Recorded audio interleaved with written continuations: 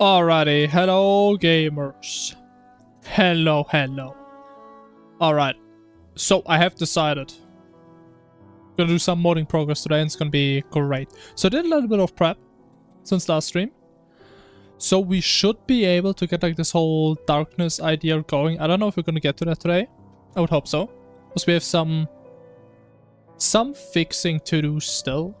So I think the easiest thing to do this is we just see where we are, right? So I think I set it up in a way that it pretty much is the same as it was last time. But we have a couple more new files this time. So yeah, I would say that looks pretty familiar. Slightly broken. Actually, this is even more broken than last time now. Holy shit. But okay, it is what it is. I also have a couple of new ideas. What I want to do. I was like, I've been thinking. Right now, all the death rays do the exact amount of damage. But it doesn't really make sense, right? I feel like if you get hit by like a big ass death ray like these from the giant portals, I mean, that should be like a one-shot or something. Right, but right now all of them just do, I think, 20% max life damage. But I mean, I guess it doesn't even matter if they can't hit you. Okay, but I still feel like what's happening here, that we're hitting like some entity, texture, NPC cap. And that is why this shit is completely spasming out. I think that's what's happening. Let me actually see what happens if we reload. Does it like delete everything or is it still there? Okay, it did delete everything. So if you look in the beginning, like it does work just fine. Even though I mean obviously like we kind of cranked up the rate at which the events happen. Right, so it's, I know it broke. But yeah, I mean, we're gonna figure this out at some point. I'm sure. Yeah. I think last time we had an issue like that, we just reduced the number of portals we had on screen and pretty much solved the issue. Okay, but like that is giga janky. How even like the big laser started moving for some reason? Interesting. Anyways, we have a lot of fixing to do. Let's see. So, I mean, hardest thing is probably going to be to, like, figure out a way to get back in. And I mean, as some of you may notice, I mean, there's a couple new files. So I played around a bit with, like, the darkness stuff, and I think I found a decent solution. So, we'll see if we get there. Fix your sound issue. Damn, you're doing stuff with sound? Damn. That's nice. I think the only thing I so far do with sound is I just play like the vanilla sound effects from my portal. Actually, I don't do this in draw? It's probably an AI. Yeah, I just play like the base vanilla sounds.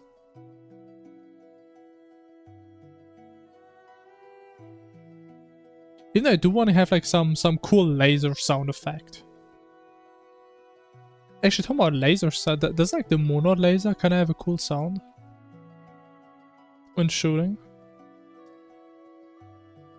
Let me see. Oh, but there's too much shit on the wiki, man. And core. Need to find a death ray. Death ray. Oh! Okay, that is really loud for you guys. I apologize. That is a cool sound. We may just use that. But okay, I think we can think about doing sound stuff a bit later. That is not top prio right now. The thing is, how do we get back in? I think the first thing I want to do, we kind of crank this down with the events, because right now we just do everything at the same time. So I changed this up a little bit to make this a little bit more readable. So right now we're actually just rolling randomly which event is going to happen. And we did this like once every second. So we're just going to make it manual again. And I think for testing purposes, it does make sense to just only spawn the event we care about. And I know this code is absolutely disgusting. We're going to fix this. It's going to be better at some point. I think what probably needs the most attention right now is like the big portal. If you can just only look at the big portal right now. And there was something that I wanted to do. Oh yeah, the issue is right now the portal is this an 100% deterministic. So like it spawns above us, it rotates like 2 or 3 times across the screen. It always ends in this one position. And the death ray is completely fucked up, which I also haven't figured out yet. I'm still not sure how this happens. So like, it does look like it just spawns a bunch of death rays for some reason.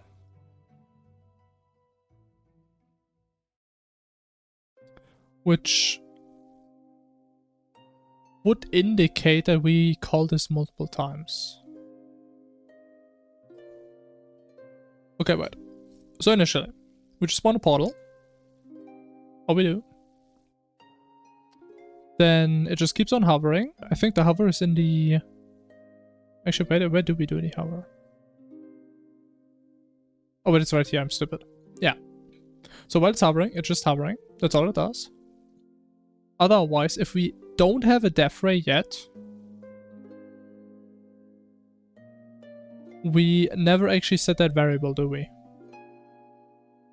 Wow. Wow, that is a pretty good if statement right there. Nice. Of course, we spawn a death ray here. And that should fix that. I mean, that's easy. That's the easiest fix we do today, probably. Oh man, I love easy fixes. And now it should be what? One big laser. Ooh. Okay, that looks like one big laser. That lasts way longer than the portal. Which is a bit of an issue. But okay, I mean, it's just a one laser. That's cool. That is kind of neat. And we still need to like fix the portal shrink animation because we're kind of not using the scale. I'm not sure how easy we can fix that. Because before the massive portal, right? We just spawn a normal portal with like 5x scale, yeah.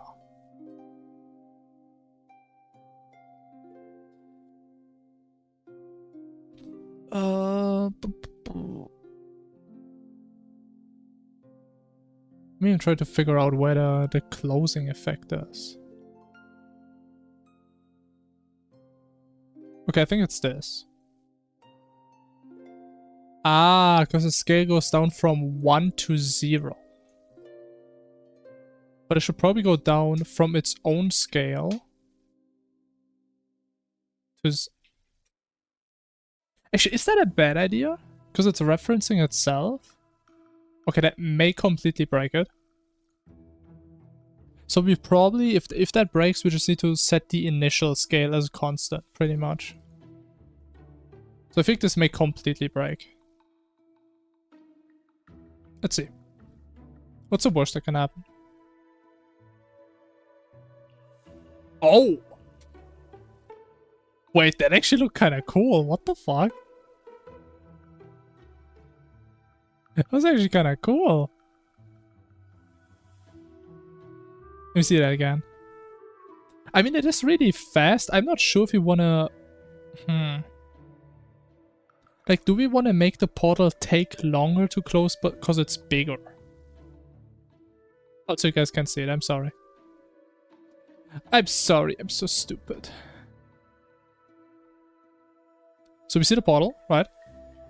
Big laser. Now look at this animation. Oop. That is so clean, man. Oh, but I love this so much. I don't know why, but the animation looks so much better when the portal is this big. Oh, it's so smooth. Even though I think the center is kind of off, because it's kind of going like... Oh, because its own center is... Yeah. I don't think I can fix it, because like the middle is like somewhere where this rectangle is.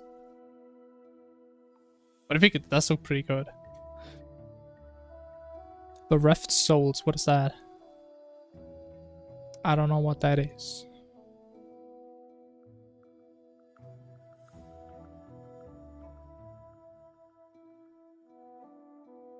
But honestly, man, I'm surprised that actually works. You can just scale it like that.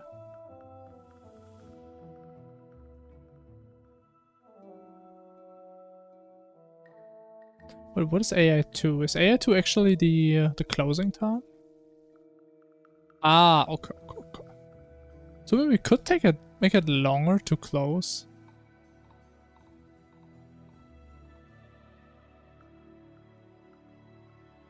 Time to close 100 frames. But we do overwrite that. At least we will probably at some point when actually not gonna be lazy anymore. I mean, again, I have no idea what you're even talking about, so I don't know what 3 even means in this context.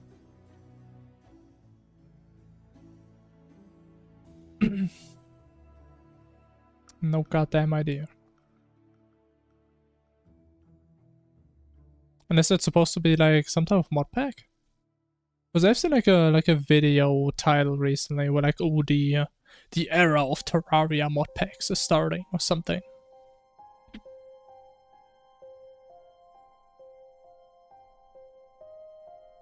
Okay, so we fixed the portal. That's great. Also, we can kind of get rid of all of these for now. Makes it a little bit more readable. The issue is still the portal closes before the laser is done, which is pretty stupid. And then usually, how I also structured the other event, it should be over once the laser is gone. That's when it should be over. Hover duration plus attack duration. Why am I doing this? I mean, actually, I guess... I guess it does make it a little bit more readable for seconds. Oh, it is a mod pack. Okay, so I guess right.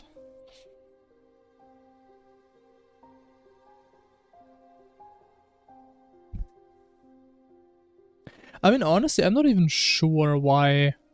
I mean, actually, I'm kind of sure why Terraria is harder to do mod packs for than Minecraft. Because I think in Minecraft, people have like so many different directions with mods where they can go towards.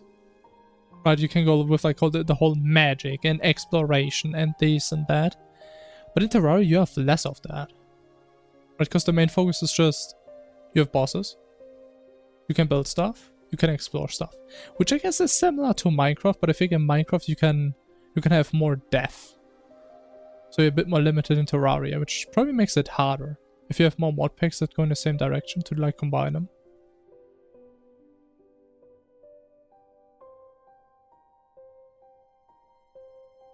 Especially in terms of balance. I mean, I remember back then, I think Dennis and I played like a mod. I mean, I just call it a mod pack, it's just a bunch of mods we used. And we had like Calamity, Thorium, and Souls of something? I don't remember. It was a really cool mod, but like Calamity just outscaled everything we ever did. It was a bit smosh.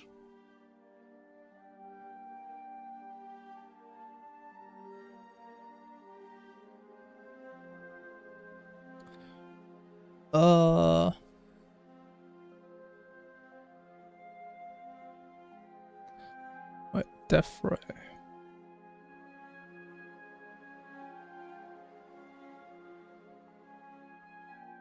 Oh, that's why. So we have the indicator time, but this should be the attack time. The attack duration. 2000? What is that? No. Wait, indicator time, active time, length. Yeah. And I mean, by doing this... I mean, I think that should be it. So the portal should despawn after the laser is gone. I hope.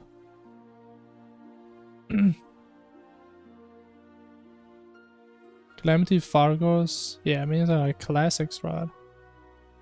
Okay, why does it still not work? Also, I still haven't made a proper death ray despawn animation. That shit looks so scuffed how it just despawns. just pops out of existence.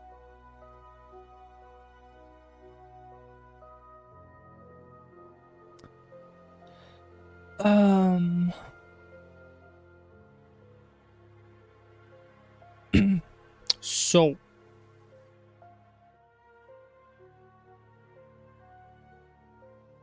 hover and attack duration. So the death rate. Oh, because it doesn't consider the indicator time, that's why.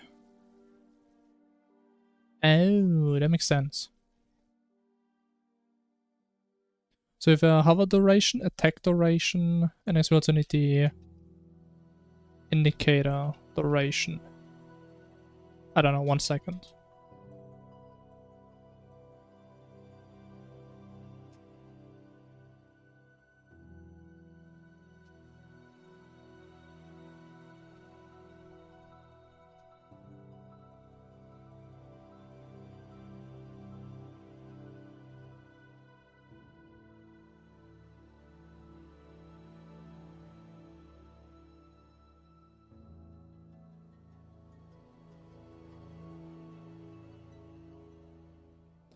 And then we have this here.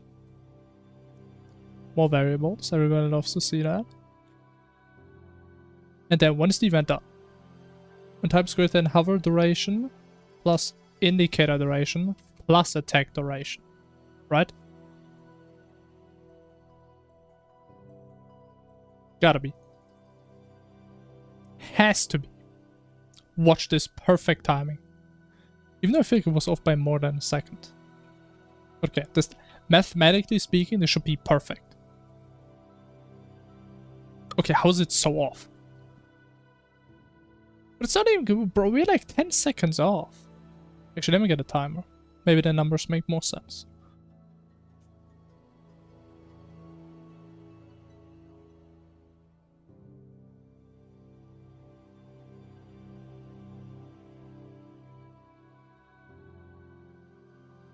Okay, it's like 5.5 to 6 seconds that it's delayed. Okay.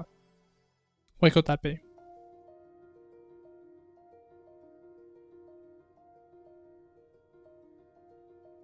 Okay, so we have the hover, indicator, and attack duration. We have all of those. Again, hello. Doing some modding today. Some fun stuff. Okay, so death rate. Has the indicator duration, has the attack duration. Actually, maybe... Wait, where do I close? Oh, that's why! Oh my, attack duration. Wait. I mean, the attack... we have... hover plus indicator plus this. Watch this. This gotta be it. But actually, I mean, if you just do this, right, we can just say it's done. At this point. It's gonna be, oh, it's gonna be beautiful. Watch this.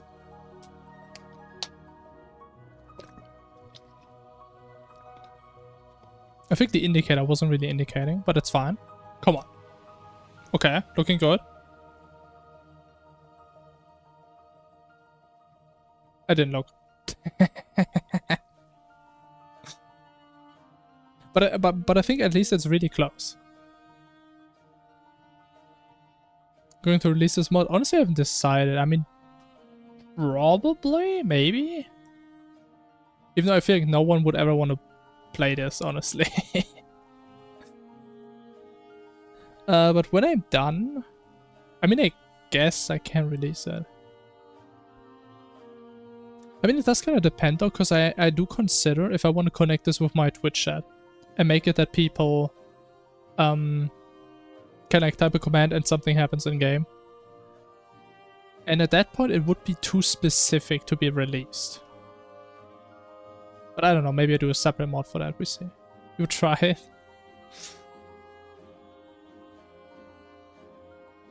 Kind of like crowd control, yeah. But again, more like I have the control over it. I mean, I did do crowd control in the past, but doing something like this, I have full control over this, right? People could use their own channel points they've been collecting for months now that have no use. I actually have control about cooldowns, how often people can use stuff, because in crowd control, people can use up to 50 effects per stream, pretty much, right? But if this goes through me, I can do whatever I want, right? But intention-wise, it should be somewhat like crowd control, yeah. At least I can see something like this working, for sure. Okay, big portal. Looking okay. Now I do want to have like a closing, not a closing animation, but like a despawn animation for the laser.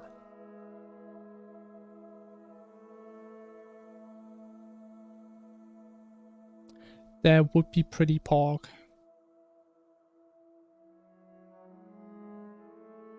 Okay, right now we just say if it's indicating or not.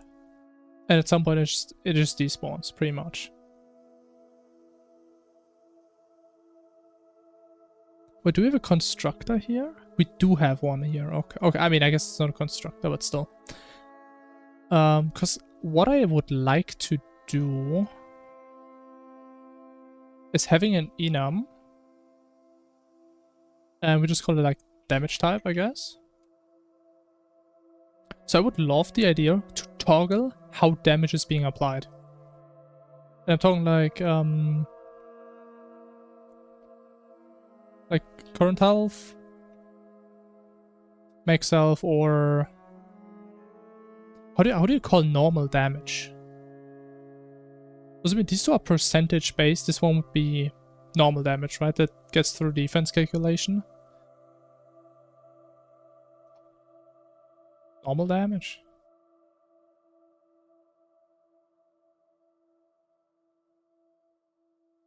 I mean, I guess that's good enough. And then we can go down here on hit player. You know, it's going to be a little bit scuffed because normal damage is going to use this method, which I think needs to have a custom reason. And the other ones, the percentage ones, can't have a custom reason. Okay, so be it. We should also set this, maybe.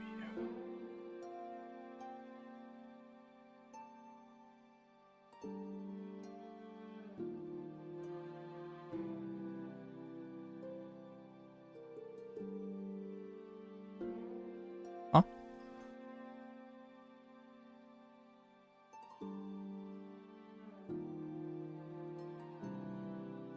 Oh, okay, okay. Oh, what? Custom death rate damage type is less accessible than field. Ah, that's why. Ah, okay, sure. I mean, it doesn't matter. I pretty much just put everything on public anyway. It doesn't really matter too much. Who cares about code abstraction, am I right? Just let me access everything.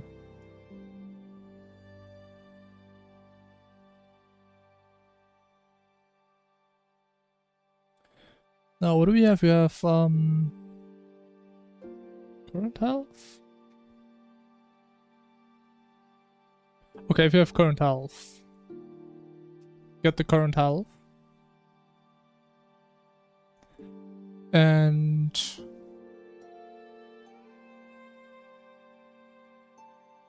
wait, how do we define the damage? I think it's in the object, right? It's not like a class variable here. Actually, I don't define it at all. Oh. Oh, we should probably do that. It's the only thing that could be confusing later on.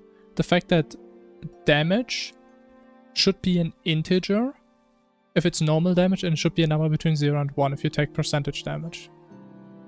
But I'm sure, I mean, it's gonna be understandable, right?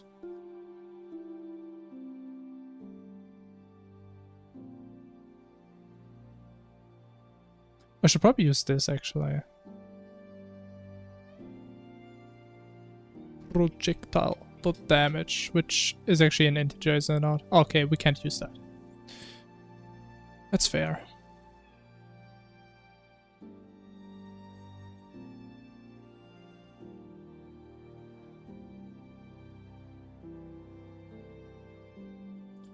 Okay, if you do current health damage, we got the current health.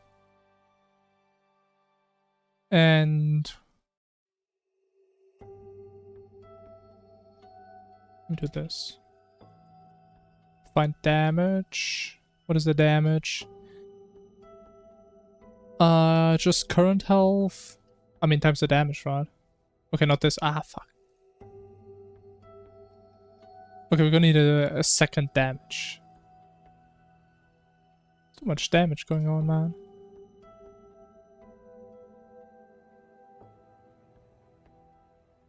The damage. What?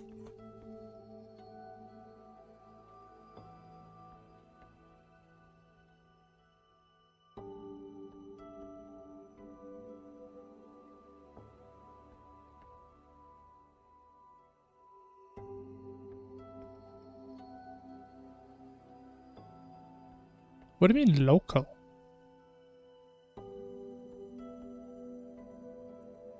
Eh?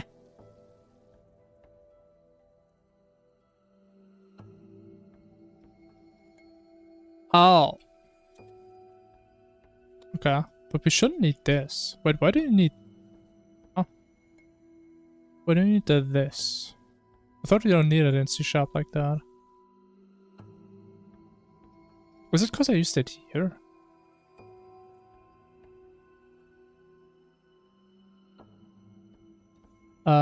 That is weird. I don't really understand why this is, but okay. Okay, otherwise. If we have... make self-damage. You know, maybe I should rename these. Damage type. Actually, no, I mean it's damage type dot current health make self. Yeah, I mean it should be understandable. Damage type make self.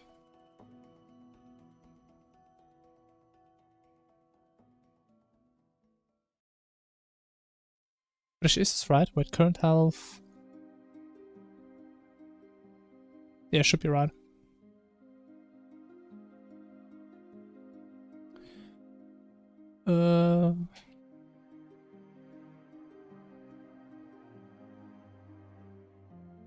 Okay, I think we can definitely put this a little bit cleaner. Okay, let's finish this first.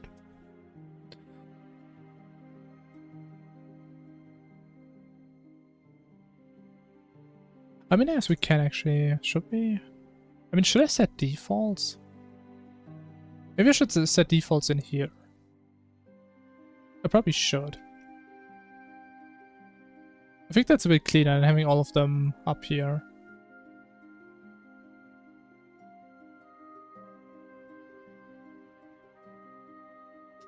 And what's the default?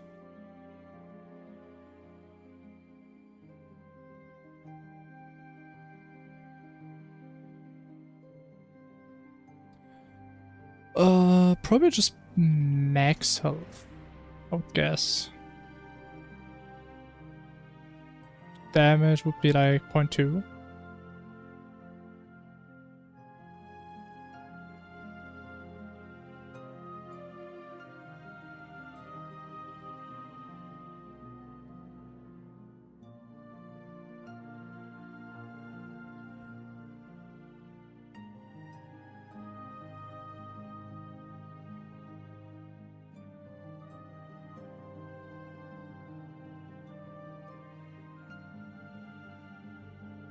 What? I think I actually made it at length by like actual units, right? Yeah, we do scale them properly. Okay. Then, I mean, I don't know. 500. And 50. Who cares?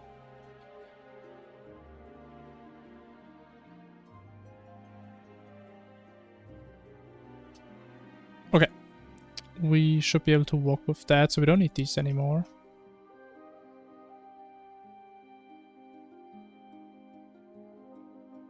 Wait.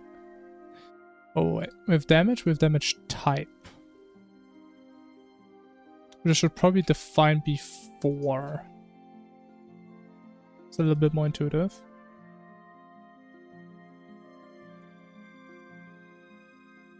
With damage type. Indicator time, active time is kind of missing for some reason. Actually, no, never mind, I just can't read. Length scaler. I mean, this could actually be private. Sure.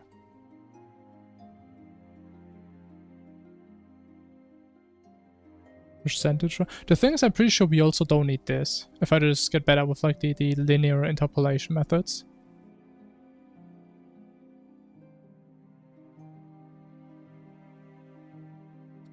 Okay, I'm sure it's fine for now.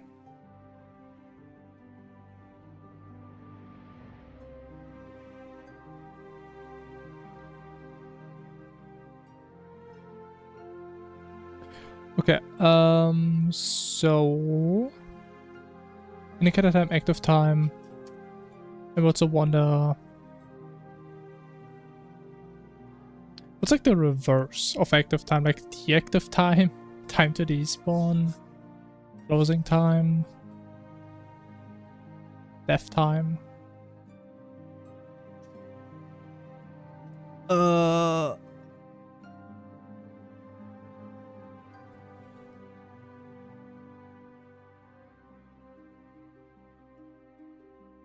I mean, whatever. Time to despawn.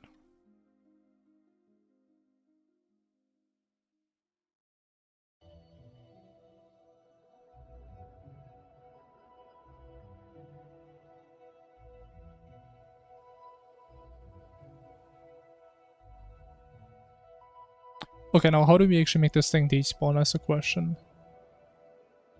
Okay, maybe we finish damage types first. That would also help.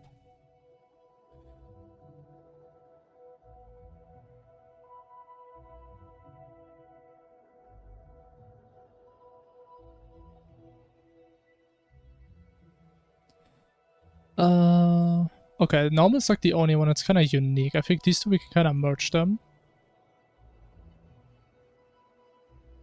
So we don't need this, don't need this. You need this.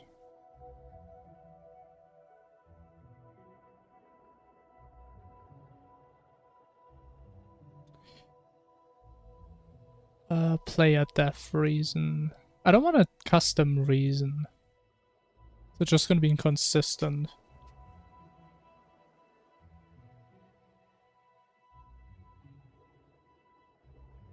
By projectile. Player index. Why do I need a player index?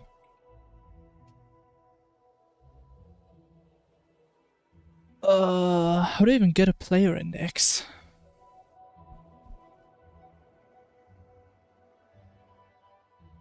I mean, I guess we can just say main.local player. Is that an index? No, that's just a player, right? Yeah. Index? No. ID? No. Player index.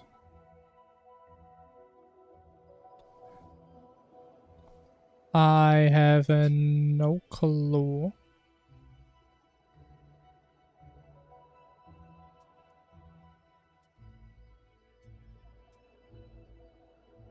Actually, let me do this.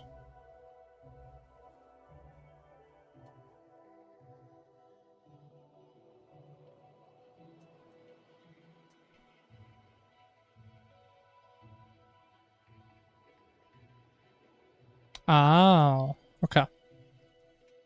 So do target dot who am I? Of course. Was that a method? No, it's not.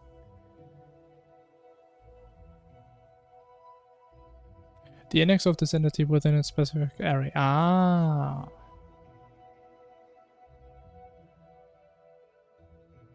Okay, good to know. And we need projectile index. Can we just say this dot who am I? No.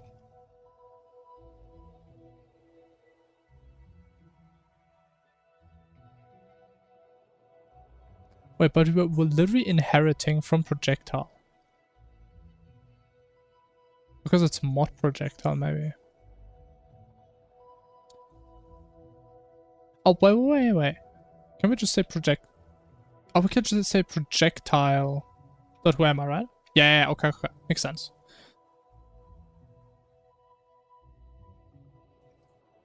Damage, he doesn't know damage.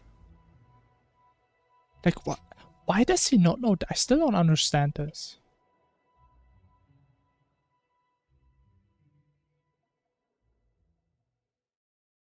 It wants to be an int. Ah, okay. Yeah, makes sense. And now it works. But now it works. Okay, maybe my ADE is kind of weird. Okay. So the thing is, this one is kind of unique. These two we can just fall through. Which you can do, right? Somehow?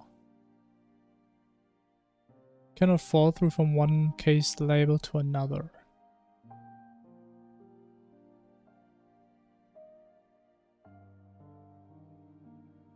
That does make sense. Actually, wait, does it make sense?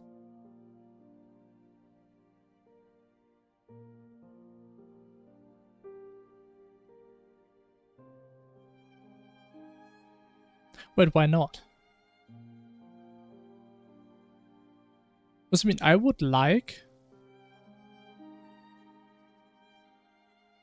to have like one variable for health? I just set the health to whatever it is. And then in both cases, we just calculate the damage. Why can't I do this?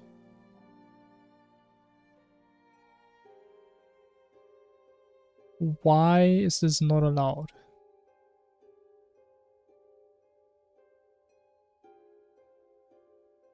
And I guess actually we would do this. Minus 5 times damage. So we actually don't even need this. No.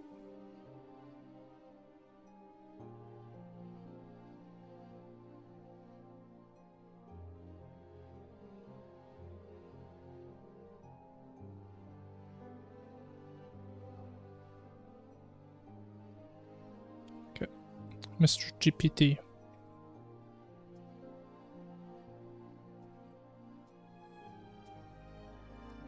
So I think that's definitely a C# type thing. That is kind of weird.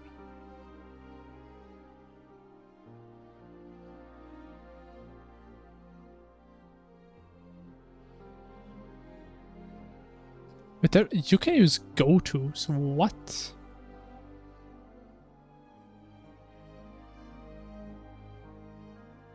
I can just say go to case. How?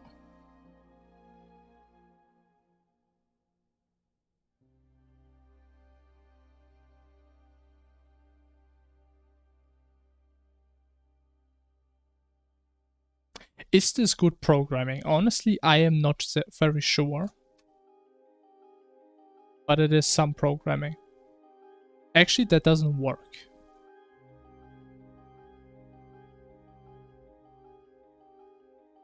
Because health is just always gonna get overwritten.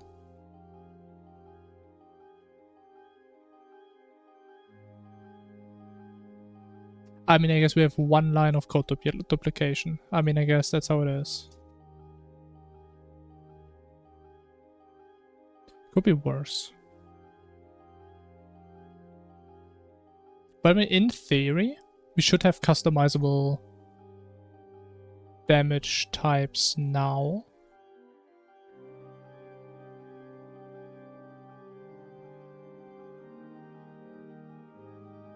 Yeah, should be good. Then, what I actually wanted to do the despawn animation. Which we do in the draw.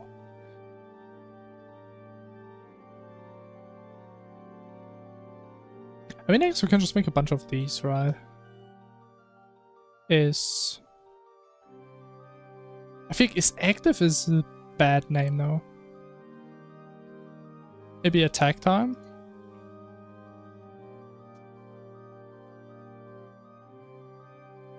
Is attacking?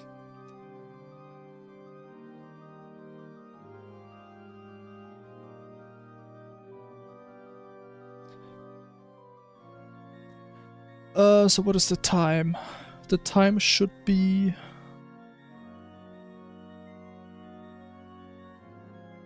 But it's gonna be nasty. So the time needs to be greater than the indicator time.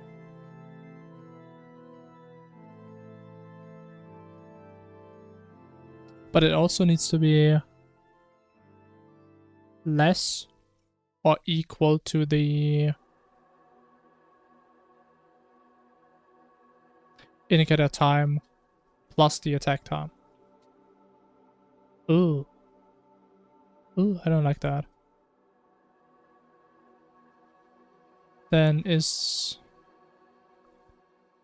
despawning.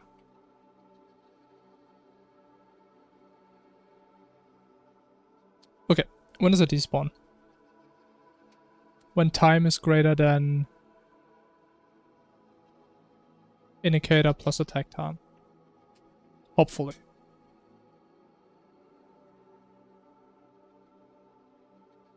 So just say if he's indicating, do this. If he's attacking, do this.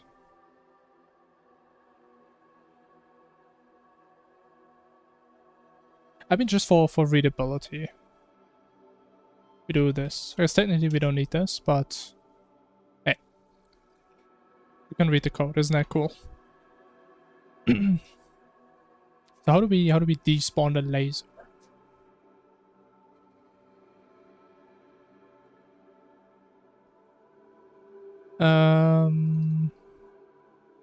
Should we just try and scale it down? I mean, what do I do right now? I just change percentage draw. What did it break?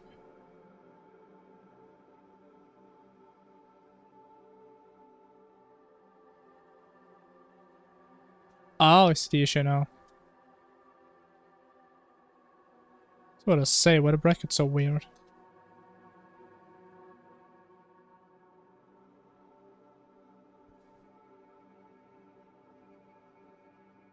Okay. So we need to know scale and opacity. I mean, I guess opacity shouldn't really change. And scale, I think I would just try to scale it down. Let me just see how that's gonna go. And I do want to try with like the linear interpolation function, because I keep doing this weird stuff with percentage draw, which I don't think I should be using.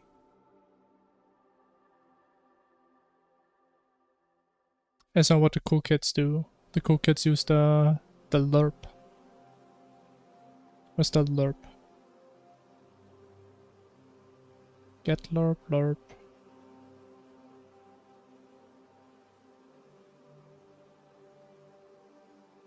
It's actually the best example I have.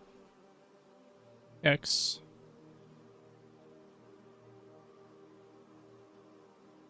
Okay, anyways. So it goes from 0 to 120.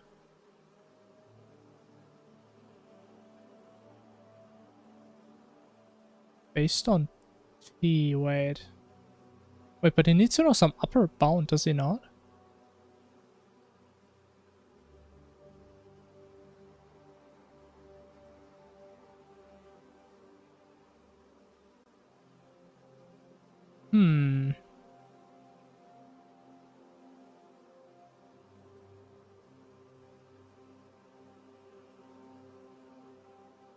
Okay, but pretty much we do lerp, and then the lerp we do get lerp. Because I've seen that type of structure a lot, but just nested in each other. Because that's why I kind of got confused, because it's a bit different.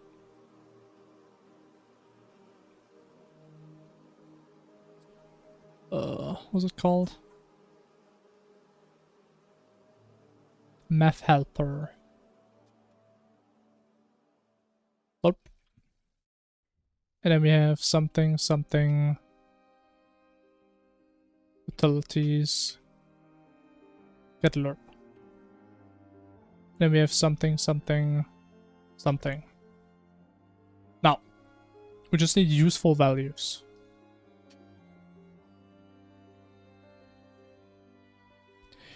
I mean, I would say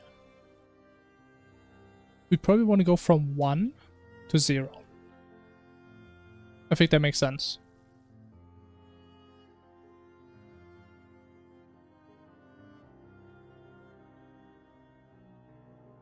Actually, you know what? That's the...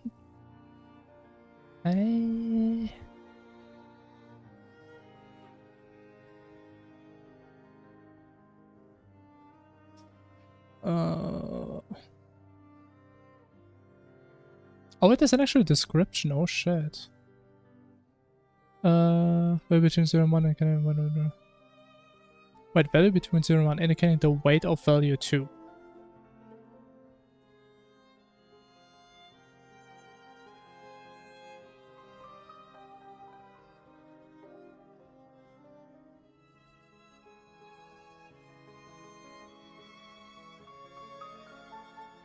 Ah. So we, for example, put in 0 and 1. If this is 0.5, it would return 0.5, because it's like right in the middle of these two. Which is why we need to get lerp to determine the amount. Oh, that makes sense. That does make sense. Even though I hate this code. I don't want to read that. Can I get a description? Multi-lerp. Yeah.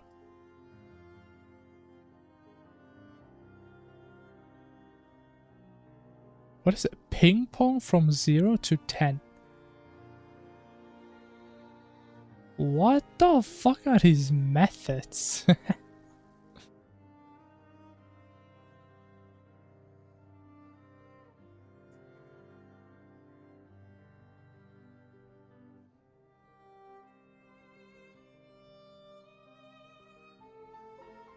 Okay, so this one only returns...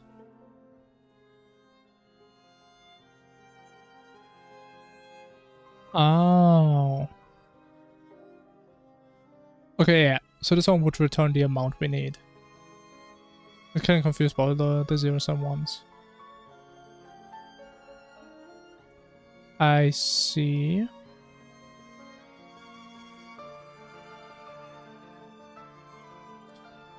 That's so confusing. I mean, we just put in both the times, right?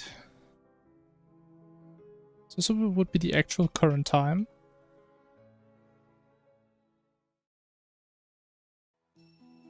And this would be the frame we start, and this should be the frame we want to end, I think. So we start at indicator time plus attack time. And we want to finish at this plus despawn time.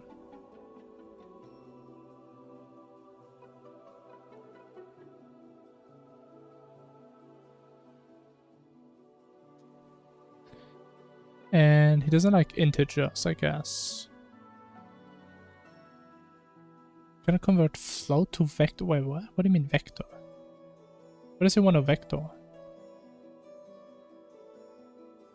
Are you crazy, man? You're getting a goddamn vector from me.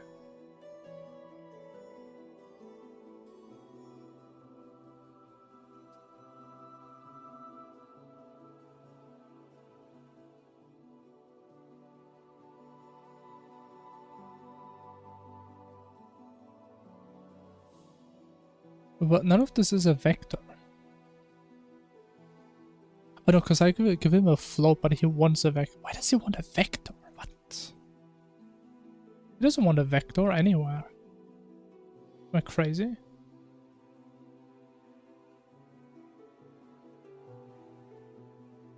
He takes 3 floats. 1, 2. This one returns a float. And this guy wants 3 floats. But I guess technically these are ints. No, but he can cast ints to floats. He just doesn't want to cast floats to ints. So there shouldn't be an issue.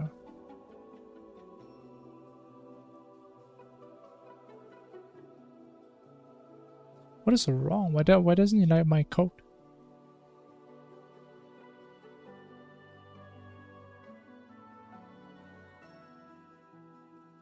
Implicitly convert float to vector.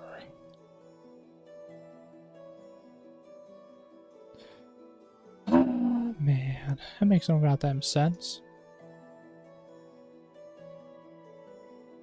That makes no goddamn sense, man.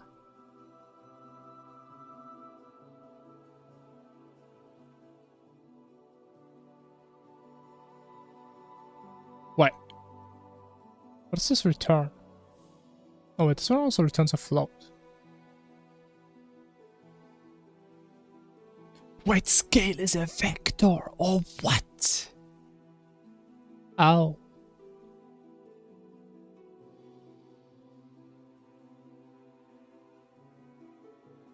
Okay. I forgot. I thought it's just the same in X and Y. Okay, makes sense.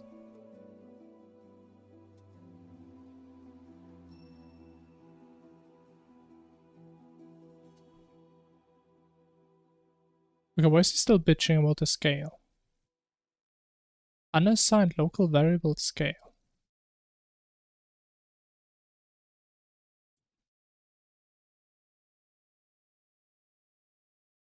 Oh, because he doesn't like that there's an if here. Okay. Yeah, makes sense. Now, if that's gonna work, honestly, I would be surprised. I would be real surprised. Oh, it broke. Eh. Man. Actually, let me swap to this.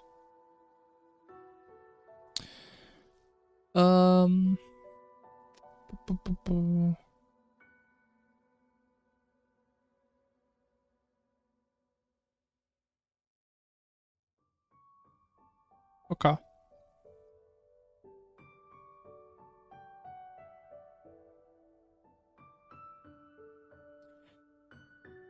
It should be here. Yeah, okay.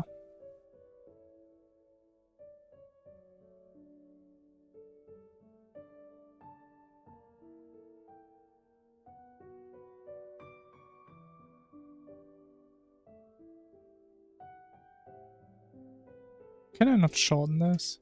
Oh my god. Okay, and I also need to figure out a way how I can give all these parameters from like the upper class.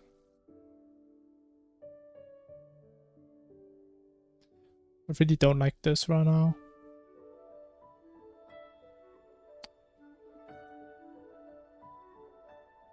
Okay, we have max health. Damage. We have like some damage in here somewhere. No? No. Okay. I don't know. 0.2. Actually, let me see just if it works. If we do like 0.5. So it should do 50% damage. We have the damage, we have indicator time. Attack duration, but why do I always name these differently? Time to despawn. 60. We have length and width. Oh, that's in it. What about that? What?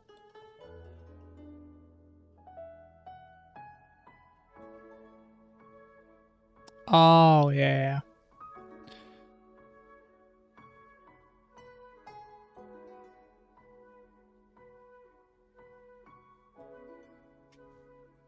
Okay, these are the weak ones, yeah. About 10% damage. Indicator time is fine. Active time is fine. Despawn time, I don't know.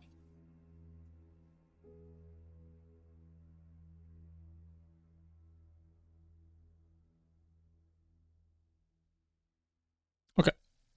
Something else. What is that? Huh? Where?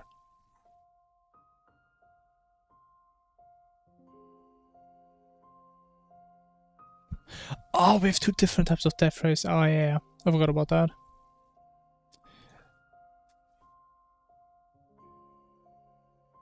I forgot.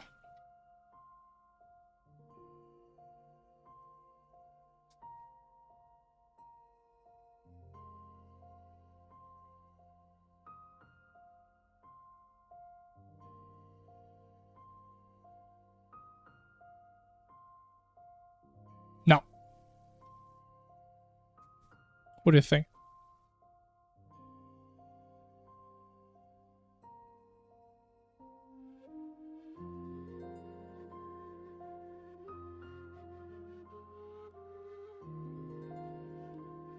Okay.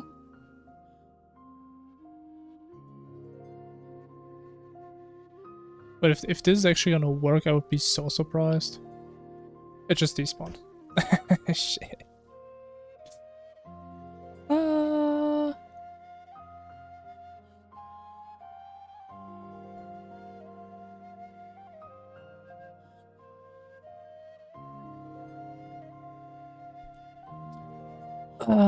But I think it was shrinking for like a split second. Maybe it just despawns too early.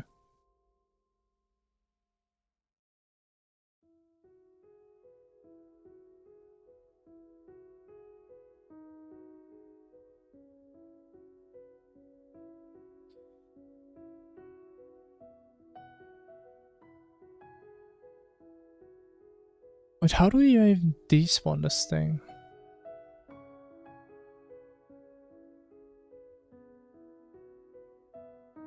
How do I despawn this thing? I never actually do I?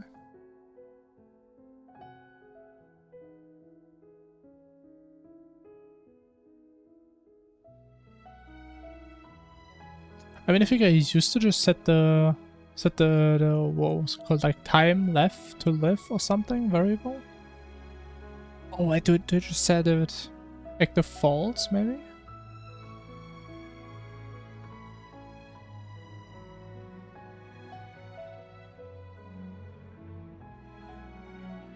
No.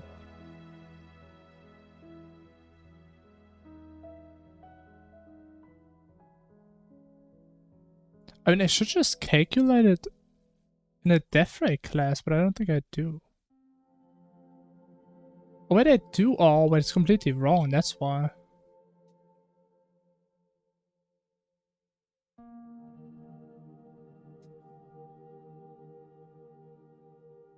Now, we have a chance.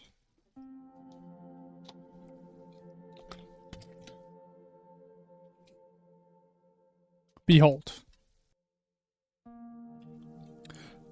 Is that blood moon? Wait, that actually looks kind of cool. Like the pink. Place. Oh. Okay, I mean, that did look pretty bad. So, we probably don't want to reduce the scale, but the width until it's gone. That's what I'm thinking.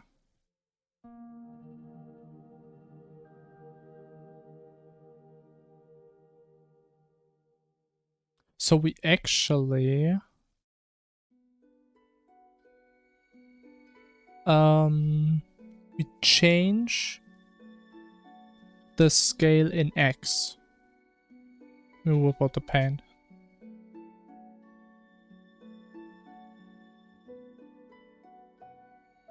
So big laser. Oh, actually, does it? Oh, it kind of depends on the rotation, does it not? This maybe we want it to shrink, but the length should be the same. Let's just try if you only reduce the scale on X, and this one just stays the same. Also, the portal despawned way too early. Again. Is done. Other indicator. Attack. But we also need the despawn duration.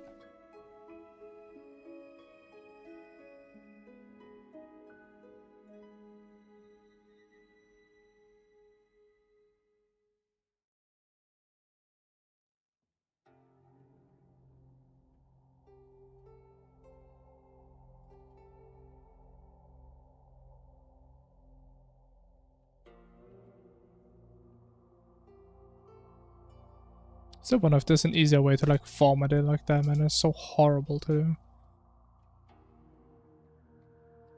Let's just do... Okay, honestly, I'm just gonna stop. Actually, am I? I think I just have like different formatting styles for every single file, man. I hate it.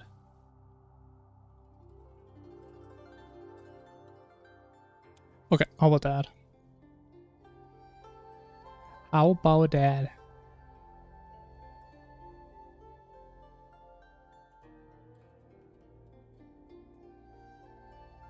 So how do I like skip time in this? There has to be a way that I can skip time.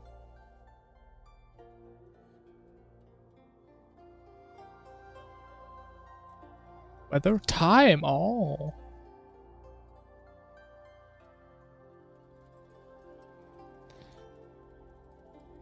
Okay. I think I know what the issue is.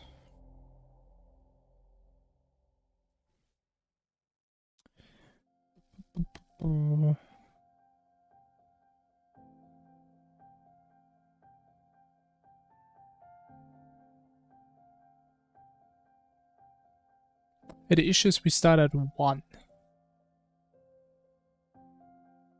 And we would need to start at its appropriate scale. I mean, we're just gonna try this out again. Last time it worked.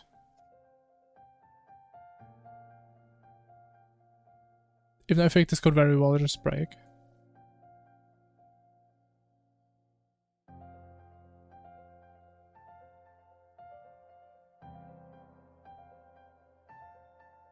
Why does it look so trippy now?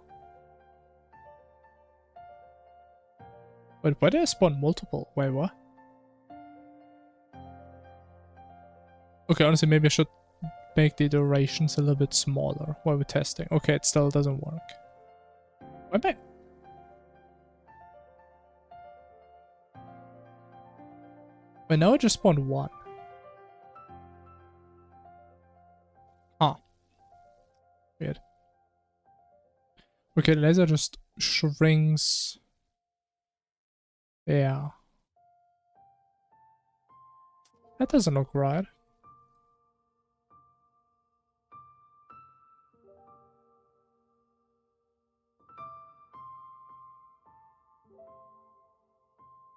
So I mean, I'm thinking we just get the initial scale that we set. So maybe we do get the scale. Do we know? Actually, no, we don't.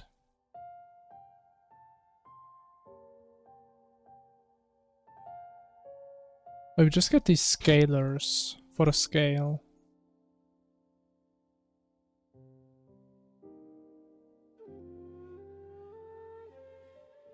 Oh, wait, projectile load scale is 1. We never touched the scale. Oh.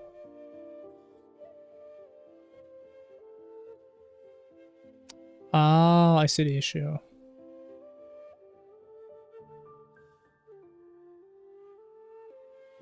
So what we want to interpolate is the length scalar, no?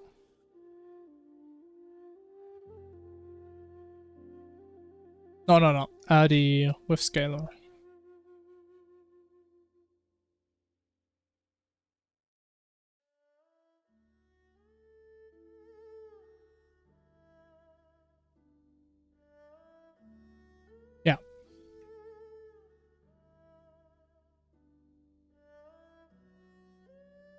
Now watch this. It's gonna be beautiful.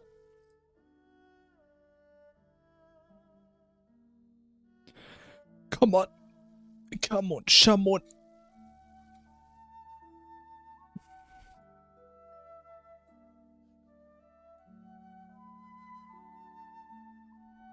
I still haven't reduced the time. Oh! Okay, that looked fucking beautiful. You can't convince me otherwise. I mean... I think the laser is way too big still. Wait. I think it actually reduces the height though, which I kinda don't like. Yeah, laser was very far down. I think it was like up here somewhere. Actually, I do know why. Yeah, I think I know why. Because we should still use scale, which we don't actually use. So it should be constant, so it should be the...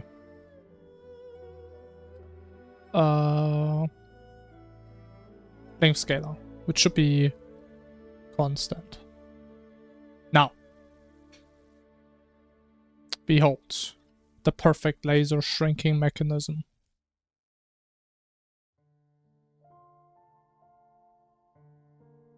I can't even see the end, man.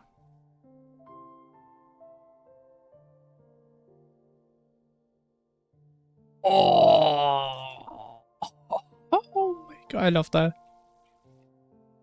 And the thing is though, one issue we still have with this laser, I think, is the fact that at some point it just doesn't render anymore, but you still get hit.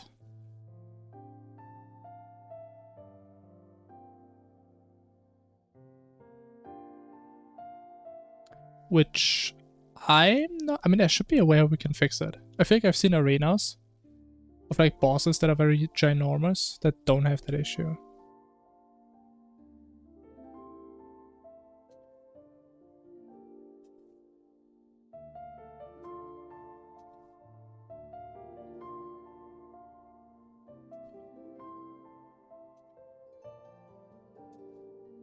There has to be like something you can set, hopefully.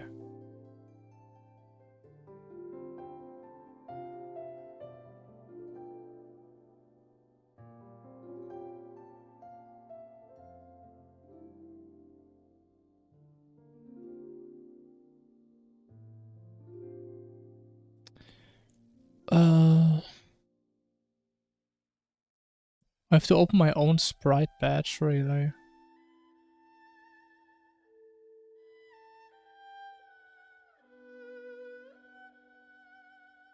I mean, let's see if that would work. Even though I would hate that. There's just so much code for pretty much one singular thing.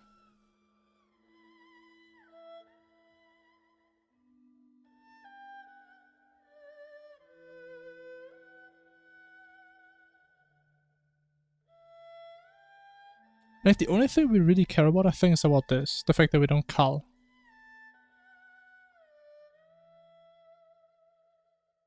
I mean, I hope there's gonna be some way that we just set like a variable.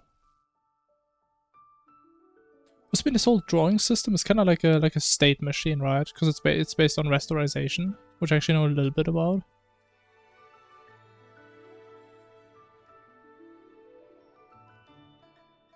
And it doesn't work.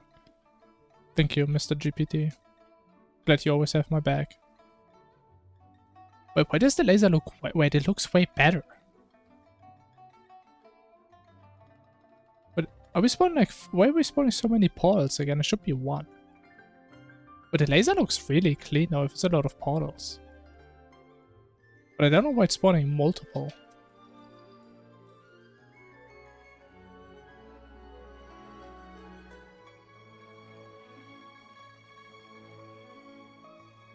Why is he spawning multiple?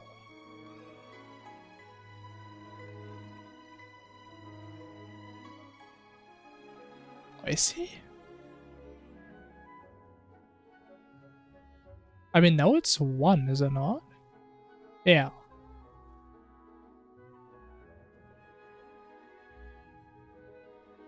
Oh, it's only sometimes.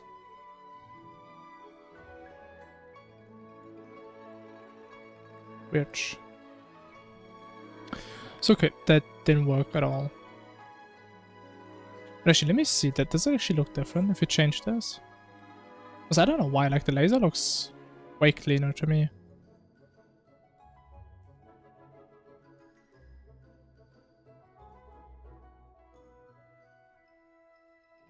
With it, now it's multiple again. No, it's not. I mean, this one looks very pixelated, right?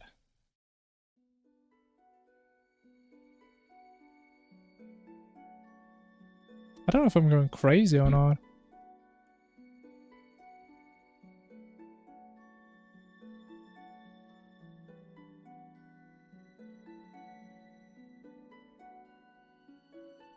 Yeah, this one is way smoother. What? I mean, I do kind of like that. I don't know why that is, though. The third.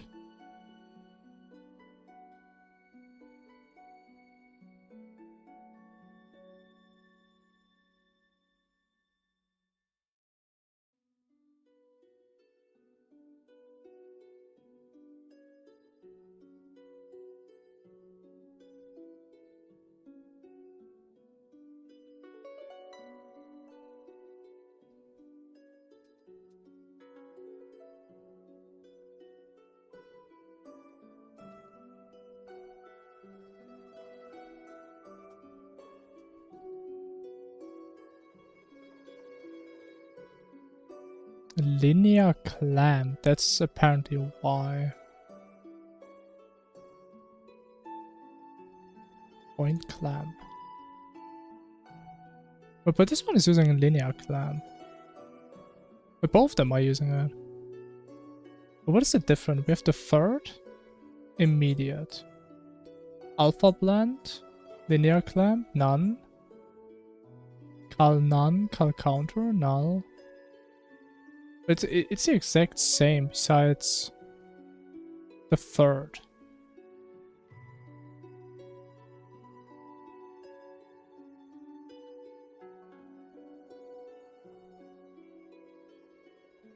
Okay, you know what? I think we need to change playlist. Man, I need to get some hype music again.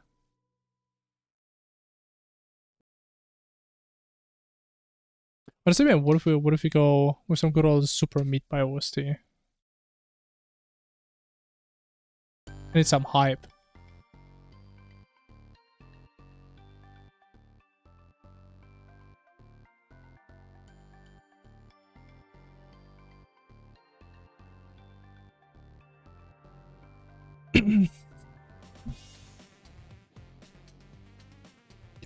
It just looks so clean. But didn't I just change it back to like what the original should be? Actually, I didn't press build. Okay, that's fair.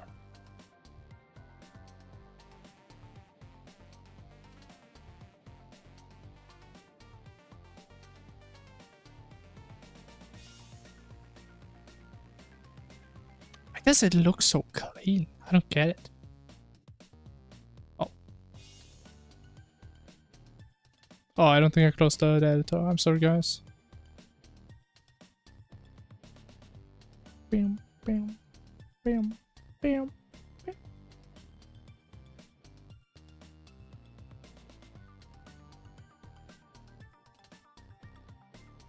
I mean, do we even need to begin it though?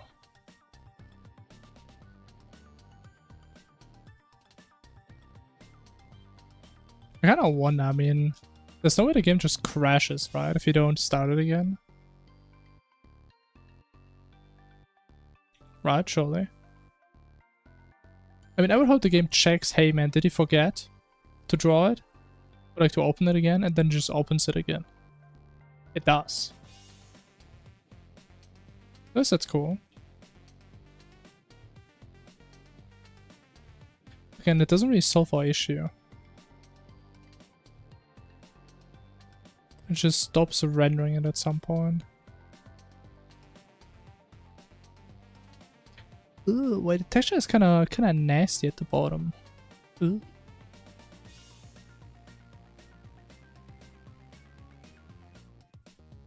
I'll not. But I mean, it sounds alright. I'll not.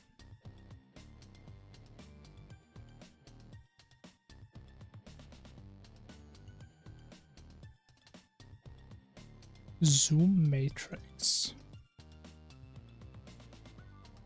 Huh.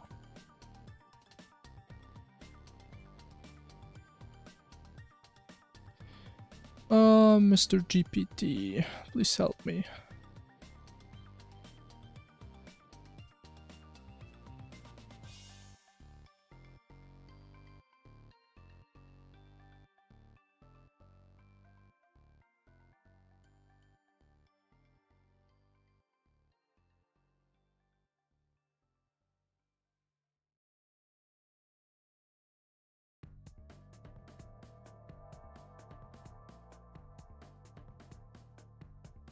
Oh, he has no idea what he's saying, man. He's so lost.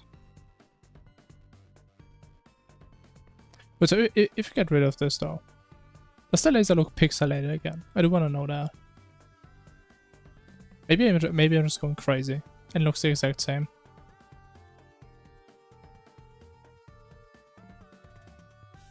There's no way, right?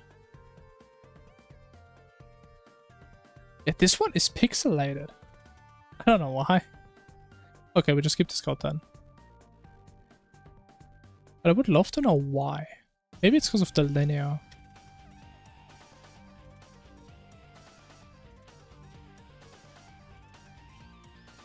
What if you do like point? What do we have?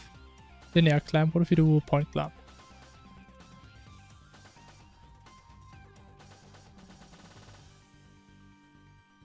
I mean, maybe I should also use this on the portals then.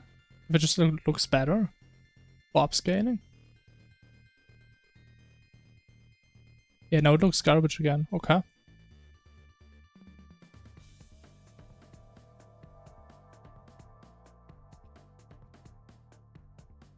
Okay. Cool. So the culling still happens. I don't know if you can fix that. Unfortunately.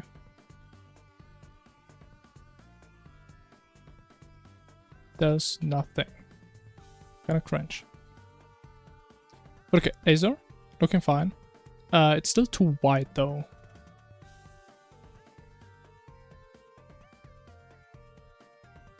Right, and we just use portal scale times width. What if we just scale it down by like 20%?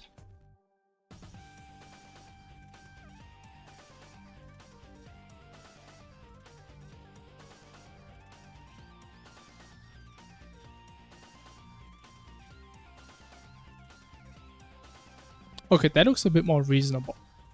Even though it's still slightly off. It's also still slightly off center as well.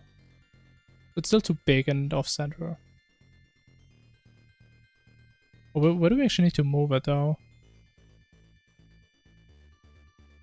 So we need to move to the left.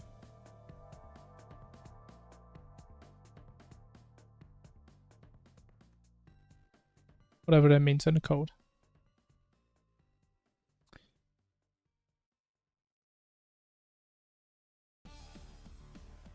Okay, I think it was this. So just make this smaller? I forgot, man. What if we do 10? 10 and 7. Yeah, we're just gonna try out a bunch of magic numbers at this point.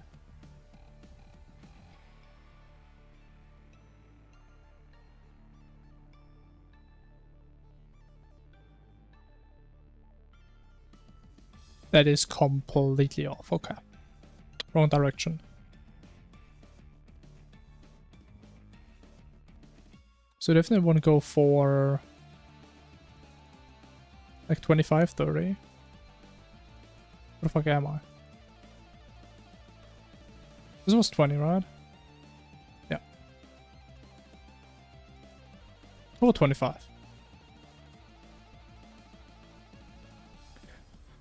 Oh man, I just wish the portal thing was actually properly centered, man. It'll make my life so much easier.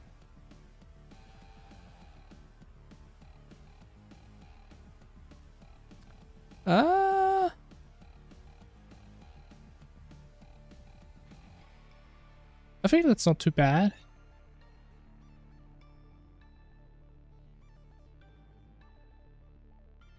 It's not that bad. I can live with that. Even though I still feel like the laser should be running above the portal.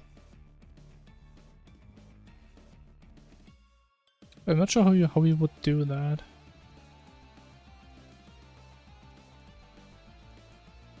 I mean, so we do have access to the death buffer. Can we like do something with this maybe? I don't think so.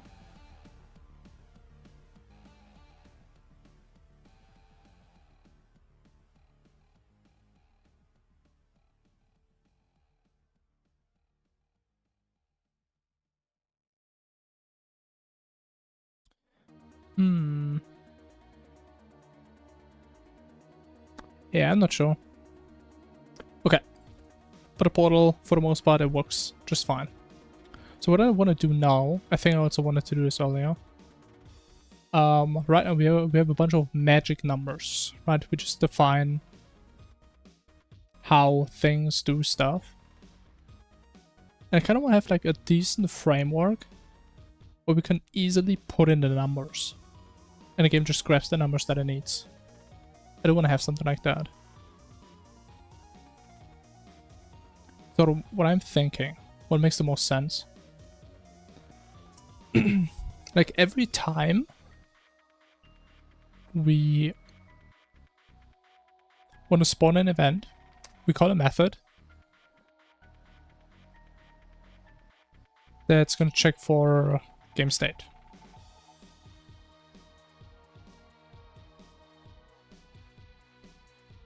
And the idea is we can do stuff like, if we beat Wall of Flash, we use a different set of parameters for each event.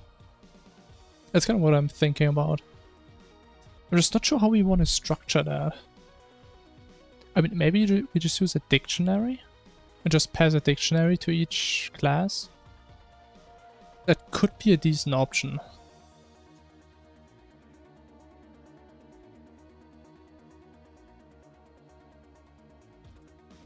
I wouldn't be too sure how we do this with parameters and names. Let me see.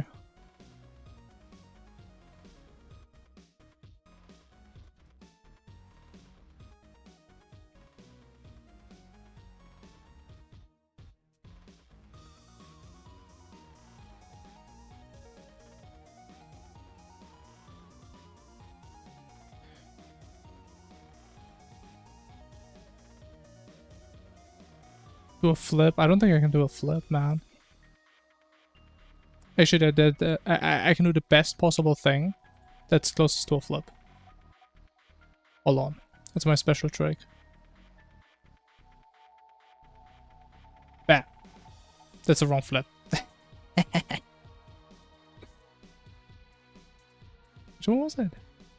That's this one. Beautiful.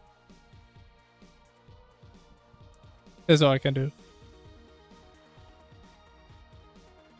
I just haven't figured out how to like do a normal 360 flip in my software. I don't think I can do that. I don't know how other people do that. There's some crazy magic happening.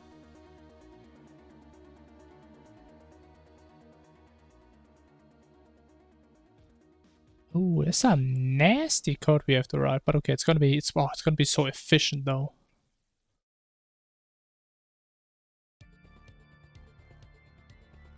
I mean, that's the thing. I've seen people do it. I don't know how they do this. I don't think I can. Actually, let me Google. Spit. Oh, I found a 30-second video.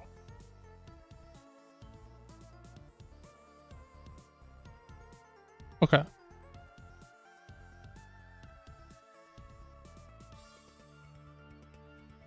Oh, wait, there is a way. Oh my god, I didn't even know that's a feature. Okay, wait. Behold.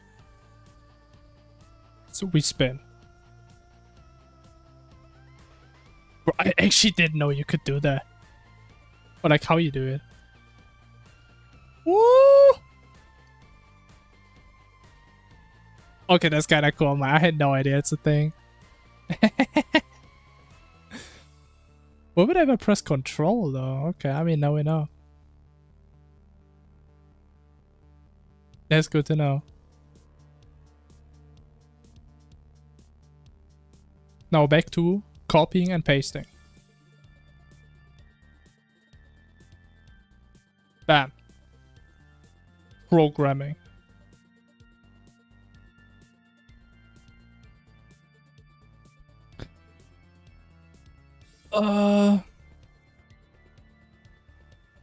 So apparently that's gonna work. So we do return a dictionary.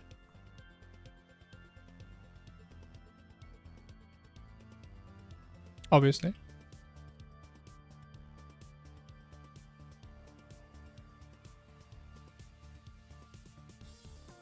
Okay. So we get the dictionary. We don't really care how it looks like here. Get this back, and we have to pass this to every single thing. I mean, maybe we go back to the basics for now, to the basic portal. Let me actually make sure that this works. Because this may very well be completely broken now. After all the shit we did to the death ray. Oh, I mean, it still kind of works.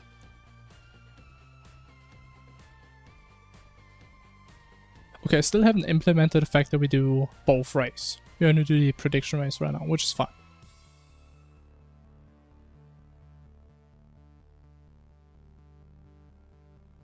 Okay, now, we need to figure out how we can just do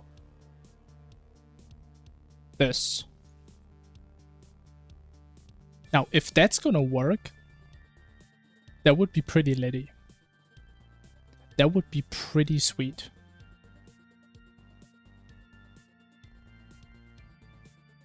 Even though...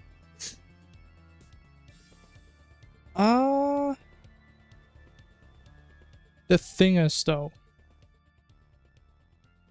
I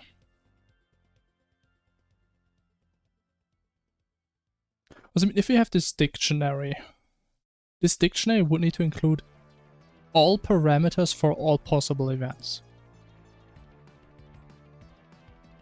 Meaning, in each class, we need to pick out the specific parameters we need.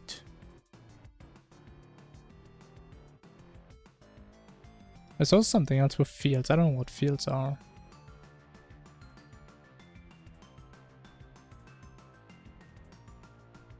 Yeah, the issue is in like the professionally written ChatGPT code, he just iterates through the dictionary, which wouldn't really work. But somewhere wait, what property? Let me see. If we had that.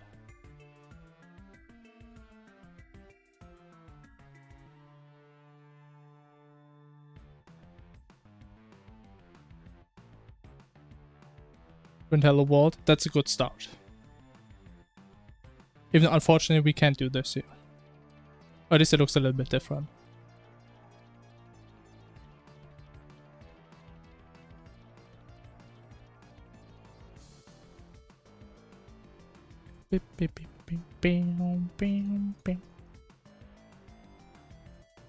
Wait, actually.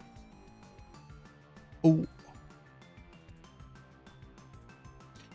I mean, it does check if we have that property.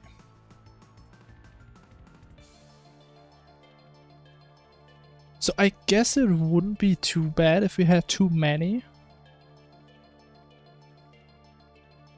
But I think it could still be better if we had one dictionary for each event separately.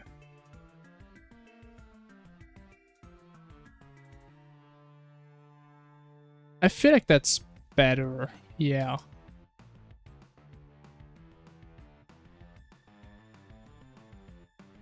Which means we actually need an enum for all events. Ugh. I mean, wait. The thing is though. Wait. Oh wait. Can you do like a list of objects?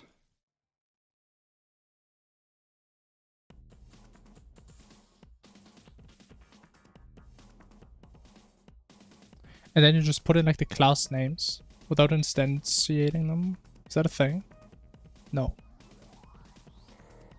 It's a type.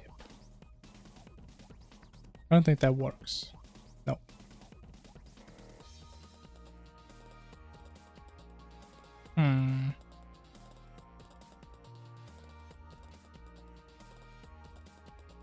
Alright. Make this work. GPT man, do your magic.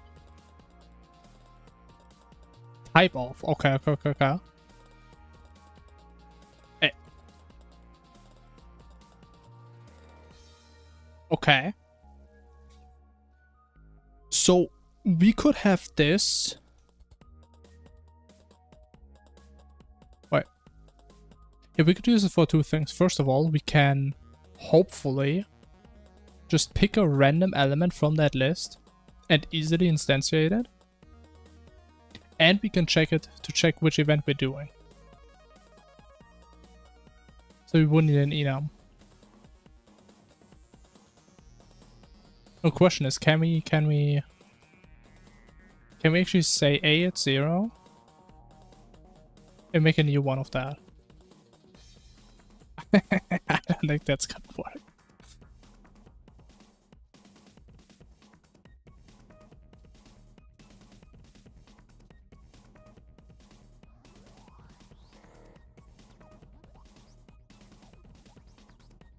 Oh,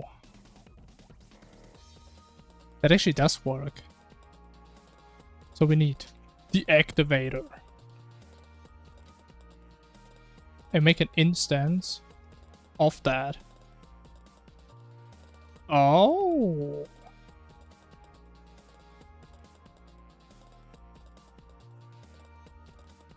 But the issue is we don't know which type that is, right? Because if I would say, okay, that's gonna be portal event. I don't think that's gonna work. Yo, thanks for the follow. Mr. Magician? Okay, I guess I'm a magician now. I mean, obviously, based on the hat I have.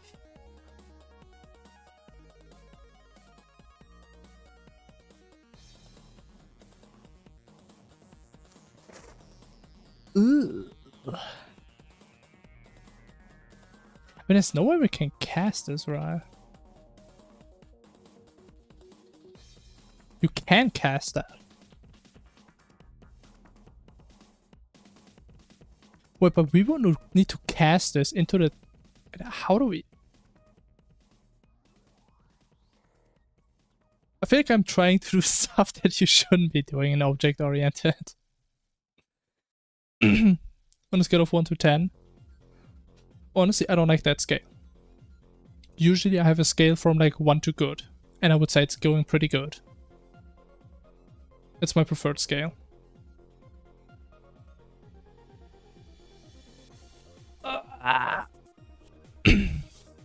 One to 9. Square root of 7. Plus 2. Round it up.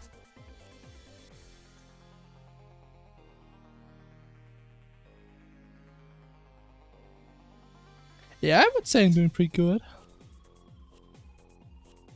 Made some decent progress so far. I'm trying to do some super janky shit right now. I don't know why. And I have like such a good idea how we could all bring this all together with the dictionary. But I think it's gonna be so messy.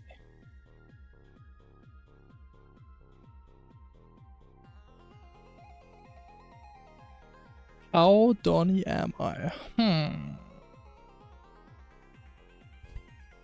That's a deep question. And I would say it comes back to the basics. Is a person always itself no matter what state it's in? Or can a person be not like itself? For example, when I'm drunk, am I really me? Or am I a different version of me? If you're going in that direction, I would say I'm like 99% me right now. I'm a cat. Yeah, I mean, of course I am.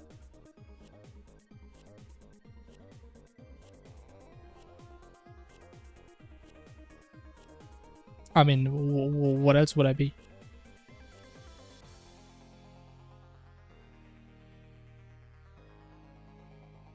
Kids don't get drunk. I mean, I was talking about hypotheticals. I was talking about a situation you can be in that is personality altering. Right? If we take the example on a cat, we could think about things like sleepiness, as I like to call it eepiness, or being high on catnip. Right? So you don't have to be drunk to consider yourself being in one of these states. Show my spin. I mean, I can, bro. I just figured this out today. Look at this. Ooh! I think that's the only use case a mouse wheel that doesn't like lock in has.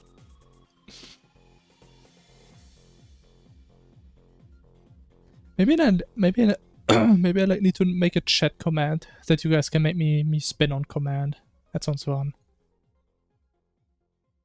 Because I haven't actually done any commands with VTube Studio yet. I kind of want to do that at some point. It does sound fun. If I have some good ideas. Actually, let me see. I had some other recommendations from Mr. GPT.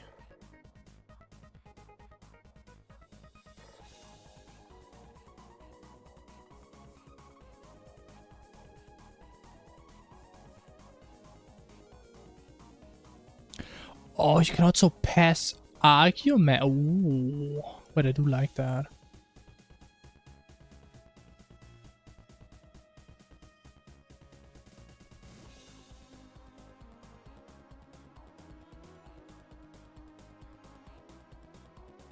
Property guy. I have no idea what this is. Wait.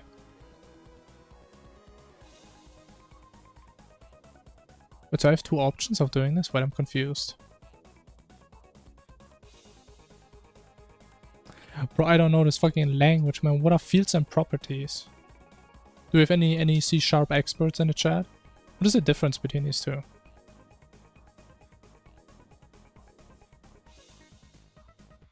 What the fuck is it different, man? I mean, it seems to be only this. Get property, get field. The public property. Public field.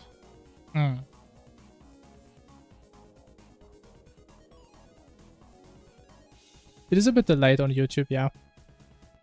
Should be like more like 10 seconds though. Okay, it does take a lot longer now that you mention it. Why did it take so long? It's more like 15-20 seconds down. But yeah, that's an issue from the YouTube side. It's like the way it works, my chat, like the chatbot I use, it updates the YouTube chat based on how much stuff is going on there, right? So if there's not a lot of people typing, it doesn't update as frequently. Because of the YouTube API, apparently. So I can't change that, unfortunately. I wish I could. I tried my best. But I can't. Yeah. Just pair. Pair's probably the dictionary, right?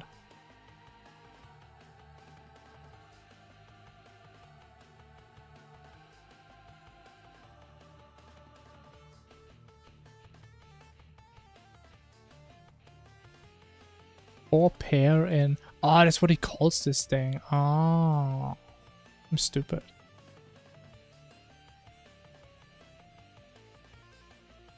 I mean, let's just try and get like a minimum example working. So we only care about target player. If target player works, that's something.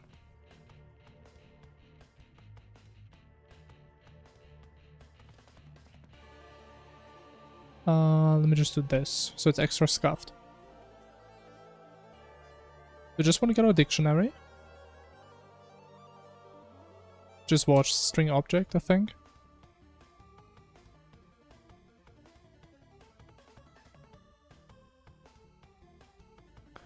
var property.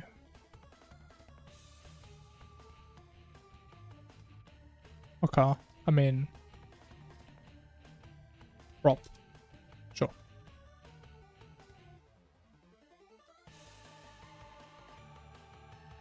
And now, in theory,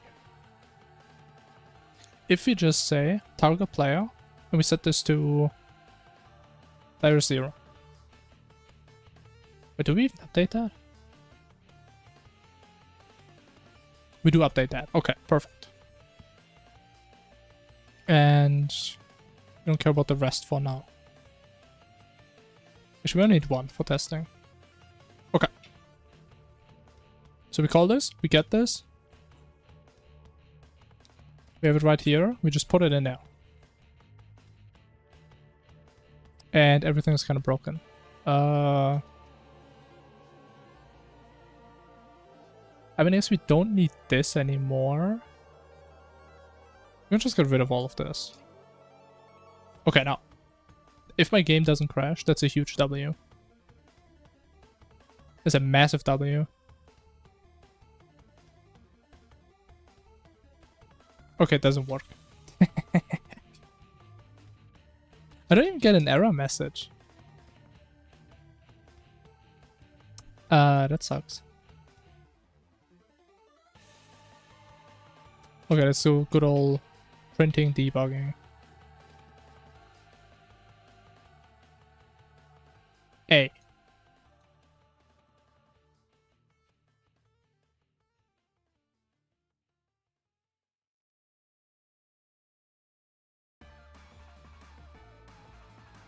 Let's see.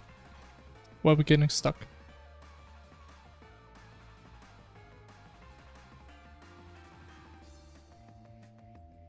Okay, I mean, we do get in. Twice, actually. I'm not sure why we go in there twice. Why do we call this twice? Okay, doesn't matter. And I guess in theory, after this, get property pair.key.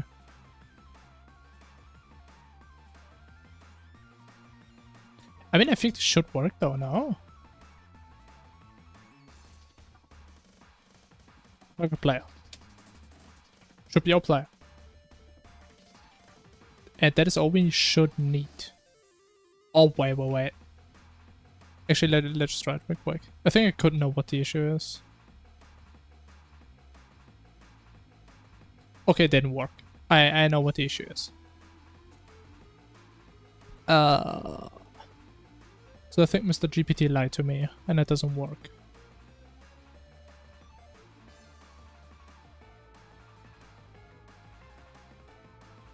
But did I miswrite it? Target player.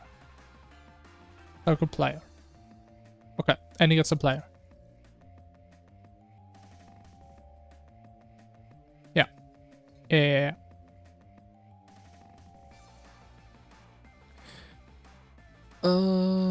So he puts in this, the key, which is target player. Gets a property.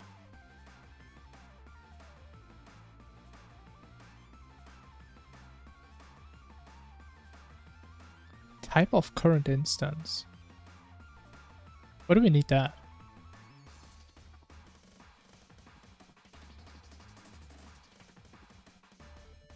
I mean, we're in the instance now. Okay, I'm not sure what that does. It does something. But do we not go in here? Because I mean, we can write to it, right? Oh, it's a randomly. Oh, is that an issue? Actually, no, it's not, because we're in the constructor. Okay, we need more prints. Print me a C. Peak programming here, as always.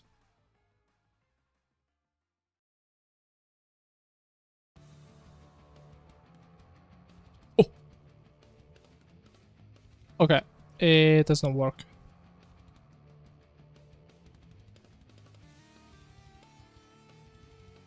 But do you even go in here? Oh my god, I hate this. But I still haven't figured out a better way to debug, honestly. Because I can't just use the IDE debugging. Okay, we don't need to go in DF.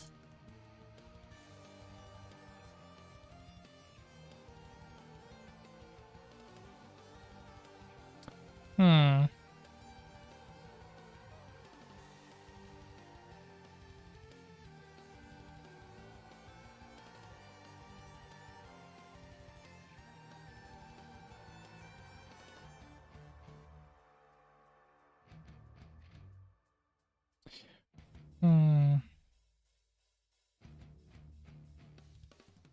Okay, here's even more debugging for me. Hell yeah. Parrot key. I mean, we should have that.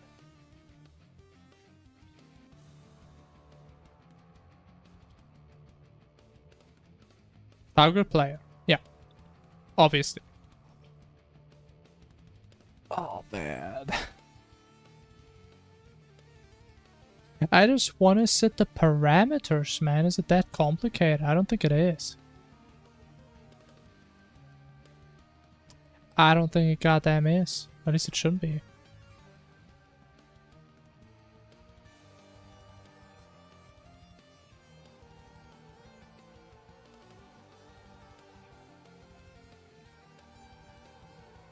Type mismatching.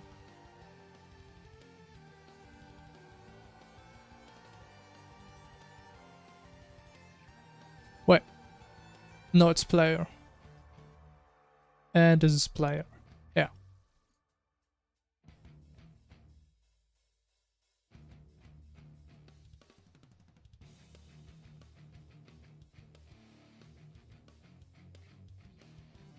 I mean, I guess we have to print every single thing now. Sure.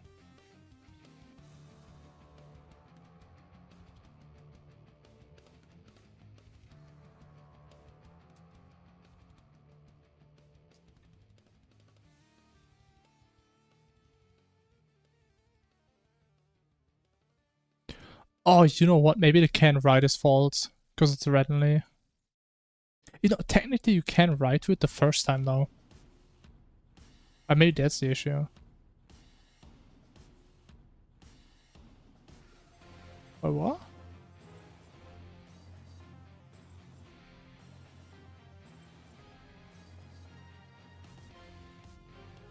Wait, does it crash before this?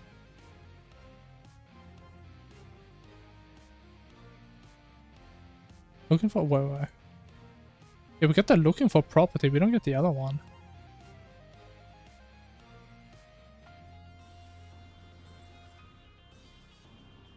I'm gonna just say this. No.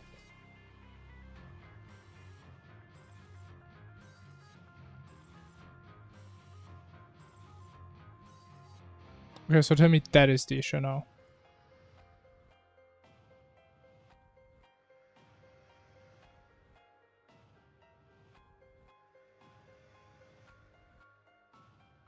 Yeah.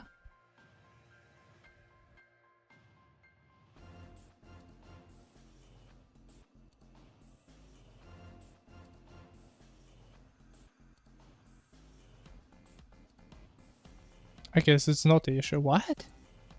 Why did I see the other print then?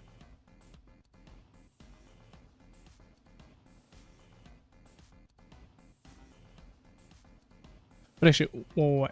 When did we get the first error? Where's it gone now? Do I actually need to rebuild every time? Man. Actually, maybe I should check the log file. After AB. Which is probably this that caused the error. Yeah.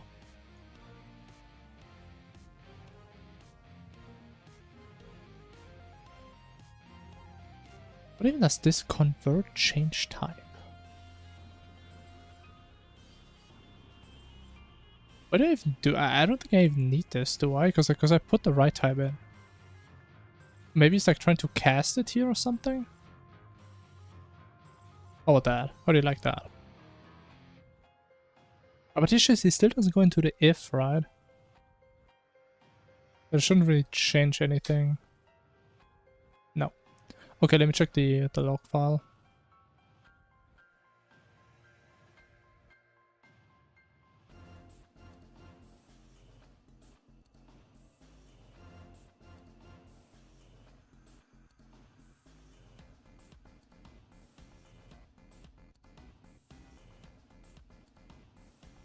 In main.new text, okay. So it's definitely that one line. 956. Yeah, so it is this line. So let's try this again. Prop. And can write. Let's hope he doesn't skip it this time.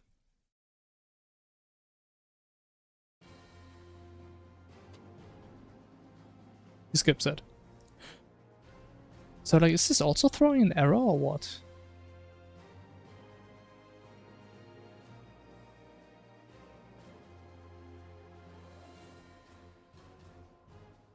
$48. What is 48? It is actually throwing an error.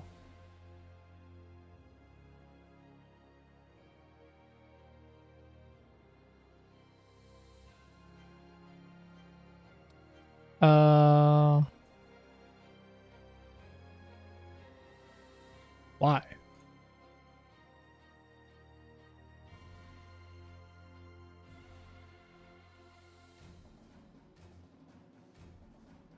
Why though? Doesn't mean you definitely have the right name. You know, still I hate the fact that I have to pretty much hard code the variable names there. I do hate that. But is that no string method of that? Okay, so we can't print that. Okay.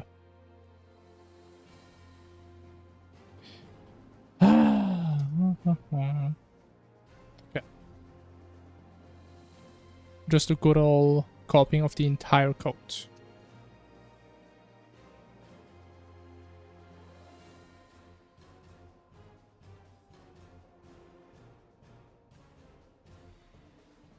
Guess what? Okay, I guess the number 75. What's that guess?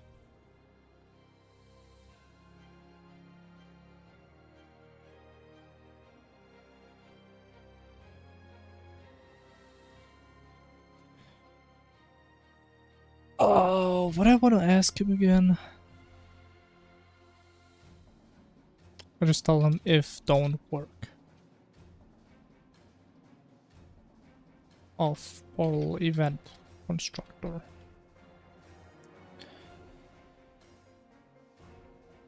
I just said to last phase a pre.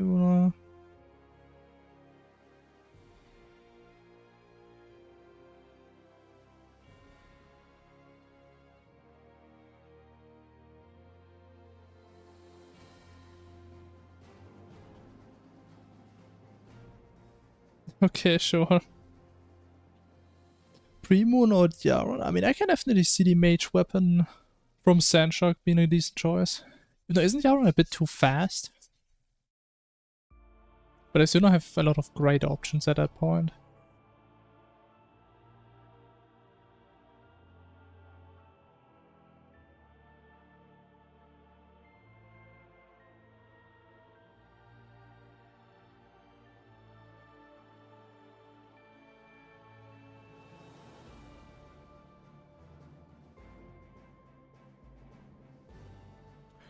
Oh, I need to... Oh, they need to have getters and setters?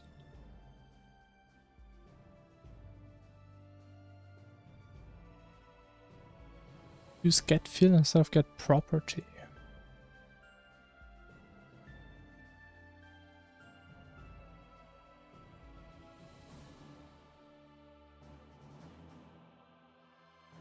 Okay, now. Behold.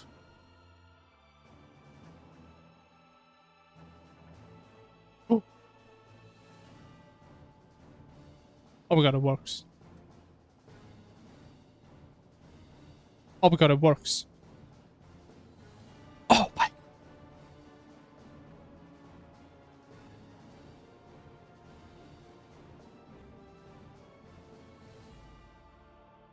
Okay, but it doesn't do anything because we have none of the other parameters. You know what? That's fine. That is completely fine by me. Actually, before we do this, what if you have like some random parameters in here that don't matter at all? Does it break?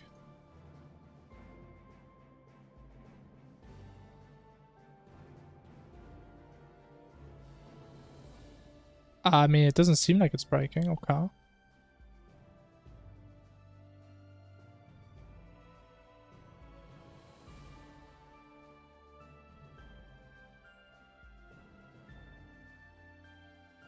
Okay, what are we doing? 8 portals? 8 portals, radius, I don't know, 500.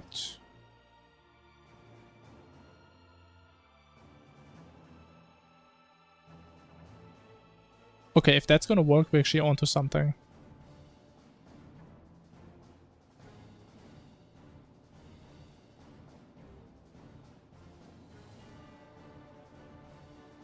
Oh, oh shit, it works.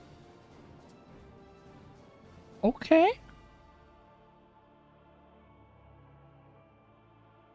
So I mean, this way, like we still have like this massive disadvantage. As soon as we rename one thing, this is gonna break. And the game probably won't actually tell us. But other than that, that is very customizable. I do like that. So I know if it breaks, it breaks. Skill issue.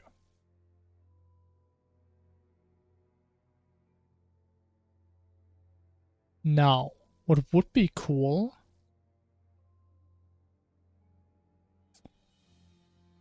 So what I would really like, if we can get to a point where I can just roll a random number, or like roll a random event from this, and automatically put it in the list and start it, without having all these different cases. That would be pretty damn cool.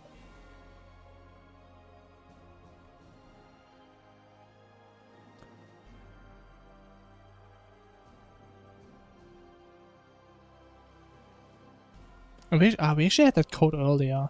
It was like some super weird code. I found it. So it should be this. So get an instance, which we want to cast into event. But it doesn't even complain about that.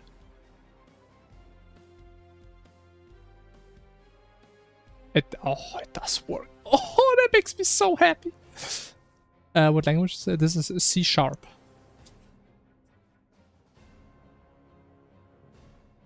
That's what Tmodloader has written.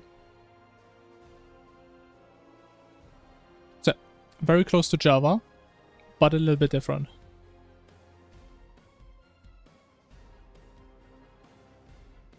I mean, actually, you know what? After programming so many years in Java, I would say so far I like C# like 100 times more. I mean, maybe I was just stupid and I was eager amateur. But this makes me so happy. This makes me so happy. These 2 lines. Oh, you know Python? Honestly, at this point, I would say same. I know very little about C#. This right here is like my first actual big C# project. So I need to look up a lot of stuff. I mean, again, I have a lot of experience with Java in the past, so I know at least the basic ideas of like this whole object-oriented stuff. In the past couple of years, I only programmed in Python because it's so nice and easy and good for machine learning, which I did a lot.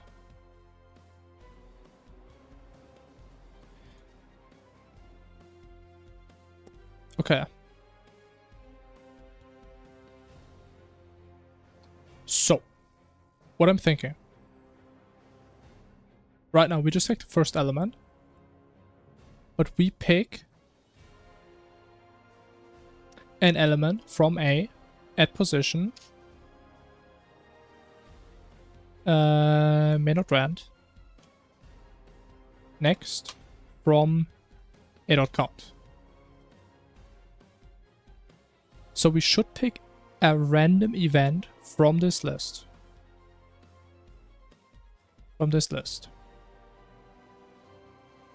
Make an instance, which we should be able to start and add into this. Bro, if that's gonna work, that's gonna make me so happy.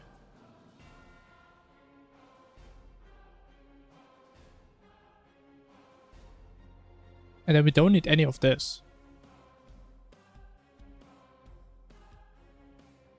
So the only thing we need to do now, if we ever make a new event, we just put it in this list. That is literally all we have to do, if this works. Honestly, looking at this, that is a fucking abomination of a line. I mean, if it works though. I mean... It does. Oh my god, this is so beautiful. Oh, that makes me so happy. It makes me so happy. Even though we still kind of need to keep this code. Also, we will need it later for a darkness event. Because this shit is so scuffed. But okay, we need to fix that.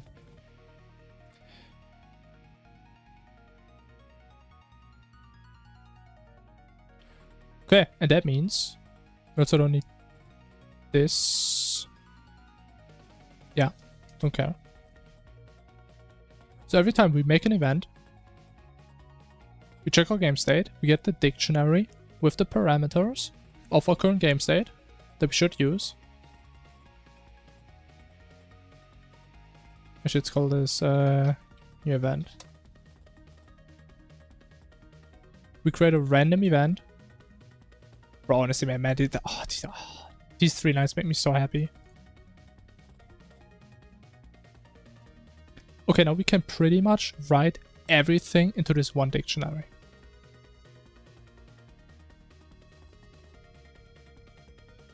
And honestly, I mean, looking at it, maybe we should. Actually, I mean, the thing is, there's some issues.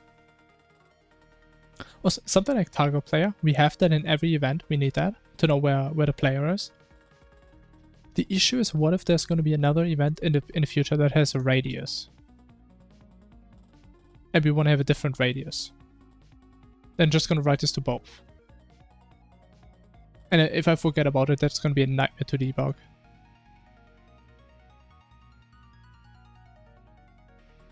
So I mean, maybe I just put like prefixes on the names, but that's gonna be nasty. I mean, I should definitely comment a lot of shit here.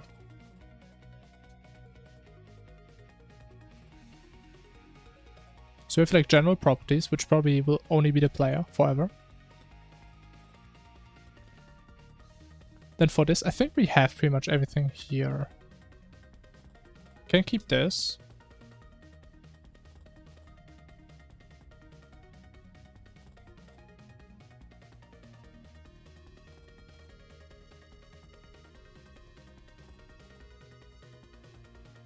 We still have to, actually we don't even need this. You know what, let me actually fix that right now. Because right now we always do prediction race, which we don't want to do. Oh, this is actually going to be a little bit complicated. Okay, so the idea is, as always, roll a random number. If it's 0 or 1, we do a def ray. That needs 2 portals. Otherwise, we do a prediction rate that needs 1 portal. So, the issue is, What if we only have one portal and we call this? It breaks. So we can't do that. In other words, I mean, just check how many portals we have, actually. I mean, it's that easy. I mean, actually, I think that's all we need to do now. We need at least 2 portals.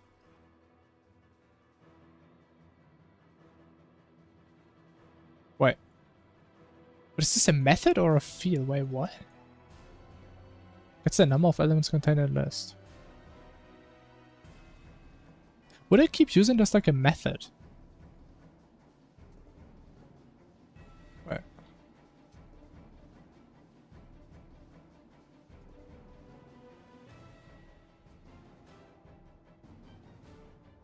That's what I was talking about, man. There's like a lot of basic things I have no idea about C#.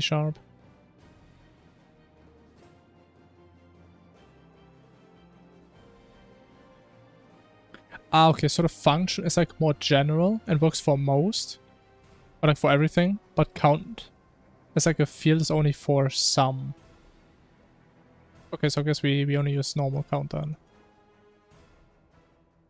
which we actually need quite a lot. God damn, bro, how much counting do I do? Oh, so the count method probably actually counts and like iterates through the array. Maybe the other one just grabs the number. Okay.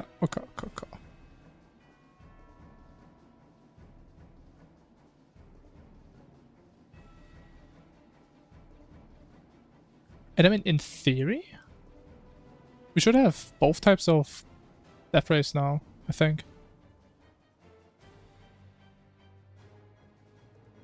Let's see. That's a double. That's a double. That's a double.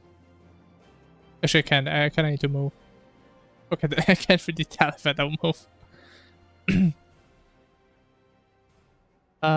He still only does prediction. Oh no. No. There was a connecting one. This one connects, this one's solo, this one's solo, this one connects. Okay. We have different types. No, I don't know if I wanted to make this like a 1 in 3 chance with like the connecting one. Maybe I just do it 50-50. So it does feel a bit awkward.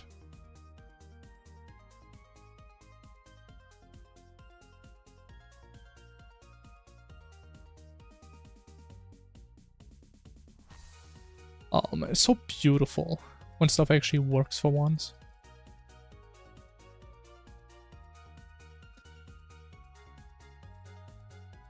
Even though, actually one thing I didn't really think about, that was actually the main issue. Ah, fuck. How do we actually fix that?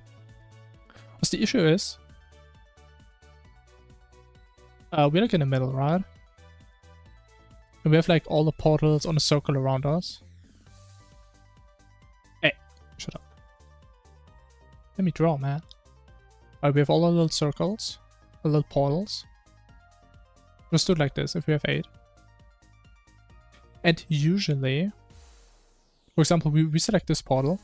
If it wants to connect to another portal, it just picks the portal on the opposite side, which always is going to go through the player, right? Because it's the opposite. The issue is, what if this portal is gone? Because like a single laser chose that portal. Because like in the code, we pick... How do we determine the portal on the other side? I think we just take half the amount of portals. Pretty much. So in this case, we have 7 portals. Oh, actually, wouldn't that break? But do we round that to like an end?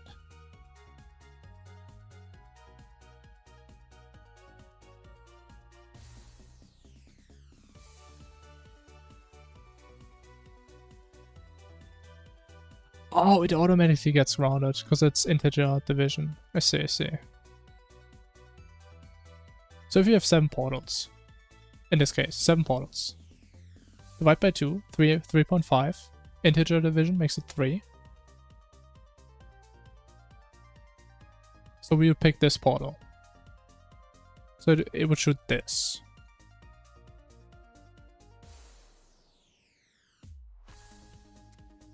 I mean, that's the thing. Do we want to have that?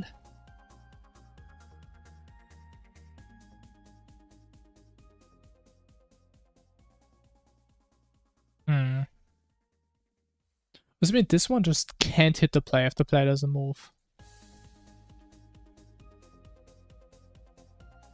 I mean, the question is how often does that really happen? I mean, okay, that was completely pointless. Shit.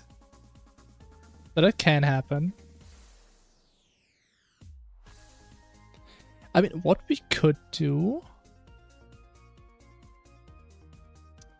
We'll just say if it's not exactly on the opposite side, it doesn't work. The issue is we can't really detect that if we have an even number of portals. Right, because like, for example, if another portal was taken by a single laser, like this one, like these portals are gone, right? Like the event has no idea these even existed. And now we have, what, 6 portals max? Total. 1, 2, 3, 4, 5, 6. So we go +3 again. 1, 2, 3. And it goes here. And we can't detect it because it's an even number. And it's still fucked. So I would need to change the entire way how I save the portals. Which would kind of suck.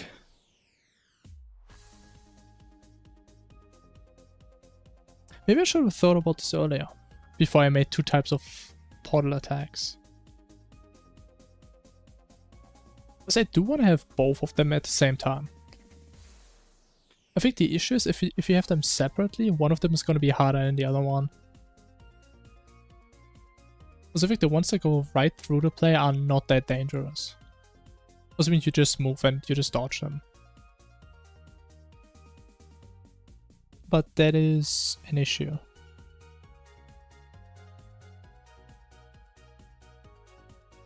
Even though I guess we can make the argument that it's gonna be somewhat dangerous still if the portals just last for a long time, or like the lasers.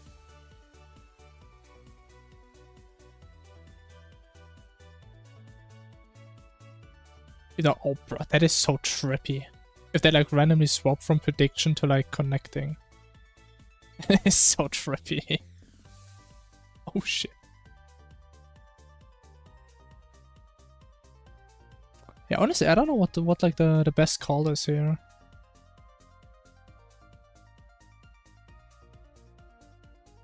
Oh wait, also wait, the portals are like completely rotated in the wrong way sometimes. I mean, actually, it's not completely. I mean, actually, it is kind of off.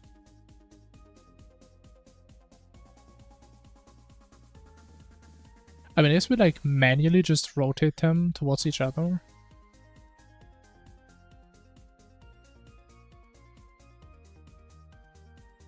I think the second portal is always slightly off.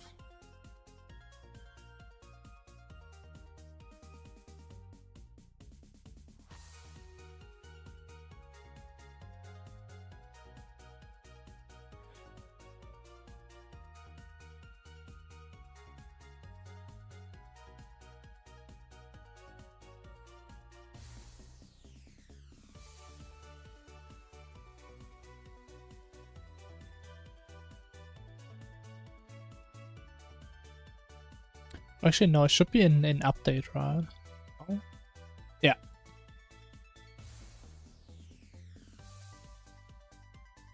Okay, I really didn't miss this hello code. Oh, and by the way, oh, we also should put this as a class method.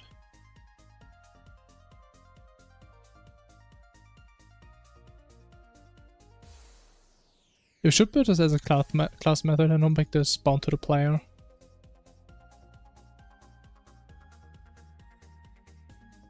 Yeah, that would make a lot of sense.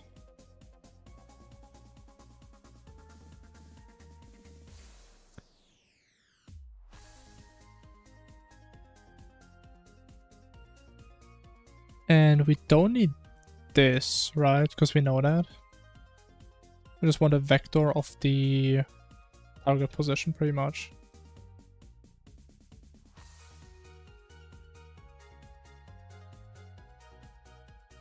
What am I doing?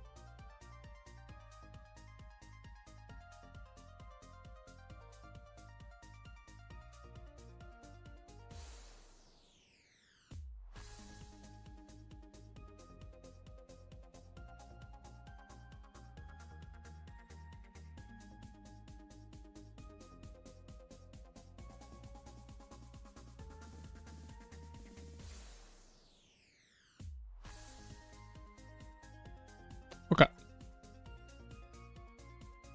So it does the exact same thing, but it still looks scuffed. Perfect. At least the code looks nicer. Right. That's all that matters. So we care about the death ray attack. Also, these names kind of suck, man. I mean, all of them are death rays. Okay.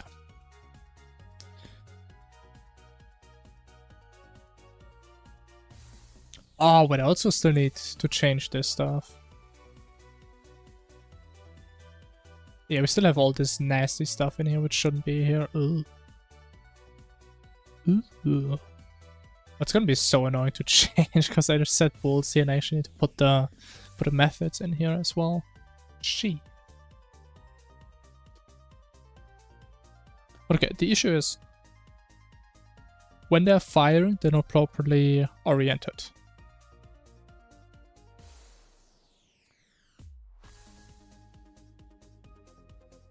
Let me actually take these so I can actually read this, because bro, I have so many struggles trying to read this code segment. I always have to sit here for a minute just trying to think about the if statements.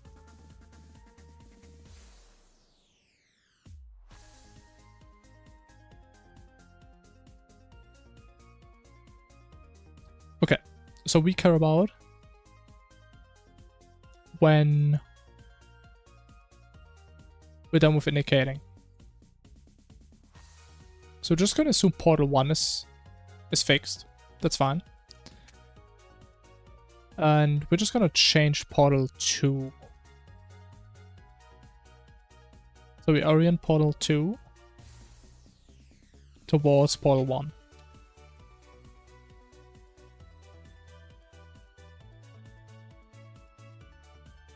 And then we just hope it works.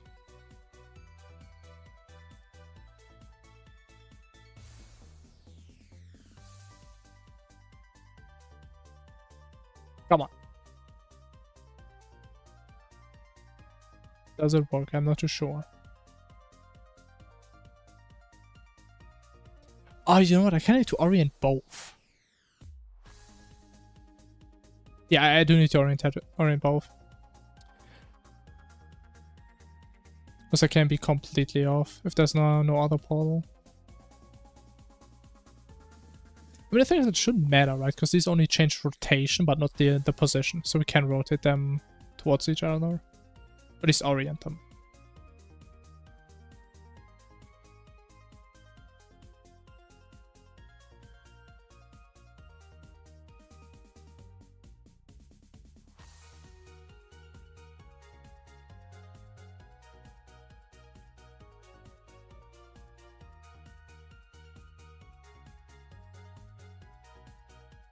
I mean...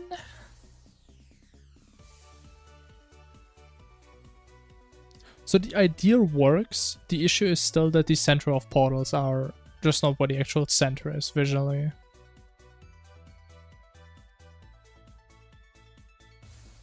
But they do aim exactly at the right point. But I just wish there was like a good way of overwriting the center. But maybe I should actually look for like a different portal texture. that doesn't have like weird stuff around that just messes with the hitbox.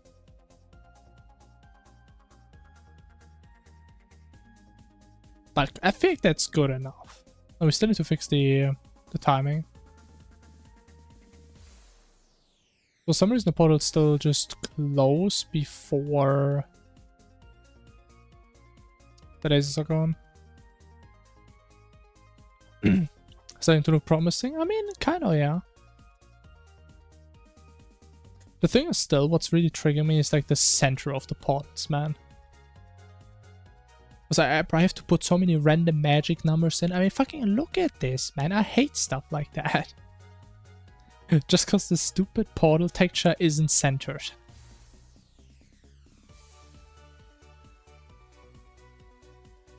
Honestly, maybe I should actually like grab the texture and like crop it in GIMP. Just to make it centered.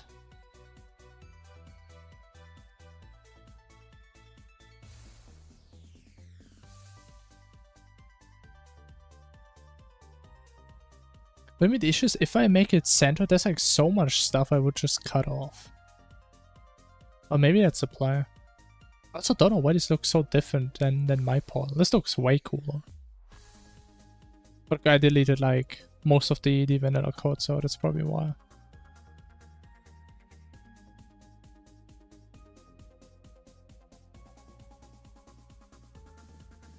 I mean, or... what if I just cut off everything on the side? Let me see.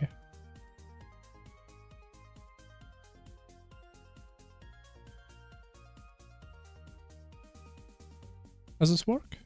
Does it work? It does not work. There it is. Beautiful. So how would we do that? Guess we just don't do this. By the way, I'm an absolute GIMP bozo. I have like no idea what I'm doing. Make a custom sprite for portal that's centered. That's what I'm trying to do right now.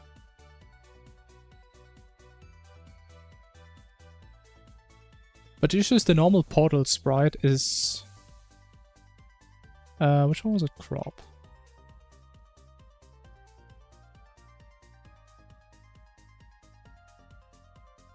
Like the normal portal sprite is kind of like this. Right, where you have like all this shit on top. So the center is like slightly above where it should be. That's the issue. The thing is, if you just crop it, let's say by like this bright line, I think that's gonna look really off.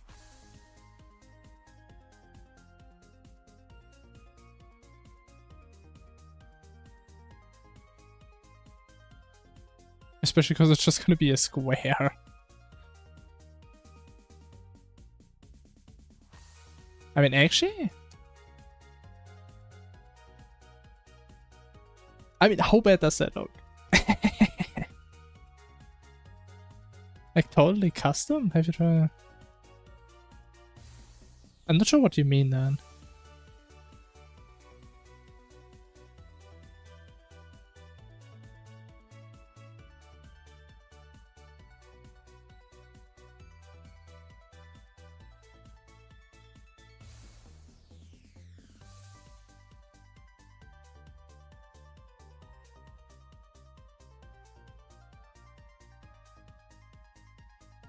But I mean, if you look at this, does it look that bad?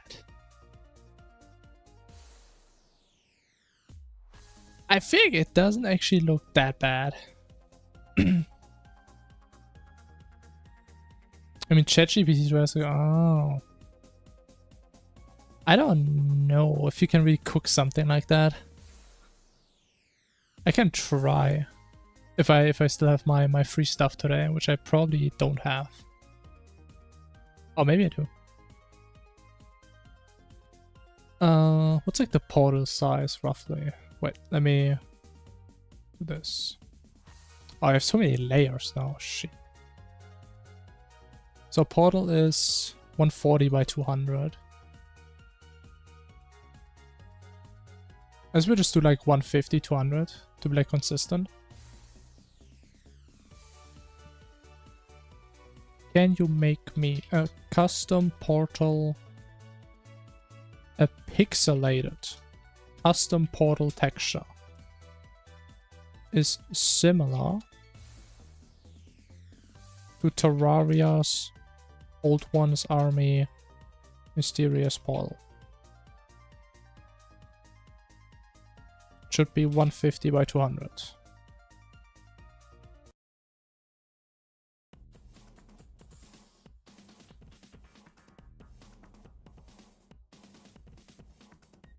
Okay, he's cooking. We see. We see what he can cook up with. But I think actually I can actually work with this. It does look a little bit scuffed, but I think this is actually not that bad.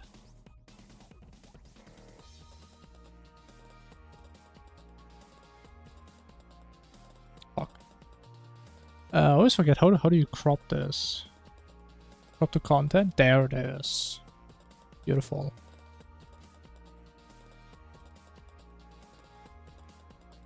Literal GIMP god.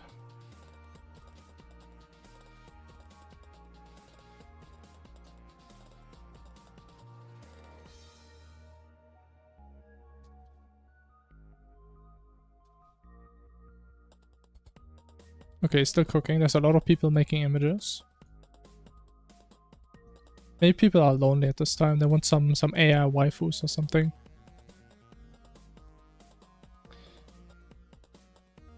Okay, give me 1 sec to pull this up.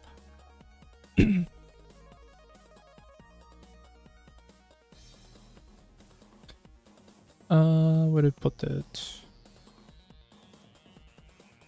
I mean, I guess here. There it is. No, it looks kind of off. Why are the pixels so dark there? Maybe it's like transparency and stuff. Okay, texture is gonna be...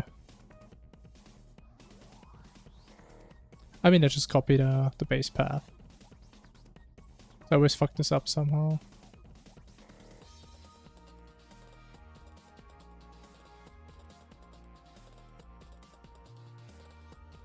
Even though it is actually really cool how we can...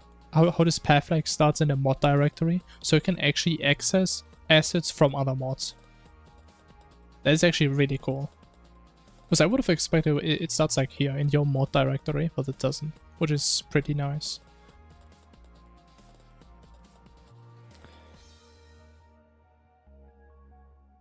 Oh, what? Oh. You get the modified portal. Boom.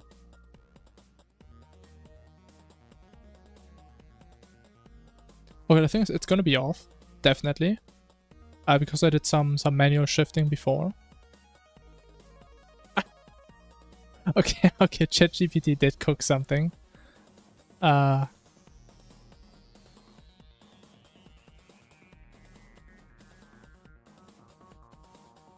don't think we can use that though. I mean, it looks cool, right? I mean, I don't think we can use that though.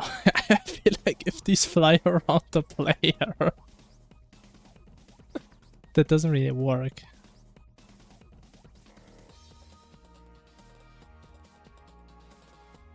Okay. But actually, let me actually check the dimensions. I think there's no way that's 150 by 200 though.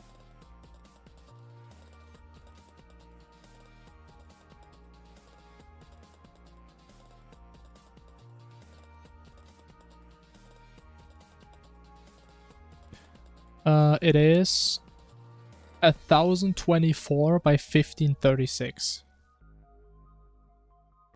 What do you mean it looks smaller? Are you crazy? It's like 10 times the size it should be. I mean, you see how many pixels there are? I mean, god damn. I mean, to be fair, there's also background, right? But even then.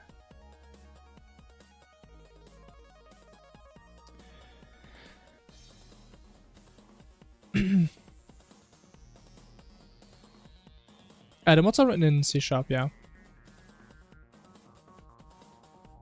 That's how it looks like in here.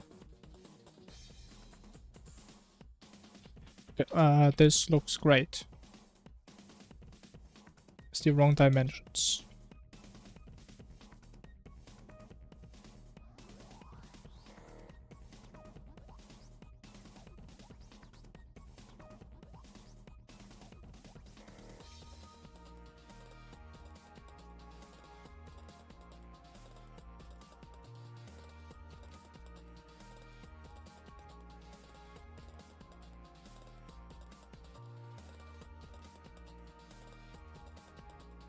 Ah, I hit my limit. Shit.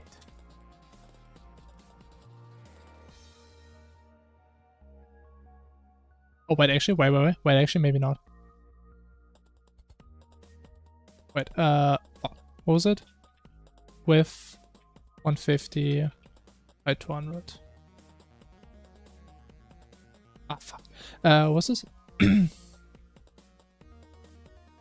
How to learn? I mean, I guess it depends which other language you would compare it to. I mean, C# is definitely harder than, let's say, Python. Right, because C# is completely object-oriented. But I would say C# is probably one of the easier object-oriented languages. Like, I personally, from my experience, this is way easier than Java or C++. These two are a nightmare in comparison. Alright, then let's have fun looking.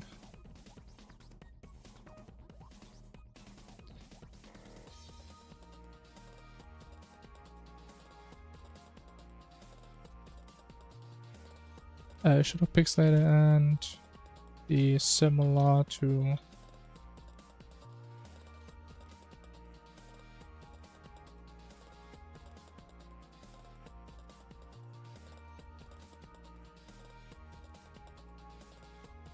Okay, he's cooking. Perfect.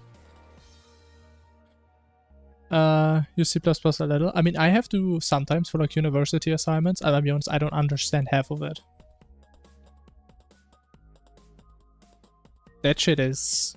Like, the syntax just looks so cryptic to me. You generally want to use Python. The thing is, Python, if you ask me, in my unqualified opinion, Python is a great language to get into programming. It is probably one of the best languages. Especially because Python itself is imperative. Is that how we call it in English? I think it is. It's an imperative language as like a basis, but you also have all the object-oriented stuff. And also Python has like no type safety, or no, type enforcement, or whatever you call it, which makes it even easier to get into. So it is great to start with. And honestly, I mean, you can do a lot with Python, especially because it's like, because it's so easy to learn. There's like so many libraries for it, and they're super easy to download using pip. Python is great. I love Python. Honestly, Python is probably my favorite language currently. It is fantastic. Okay, still cooking. In the meantime, we have the portal. I mean, it should work. Did I even test it yet? I forgot. Oh, actually, I know why.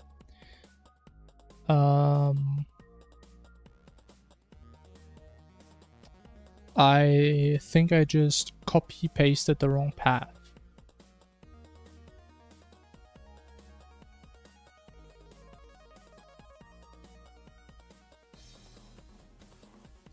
My mod, content.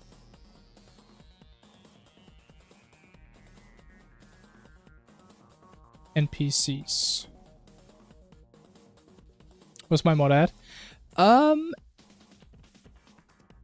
You will see if it works right now. It doesn't work. Fuck.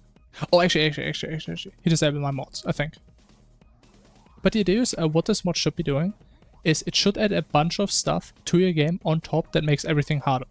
That you can play at any time. That is like the base idea. That looks absolutely awful. Okay, the portals are kind of fucked up. But like, the idea of this attack that you see here you spawn a bunch of portals around you, and they just shoot different types of death rays at the player. Like some of them just go from portal to portal, other ones are like predicting your movement.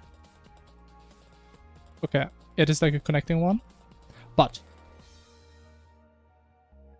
actually let's go back to the other texture because this one's kind of fucked up. There's one other one that I'm kind of proud of.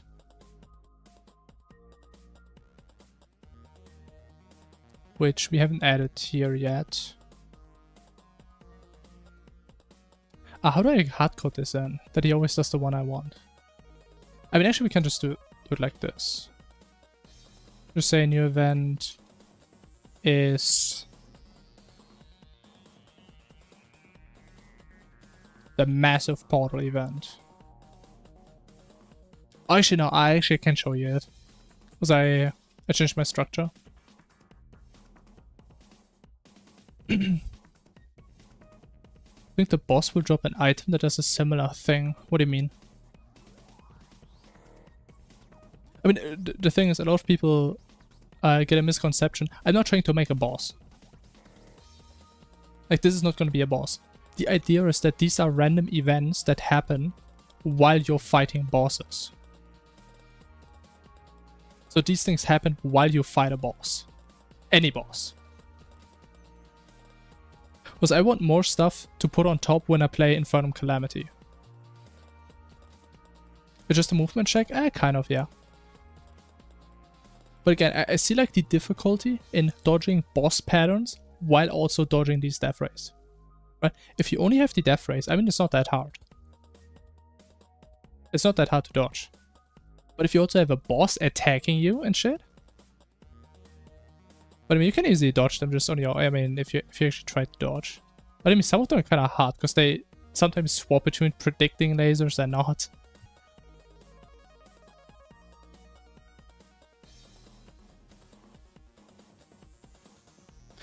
But yeah, so far we have this. We also have like a different attack. Which I can probably demonstrate on Paint, bro. I love Paint. A different attack is... it spawns like a massive portal above the player. A huge portal. That's like rotating left to right for a little bit. At some point it stops and it shoots a massive fucking laser. We're talking ginormous. Once you have Astrogelon attacks... Honestly, I don't remember that fight too well. I did him like 10 attempts. And since then I've never fought him. And the thing is, I really like prediction patterns. Because first of all, they're super easy to implement. Like mathematically, they're very easy. And it just feels good to dodge them. Right, because the game is trying to outsmart them, but you outsmart the outsmarting game. So it's kind of cool. No, the idea is that it's going to be a general mod that I can use for anything, really. That's the plan. Also, I didn't want to start with a mod that is super specific, that I just play once and then never again. I mean, honestly, this is probably going to be so miserable, I never want to play this again. But in theory, I can. Which I really like. So the idea is I can put this on Infernum or Calamity or Phagos or whatever. And it's just gonna work. Now what I maybe gonna do at some point, I'm gonna have like different sections in this method where I check which mods you're playing, and based on which mods you're playing and based on where in the progression you are, the parameters change.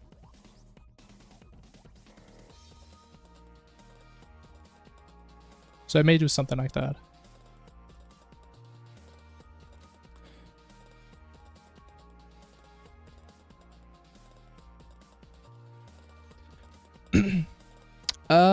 Yeah, definitely. I agree. So I'm not gonna go too crazy with that. Like, so far it's like a 50-50 chance if I close the paint. Oh, shit. So far it's like a 50-50 chance if you have portals around you. I don't know why I keep making this purple. If you have portals around you, there's like a 50-50 chance that a portal tries to predict your movement, or it shoots a death ray to a portal on the opposite side. And again, this entire thing is just one of 3 different events that I have planned currently. So I guess it's like a...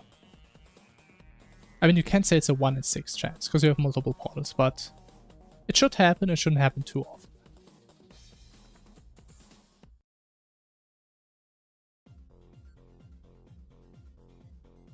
Okay. Oh! This were like Prime's attack. The things I can't really talk about Prime. I don't really do Prime in Infernum.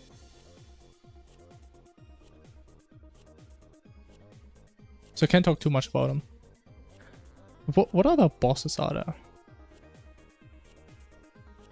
Yeah, again, I don't do Prime. Like, I actually don't do Maxima Infernum runs anymore.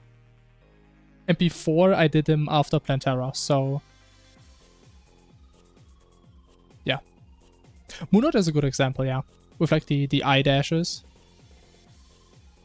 Actually, does it do a prediction laser? Moonlord itself? I know the eyes predict you. Which is pretty trippy sometimes.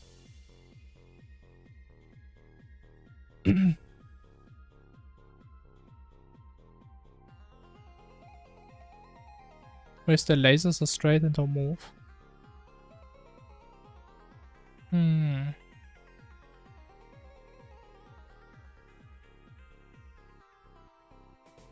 I don't know, I can't think of it right now. When shooting other projectiles, forcing you to dodge as well. I'm probably stupid, I can't think of the pattern right now.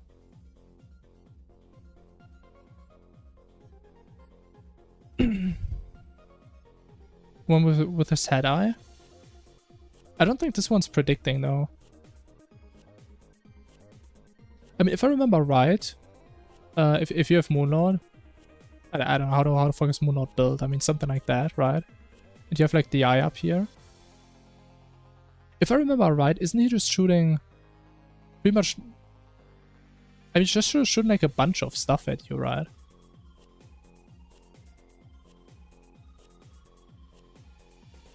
But that's the first attack.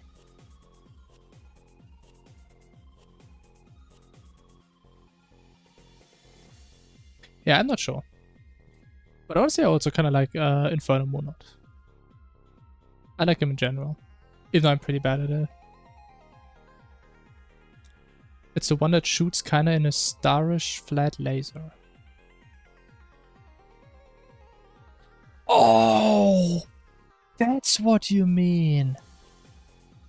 Oh. You mean the lasers that are like spinning around and then they come to a stop and then it just shoots a bunch of them? Wait, this one isn't... Is this one predicting? I actually don't know. I don't think so. Ah, but now I know what you mean. Okay. I actually totally forgot about that pattern. Love that one. It does feel good to dodge, but I hate the extra projectiles he's shooting. These always get me. Every single time. Oh! Bro. I think GPT cooked. Guys, watch this. Watch this absolute cinema. Holy shit, that's a cool looking portal. Now we can actually use that. That is a cool fucking portal. And that's why I love using AI. There's no way I could draw that shit myself. Okay, I need to use this. That is so fucking cool. Oh shit. Let me do this. Now, we need to get rid of the background.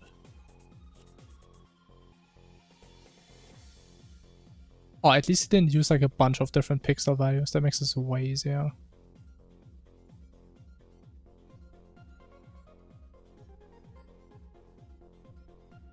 I mean, I guess we could also go like super deep. Just use this.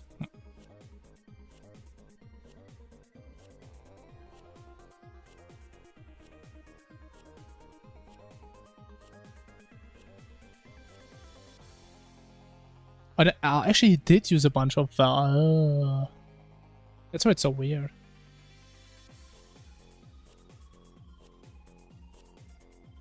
Ooh.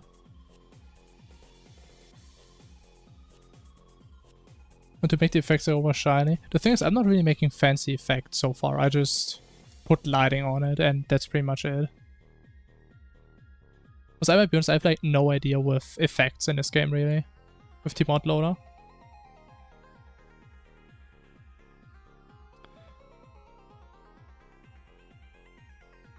Oh, it's gonna be a mess to clean up. Oh, but I like the texture so much, man. But it's so annoying having to clean these all up manually. There's probably a better way, I just don't know about it. I mean, maybe we should crop this first.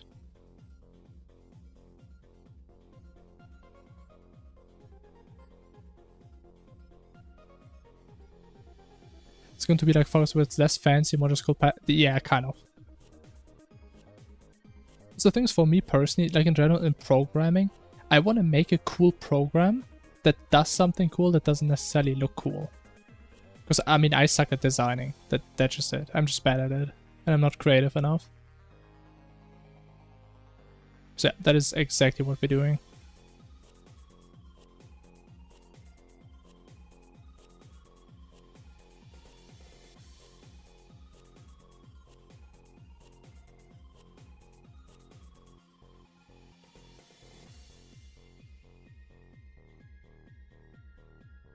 Love Eternity. I still need to play Eternity mode. I've only ever played Massacres so far. But I love Massacres. Also cropped it wrong, man. The thing is, I do want to start also practicing my Eternity runs. Because I do want to get into like Fargo speedrunning. Because I mean, Infernum is still cool. But I think playing something new would be cool.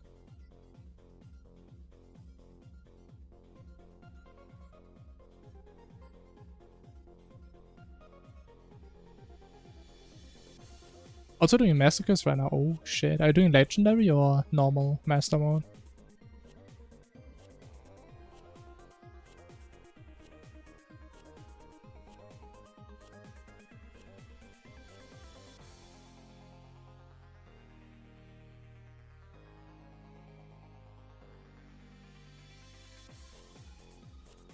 Normal Master mode? I see, I see. It's also what I probably consider doing. Bro, what is all this shit? Ugh.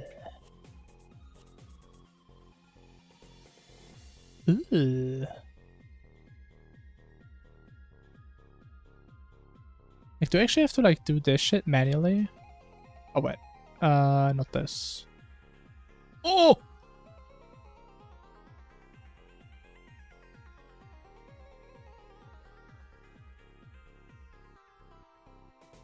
Come on, man.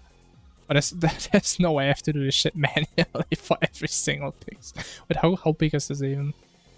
Wait, this thing is massive.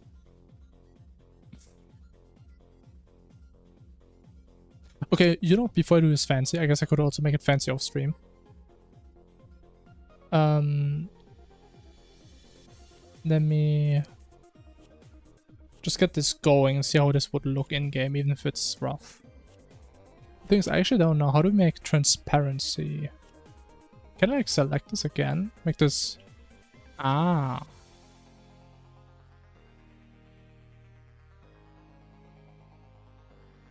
Actually, can I select that stuff?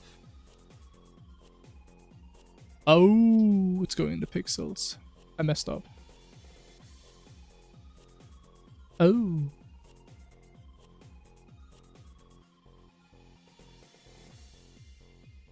Okay, let me at least get rid of the white thingies.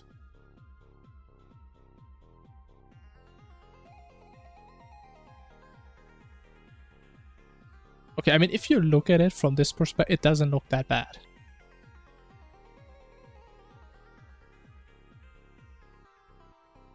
Honestly, maybe I should just cut off even more. Whatever. Let's see what happens.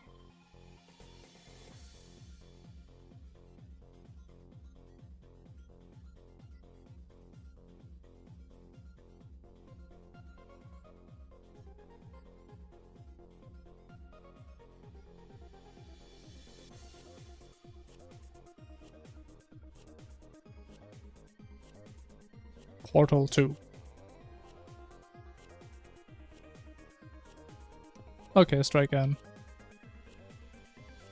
So, my mod. Content.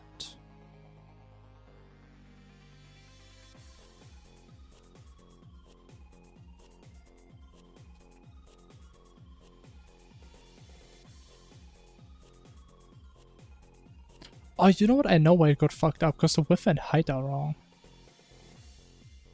Let me just make sure, because I'm pretty sure this is going to be fucked up again if we just do this.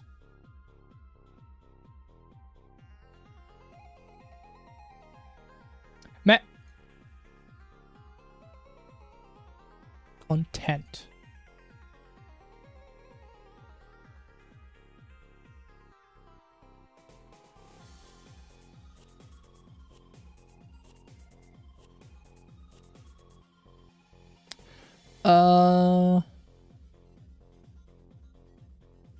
Interesting. Let's just fix the thingies.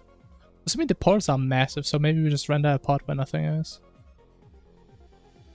What's the size actually? Cropped size. This thing is massive, bro.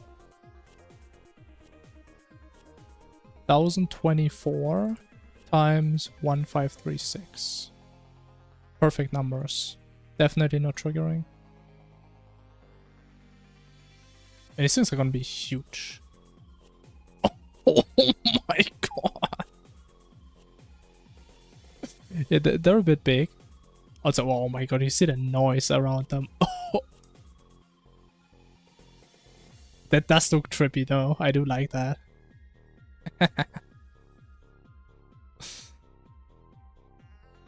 God damn. We kind of need to scale this down.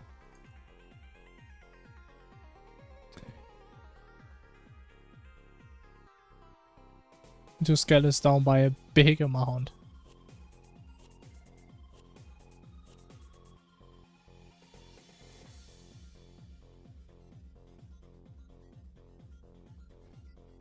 Where do I actually spawn the pods again? In start.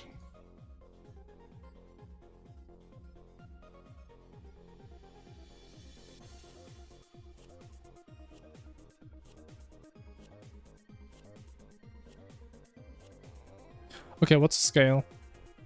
Like 10% maybe?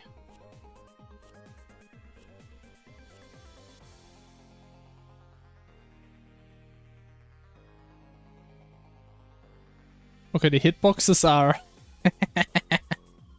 are slightly off.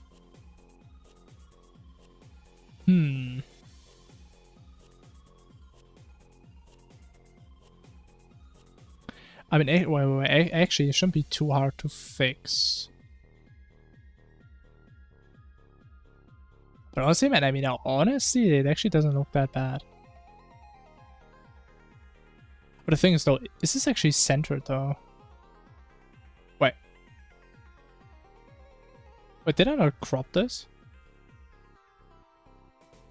Did I actually not crop this properly? But I can't even tell. But I think I did, but I didn't hear.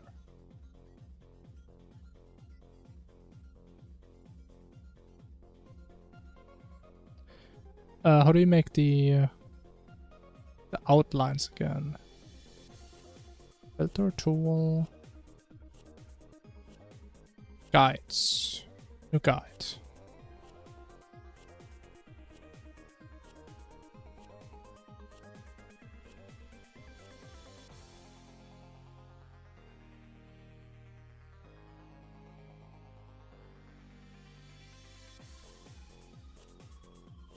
Okay, it is a slightly off center. A tiny bit.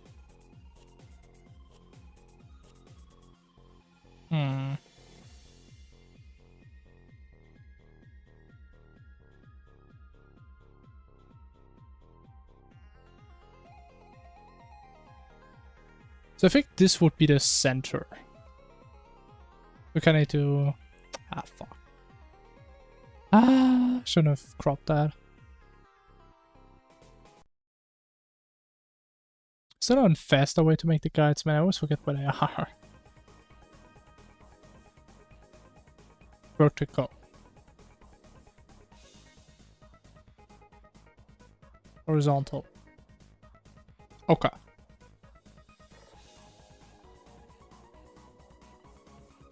And then, I mean, the way I'm kind of looking, we have like 3 dark pixels here.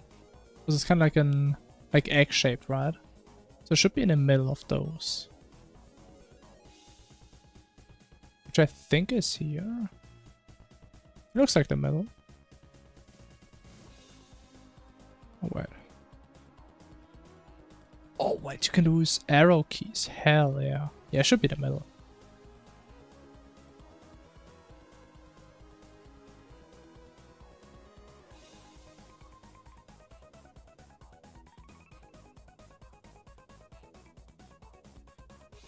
Or is it the middle?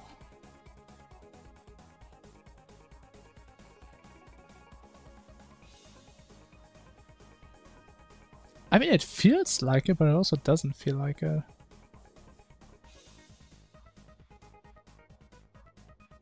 Do I need to start to count pixels?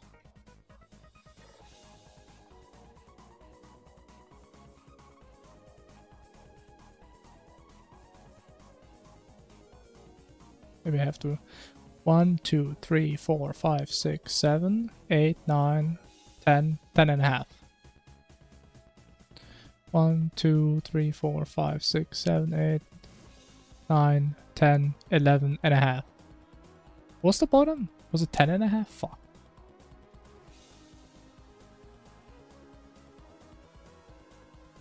10 and a half it is. It's not the middle. I mean, is it? I mean, it's close enough, honestly. You know what? It's close enough. We can change this later. Crop. What? What do you mean this is crop? There's no way it is.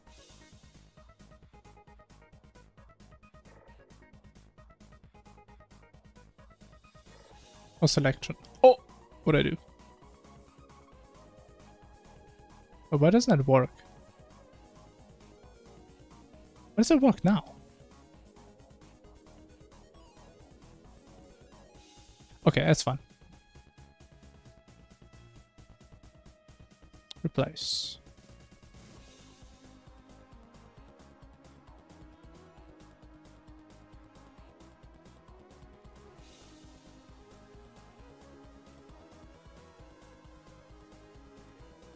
Okay, it's a better portal now. Now, we need to change the hitbox.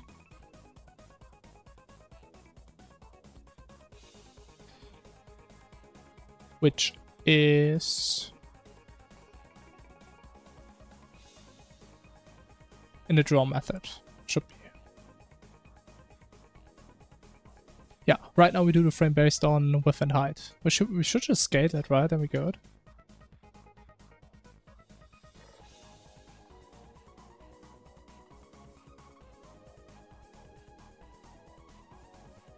Wait, wasn't scale a vector before?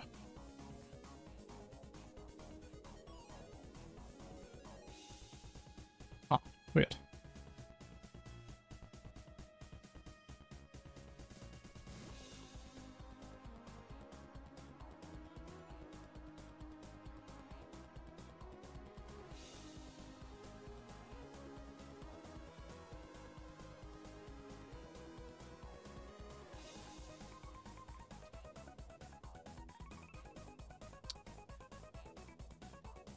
Huh.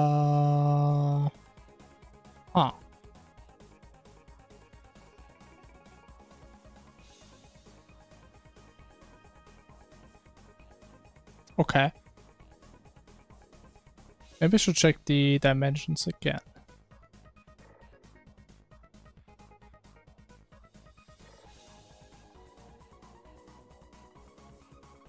Yeah, probably should, because they're quite different. We have 684. 1138. Can I actually see this in here as well? Make sure they're the same. Not really. Nope.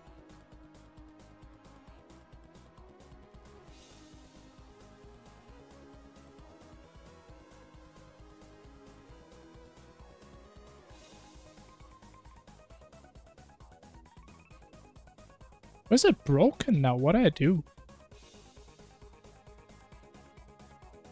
What did I do?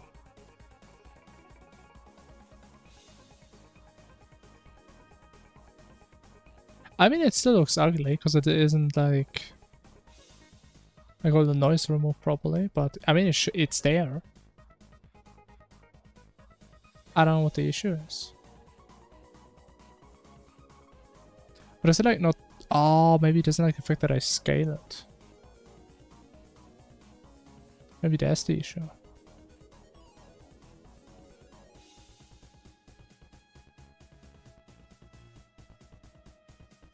Oh. But like, how am I supposed to like make the hitbox smaller?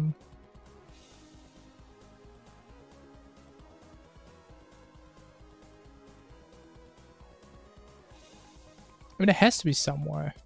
Gotta be.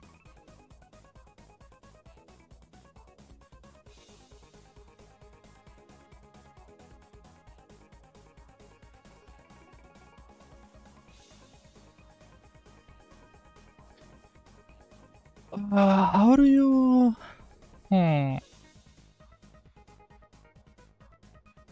How do you make the hitbox smaller?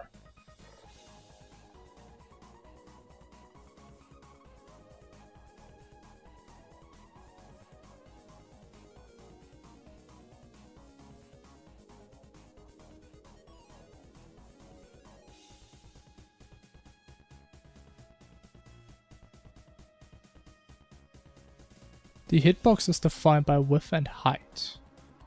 But it doesn't make any sense though.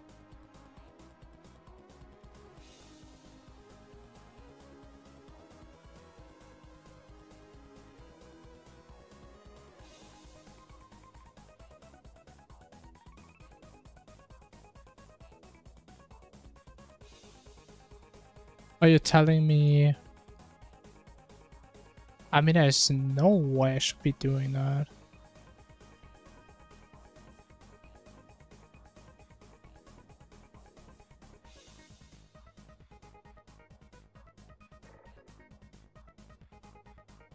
I mean, there's no way, right, that I should be doing this type of stuff.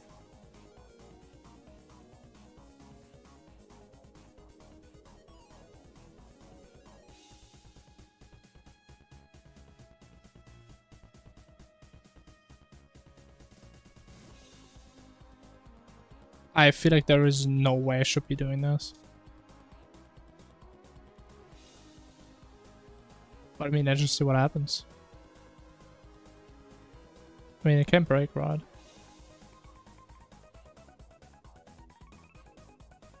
I mean, honestly, the hitbox actually kind of works. It's a bit too small. But I don't even see their lasers though, because they're so tiny.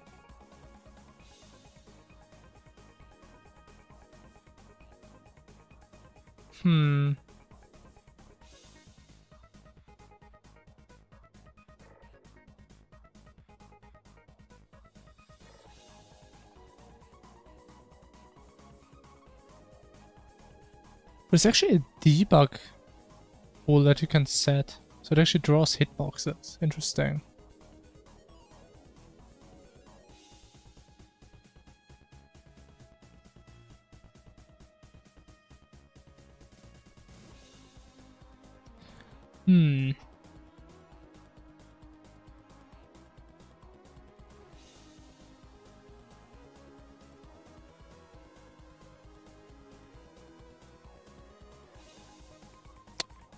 Oh wait, I just realized the issue. We call this once every frame, right? So every frame we make it smaller.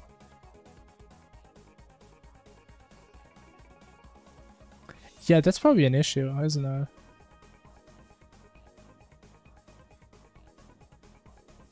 But it's just we can't do it here, because that default is being set before we set the scale.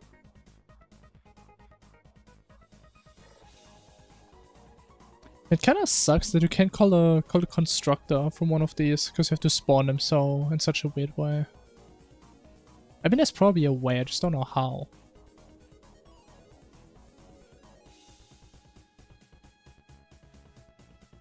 So we probably need to get a separate method just for scaling to not make it gigascuffed. Which sucks.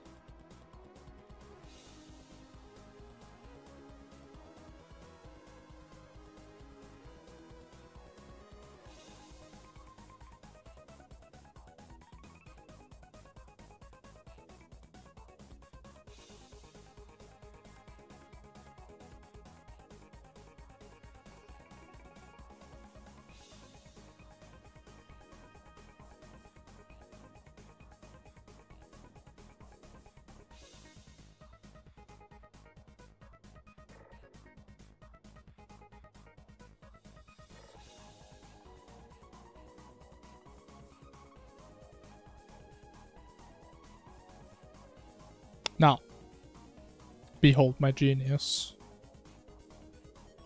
I swear if that actually works. Okay, so like the hitbox does look right, but it doesn't render.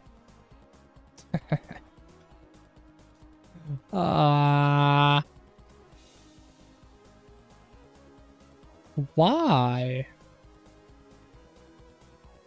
Why would I not render, man? I mean, I guess that the portals are too small. So if we make it big again. So if you see the portals now, then that solution doesn't help at all. Okay, it just doesn't work that way.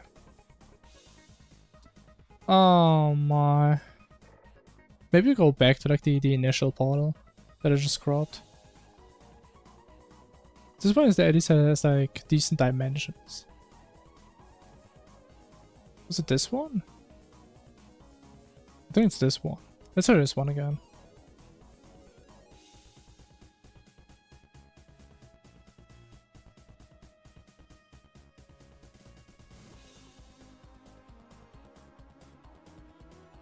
This one is 82 by 134. Damn, that's tiny.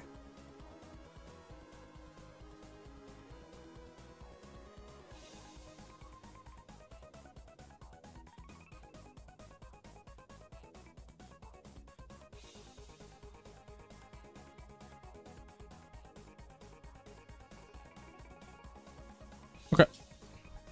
Let's see.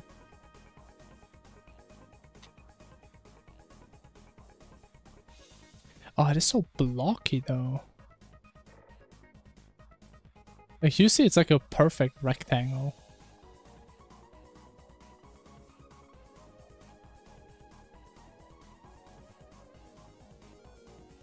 Why? Why is it like that?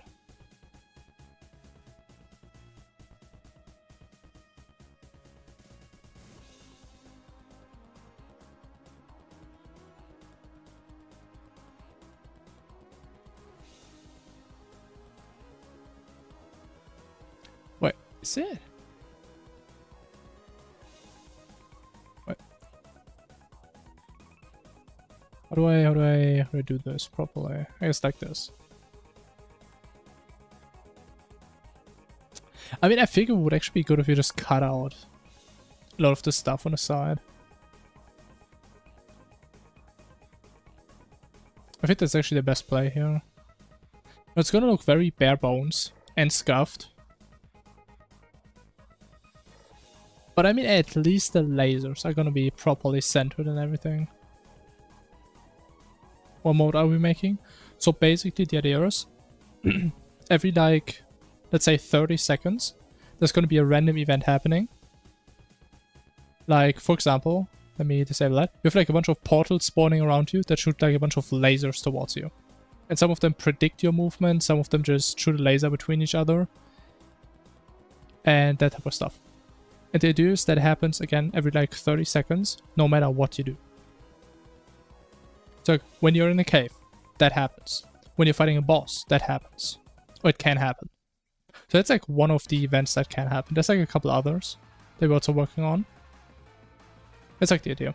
To just make the game harder in every scenario possible. That's a goal. Okay, but I feel like we're just gonna stay with like the original portal texture. I think that's the easiest.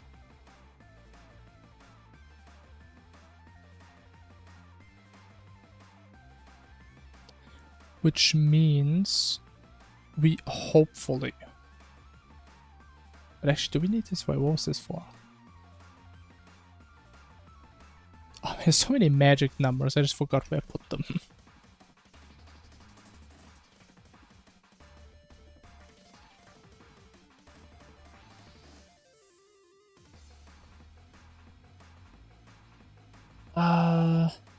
For indicating. For the prediction array.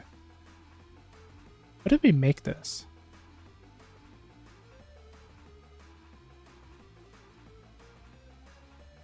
Honestly, I don't remember at all what this was for.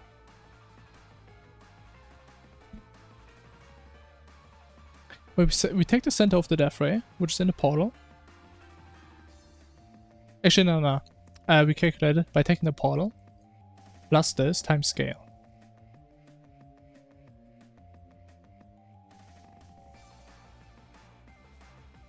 Actually, I think we can just get rid of this. I think this was just another magic number to like displace it, to make it look like it's in the middle.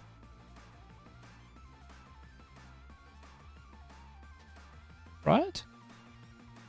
Is it in the middle though?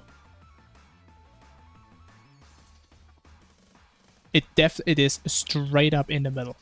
It can't be more in the middle than that. Okay. Portal event massive portal also has that, guaranteed. Yeah, this shit. Oh my god, I hated that. Okay. So we have this. And let me just make the big portal ready real quick so we can see if that works.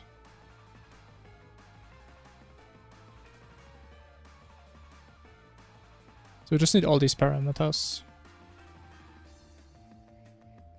Yeah. I mean, it shouldn't be too hard.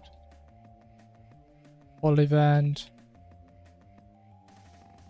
Massive portal.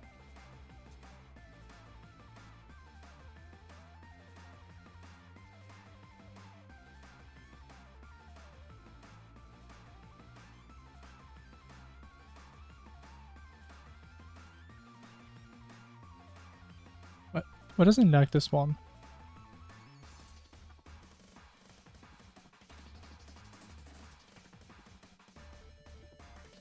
It is... Oh, he doesn't like the entire thing then. Okay. Makes sense, sure.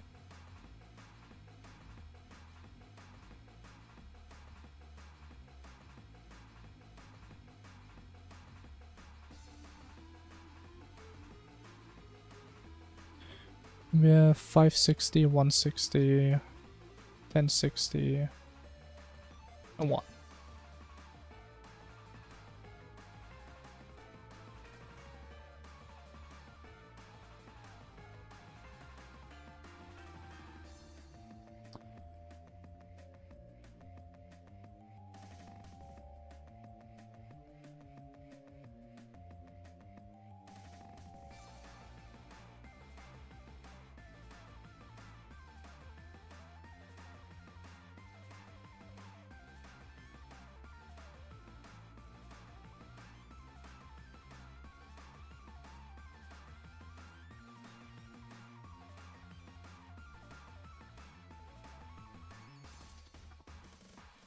Okay, honestly, man, it's so nice though, being able to replace all this shit just with this. That's all we just do. That is pretty cool.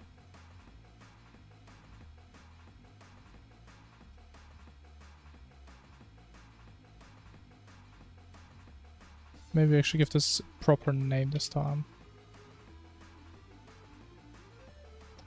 Ah, man. Oh, wait, what am I doing? Wait. Dictionary. What was wrong here? Was this not a valid collection type? Wait, what?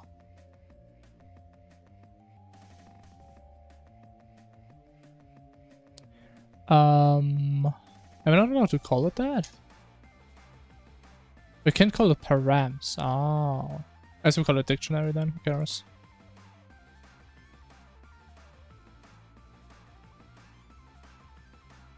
Okay, and with this, in theory, the big portal should work again.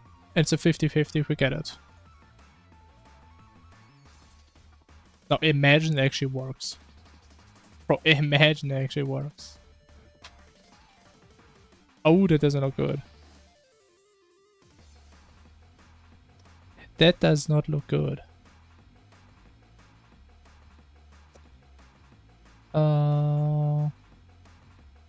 Okay, I need my logs. There's no way I'm finding out where this happens.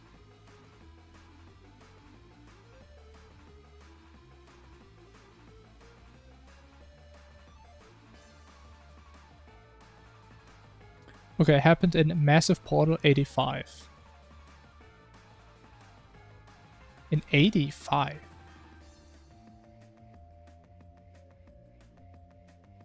Huh?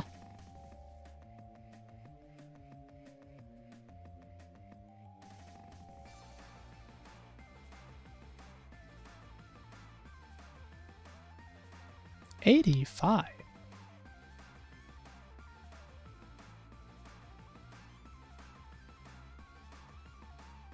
Wait. Wait, no. What happened in normal Portal 48?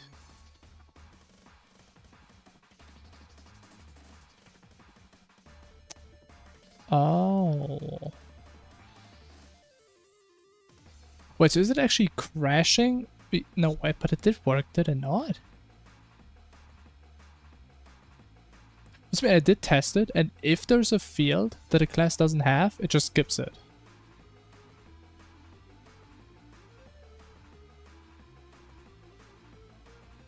If it doesn't, then I can't use this at all. It doesn't really give me a good error though, does it? Null reference. Object reference not set.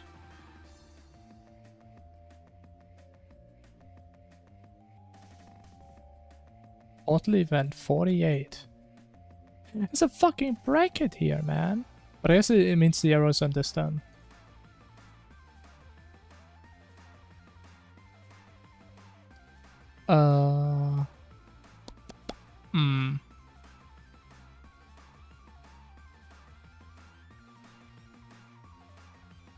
Okay, you know what, give me a sec. I'm gonna do a quick break. Let me figure this out. BRB.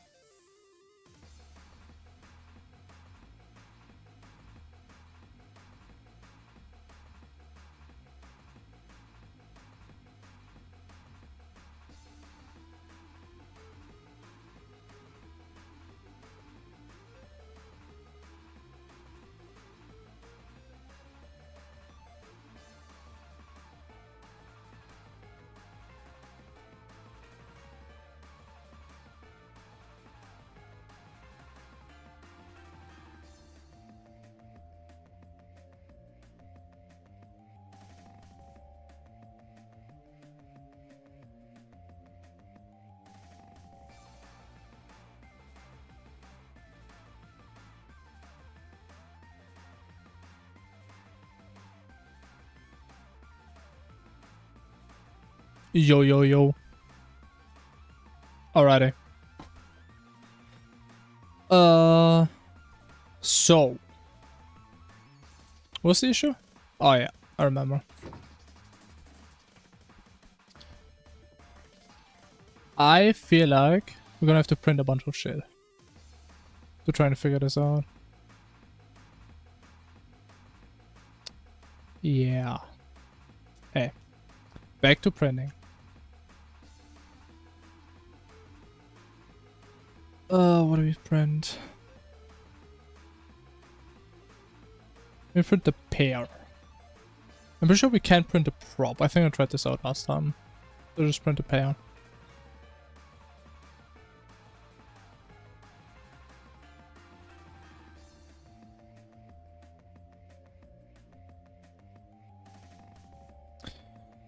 Okay. So we actually get the arrow before that even. Interesting. Ow. Does it not happen there?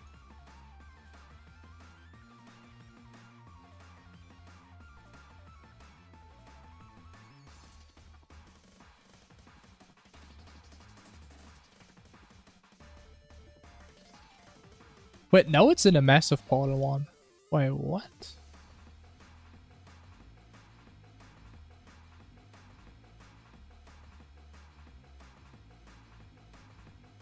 So we got one in massive portal 56 and 85.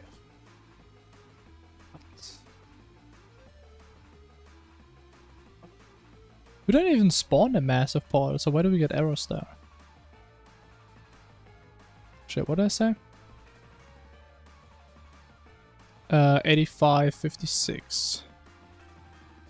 56. Oh, because he's spawning the... Wait. What's the other one? I closed both. Oh. 85.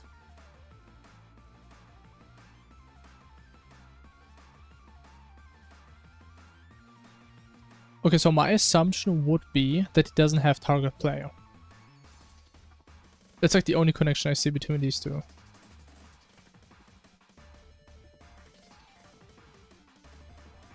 I mean, maybe we just see after this. Okay.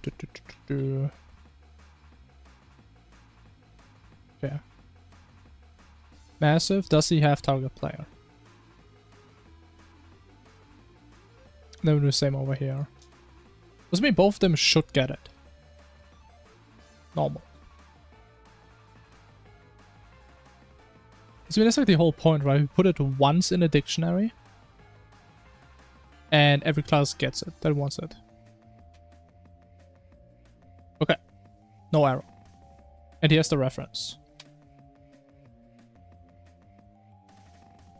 And massive just breaks.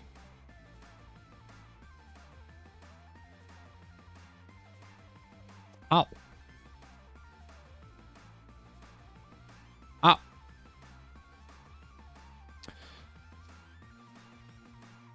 Wait, get field? Was that the issue? No, it's still get field. It's got field on both. I mean, I did copy paste it from one to the other. But I mean, portal works. The normal one. So what if we just copy this over? I don't know.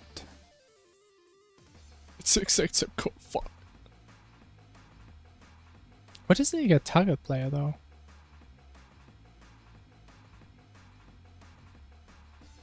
Oh, actually, wait. Okay, what's I to say? Like maybe this gets like outdated somehow. Maybe, but that can't really happen, right? Yeah, we do this every time before we create the event. Player 0, and we also update. Yeah, we always update the players every frame. And when we do an event, we check the game state, we get the fresh dictionary, so it guaranteed has the correct player now. So this can't be it.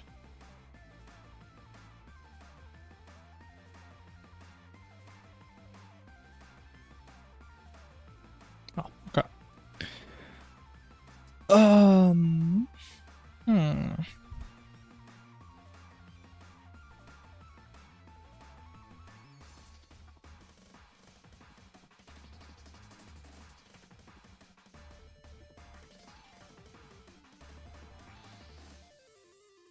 It just doesn't make sense how one of them gets it and the other one does not.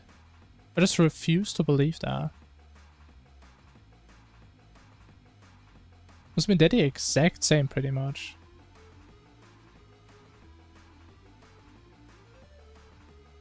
That can be somewhere, what? Oh yeah!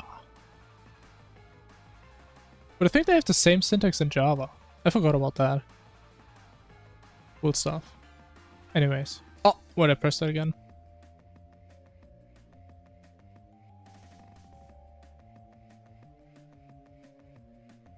Like, what I would like to know. How does it even do multiple events when I'm only pressing it once? How does that happen?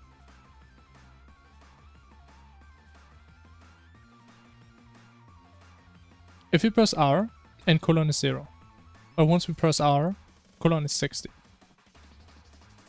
So... Wait. Event types, that's our array, right? Yeah. Get a random number from 0 to 1. Was it count as 2?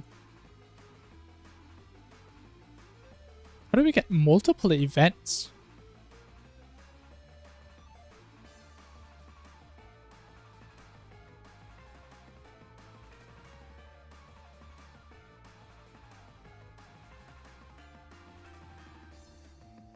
I think there's no way that it realizes one of the options crashes and then it just picks the other one. I mean, there's no way that's what's happening.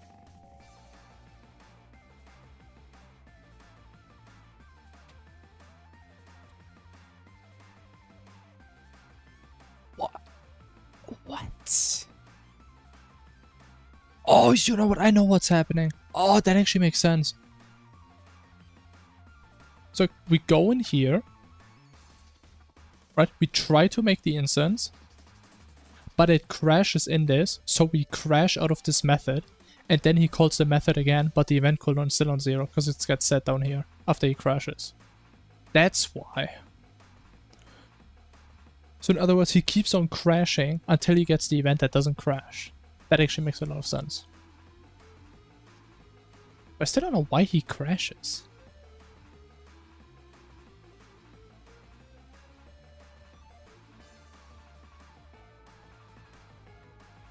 I mean, just set the target player, man.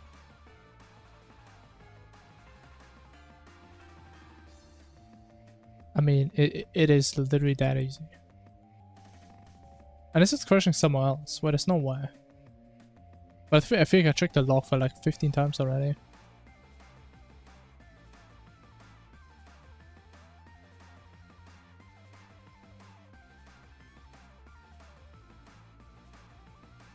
It's 86 and 57.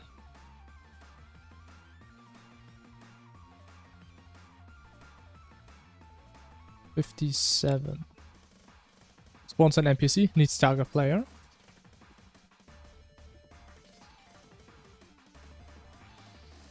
And 87 we make a projectile, which also needs a target player. And also... Oh shit. It doesn't print a target player, so that's what's missing. But why? How is it missing? Okay.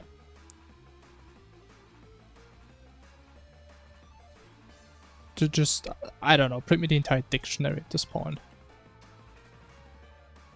This means it has to be in there. Unless you're telling me this method.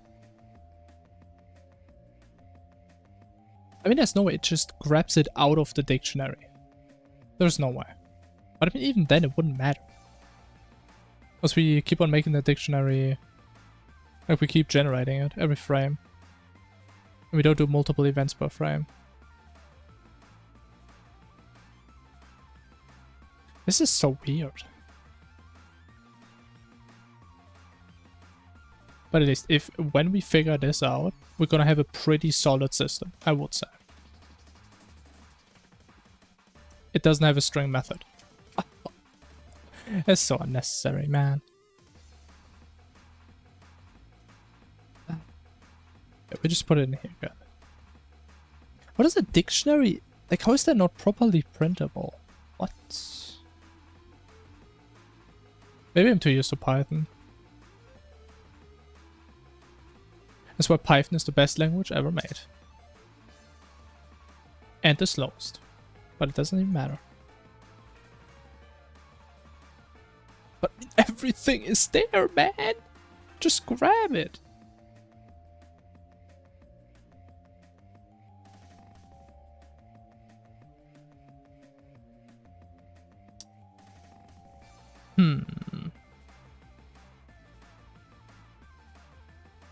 I mean, there's no way that it crashes because there's stuff in there that it doesn't use, right?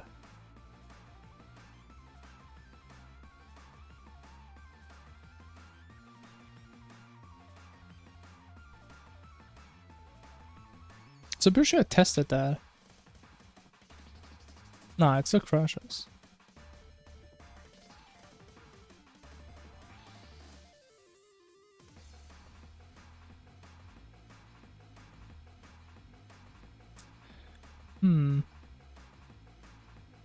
But so why are we not getting the other event now?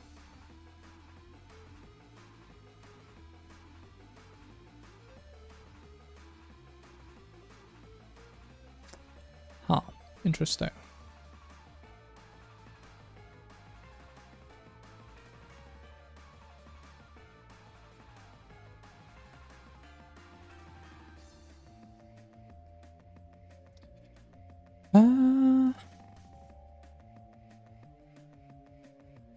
Can I at least check if this is null?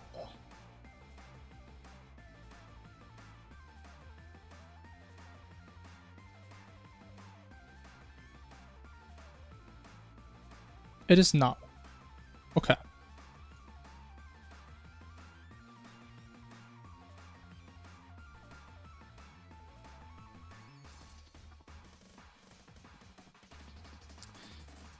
So why would it be null?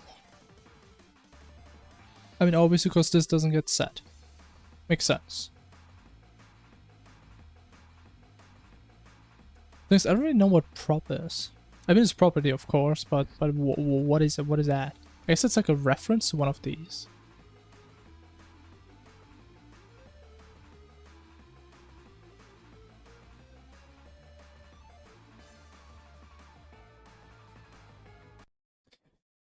Oh man, my music stopped. It did not stop. But I was just listening to the same song the entire time. Honestly, I don't even realize. Because these are such bangers. Wait, these are 50 minutes? Oh, damn. Maybe we need some new... Honestly, I don't even know what else we can listen to. If anyone has any ideas, I mean, let me know. Any banger music songs. Any cool game music.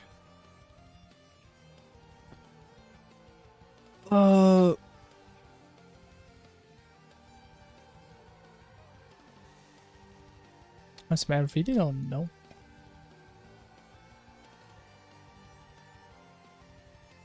What if we just go super basic? And we say, okay, we have this pair. And you tell me if this prop is zero. It's not.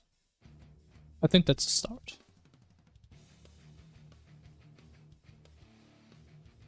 Alright, what is this?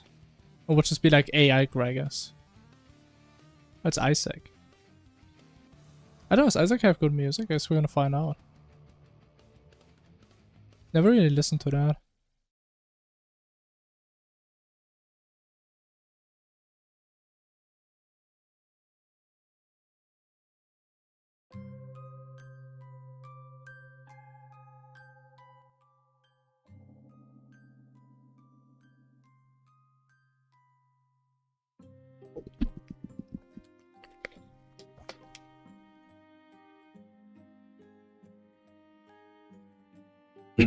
Alright.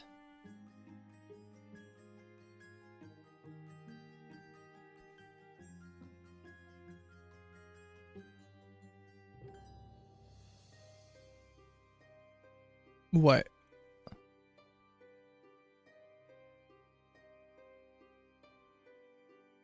Wait, how can it be true for every single variable?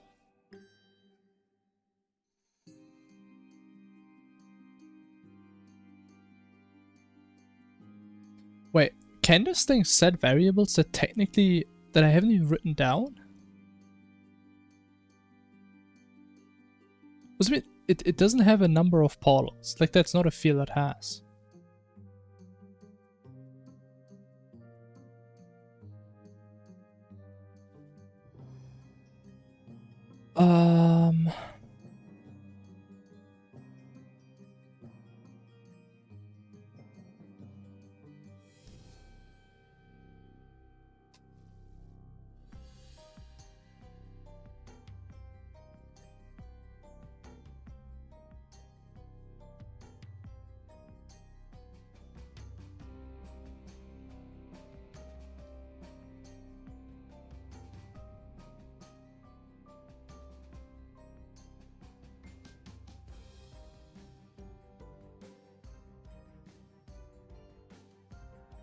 What?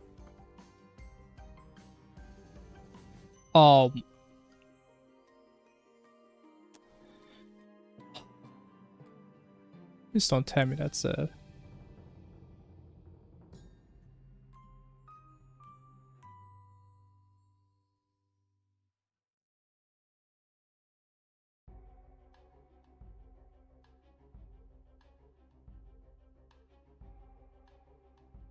That is actually it. Because it was fucking private. Wow. Why does it matter though? It's right here. Oh, you know what? Well, it matters. Actually, why does it matter? No, we do call this from inside the method though. From inside the class. I mean, whatever. Okay. We'll just do everything in public then. We're never gonna use a private variable ever again. Because that's this one. And all of these. Actually, we also need to do these publics. That's why it's not working. Okay, I guess that is the issue. Like, how would you ever even figure this shit out without ChatGPT? That's like impossible to figure out.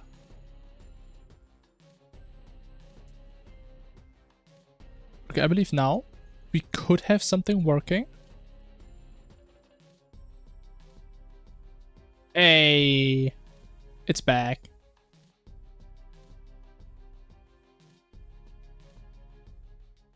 Yeah, we really need to work a little bit on the portal texture. It is looking very blocky. I fucking love the closing animation though. But okay, honestly, we have a really robust framework now, I would say. That we can expand very easily. As long as we remember to do everything public. I like it. I like it a lot. So the thing is now, we have like not as much randomness in this as I would like it to have. Actually, do we do this first, or do we do the darkness stuff first?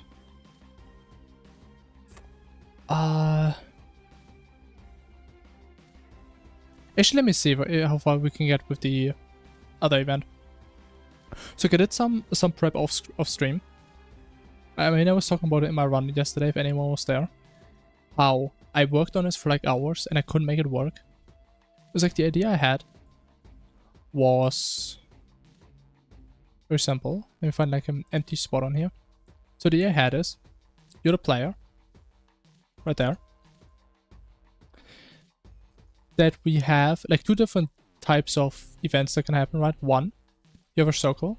Everything outside of the circle is dark. You can't see shit outside, but you see your character. But the other thing that was way harder, if this one is dark. And technically that works. And we're also just gonna do this now, because I don't know how to do it any better. But what I wanted to do is show, kind of like how it is right now, have like an outline of the player. So you still don't see any projectiles that are like somewhere here. You don't see them, but you see at least like the outline of the player. But I couldn't figure it out. I tried it for like 5 hours. I couldn't. So that's what we're gonna do. Using an asset that I found in the Calamity GitHub, which is this. And this as the reverse.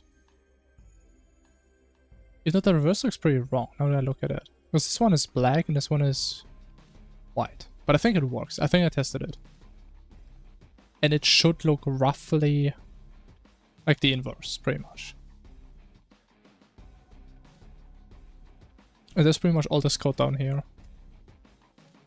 Which I guess we can just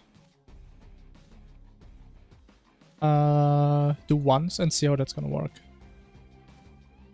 It should run. It's gonna look really ugly, but it should run. Which is a step.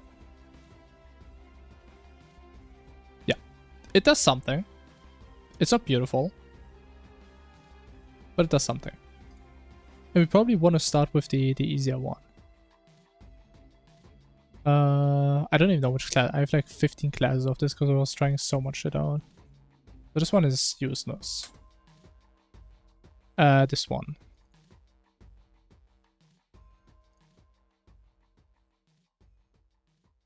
So huge props on for Calamity and Infernum. Got a lot of inspiration from these two. So that's like the idea, right? You have like this little sphere that comes out of the player and just blocks this view for like 10 seconds or whatever. And honestly, I haven't tested if you see projectiles, but you shouldn't, because this sphere is being rendered after everything else. Like literally the other sphere that is inverse, you can't see your inventory or your HP. As the method says, it's getting rendered after the interfaces. So yeah, you shouldn't be able to see projectiles. I would be worried if you can. I mean, maybe some that also use this, but shouldn't be most of them. Okay. So, big issue is though, we need to inherit from mod system. And not from our own event class. Which is why everything looks so disgusting. But we do have to figure this out somehow. Okay, first of all, we put all this stuff into a dictionary.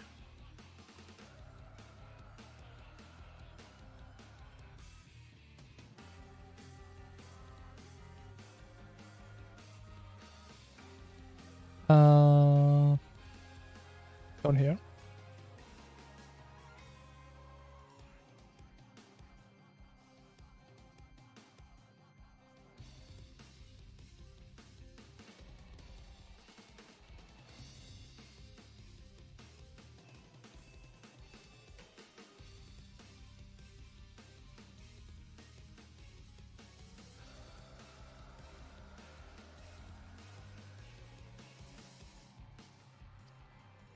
Other things though with like naming.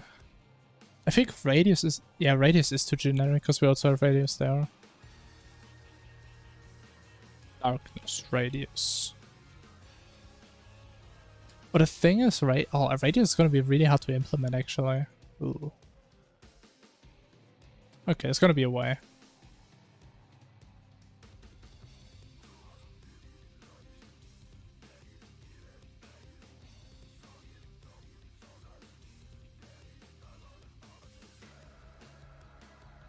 Okay, now we need to rename all of those.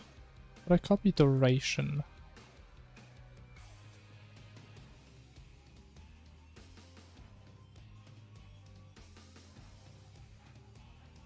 So yeah, it's the part that sucks, the fact that these are strings, so we can just rename everything based on that. So yeah, it's gonna be nasty.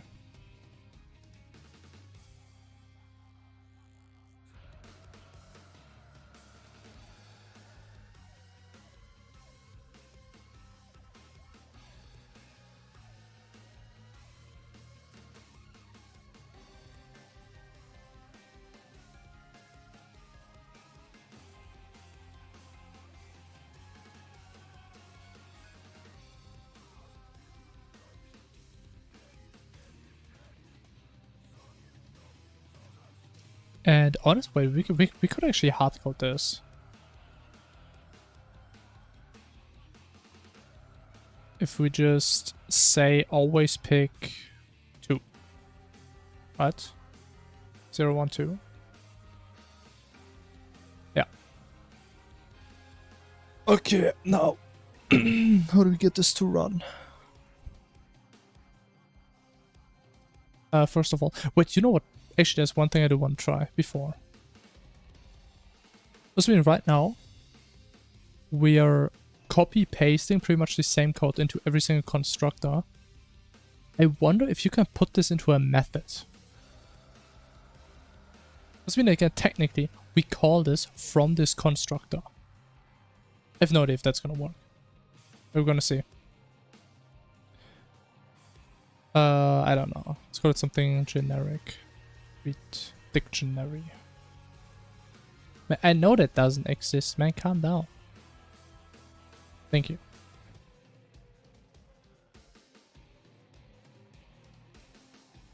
Helper.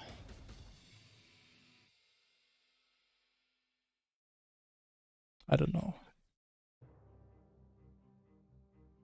My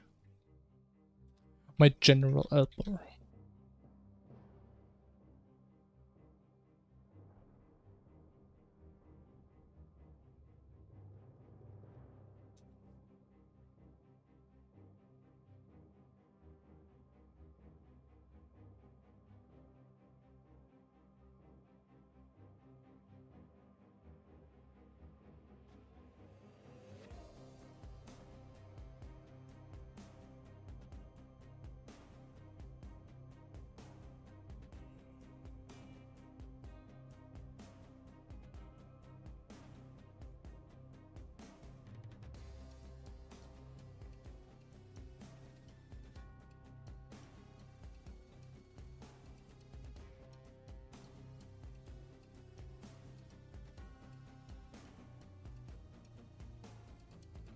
Oh, it's just importing all of them. Wait, why do I even have this here then?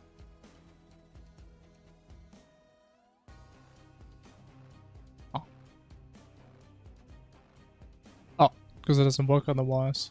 But can I just say static this? Is that a thing?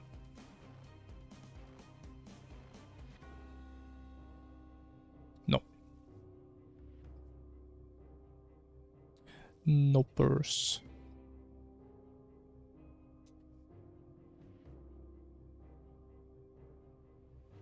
But why doesn't it see the other one?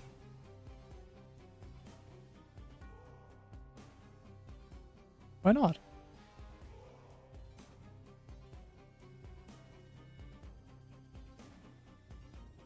Oh, that's one.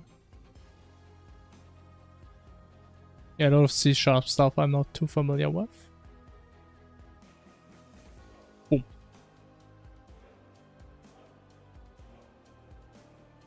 No?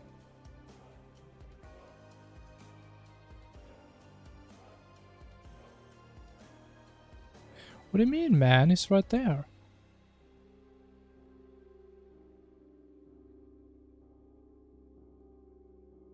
But that is the exact man. What a bunch of bullshit. Does not exist. Do I actually need to say this explicitly? I guess I do.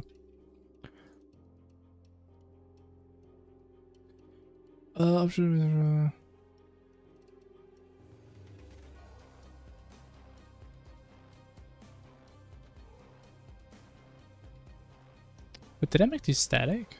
Oh, I did. Okay, yeah. Makes sense. I thought I didn't for some reason. Bro, it is static, man. Can you please update? Thank you. And now we don't need it. Okay, now this is for the normal portal event. Honestly, that would be really nice if that works.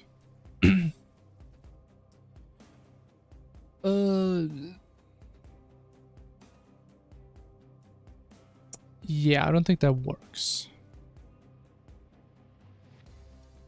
Okay, yeah, we can do that. Hey, good try. Good try, good try. That would have been pretty cool though.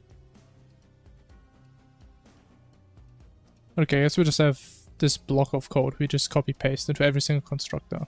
Sure.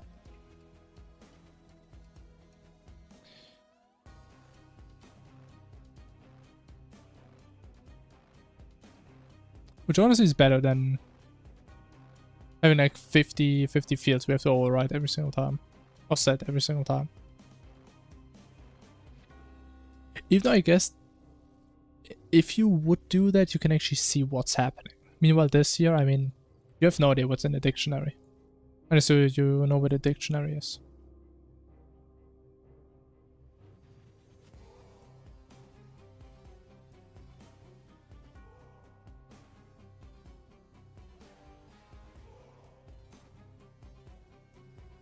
Okay, cool. What's the rectangle there? Yeah, I think we can pretty much get rid of almost everything in this class, because pretty much all the code is going to be in the mod system class.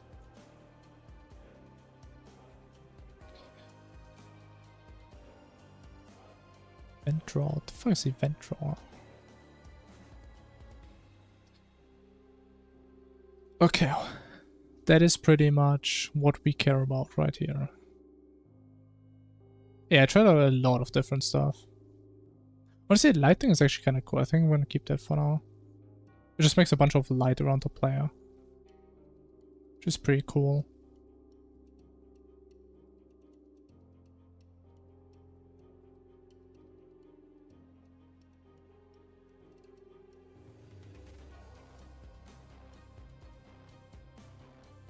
Yeah, we pretty much only care about this code, which, as far as I tried out, we have to inherit from mod system. There's like no other way to do this, which does trigger me a little bit, but it is what it is. Let me just see if everything broke or not. Okay, that still works. Can we get a bit portal? Is that not available? There it is. Okay, I mean, it still works. Nothing broke. That's cool.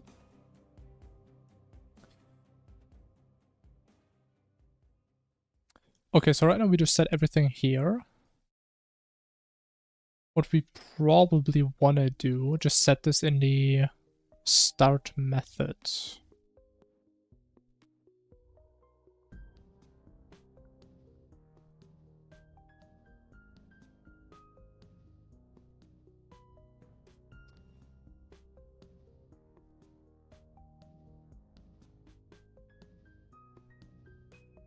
Also, we call it, what do we call this? Darkness event drawer, maybe?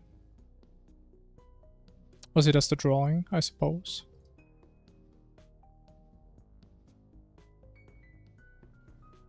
Then, when we start, we say animation completion 0, makes sense.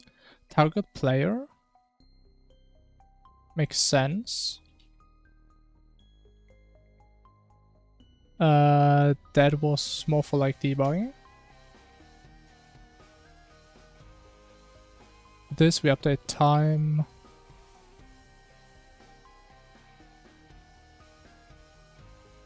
I mean, the thing is, technically we don't care about time in this class. I think we also need to update time on the other class.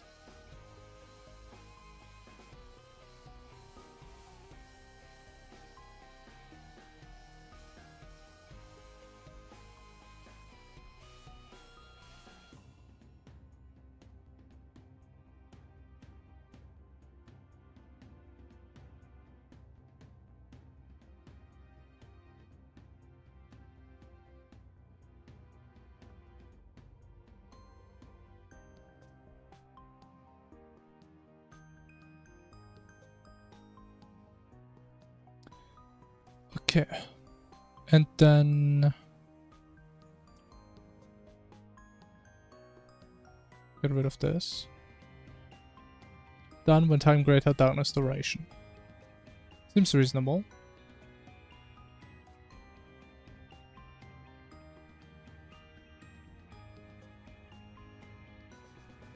We also need a bool to figure out if we do the inverse or not.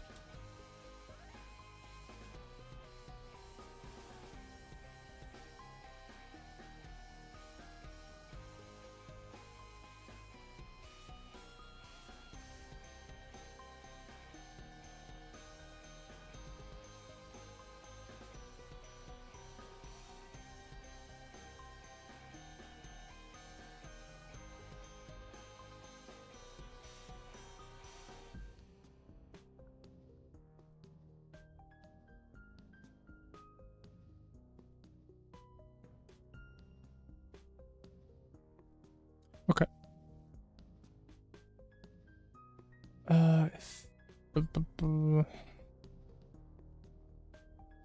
I remember. I think I needed this so the animation doesn't stop too early. Okay, let's see.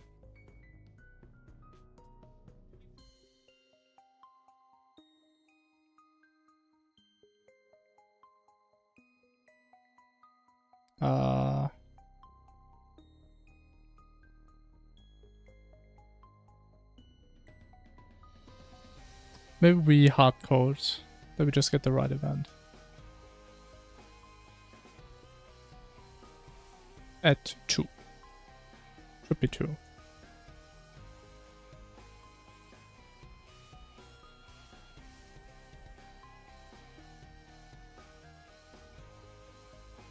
I don't think it's actually working.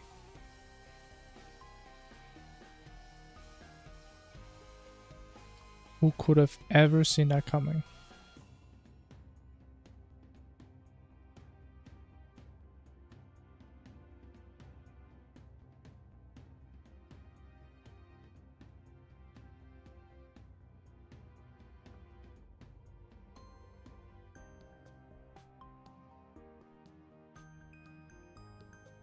Yeah, why do we even update his time? Does it even matter? I don't think it does matter. Hey Brandon, hello. Hi.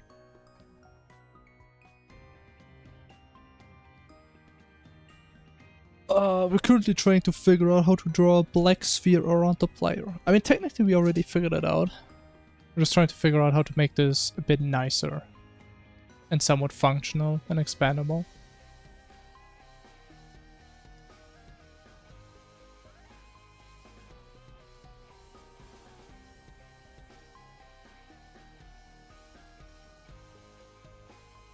The fuck do we use time? One reference.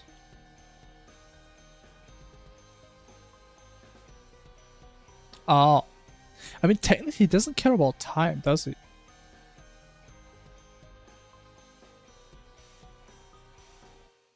You know what? We actually do need a bool to figure out if this is active or not.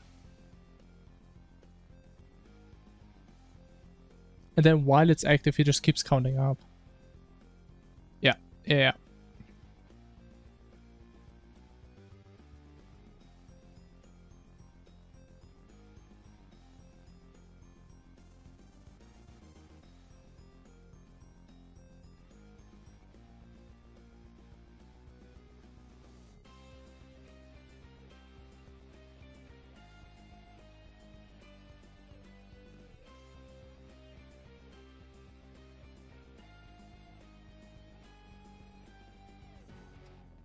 So the only issue is though we do...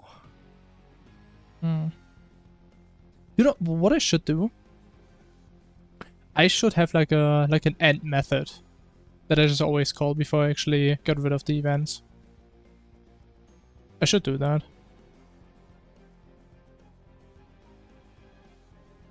That would have been so helpful, like already, on like other methods. Start, update. End. I actually thought about doing this in the beginning, but now, okay. 3 classes broke, cool. Start, update.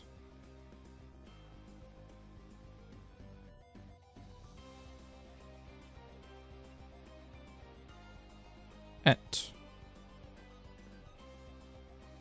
And also we don't care about this at all. When I learned to code, I first learned to code in school. Because I was able to take a computer science class. So that's where I learned to code for, I think, 3 years. And we only did Java. That's where it all started. And then in my last couple of years, I studied computer science. So that's where I coded even more. Yeah. Honestly, coding is probably one of the few things for which I'm really thankful that I went to school. Because honestly, I would have never in my life started to code if I wouldn't have been taught in school. Because I think coding is like one of these things, before you actually know what coding looks like, you imagine it as like this crazy thing. You need to be like Omega 5-hat to do anything, and it's like so complicated. So I never even considered trying it or like looking it up. But then once you did it in school, it's like, bro, you can actually understand what's happening.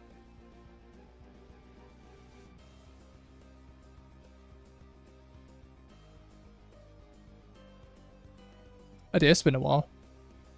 Been coding for a little bit. Even though I gotta say, even though I actually did code quite a lot in my school time, I didn't actually code that much in the past couple of years. Even though, funny enough, I am studying computer science. The issue is oftentimes I don't have motivation because I need projects. Like, I'm not the type of person that just has a makes a project that doesn't do anything that's useful to me. Right, but making like a mod for a game, that's pretty cool. Because I kind of just do it for myself, right? I make gameplay for myself. Dread coding couldn't make a simple 2D moving block. Wait, what did you try, like Unity?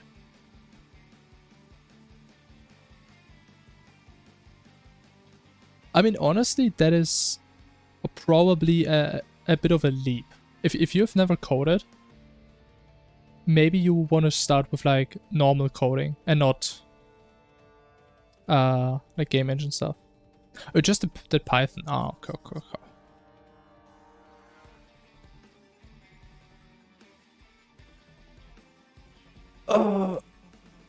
So I guess you use Pygame, I guess.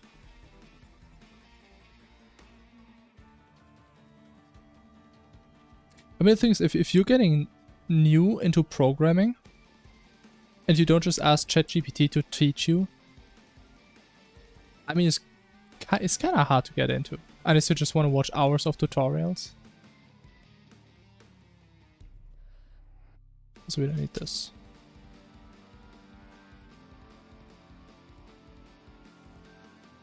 And yeah, I would recommend I mean, I obviously don't know what you tried, if you just straight up try to make a game or not. But it probably makes sense to familiarize yourself a lot with like all the basic programming things.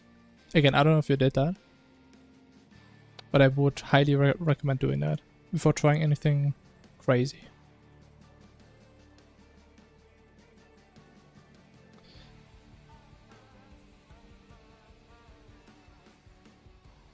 Okay, so right now we actually can't do this anymore. Ah, oh, fuck. Actually, wait. Oh my god, I'm gonna coom even more. Watch this.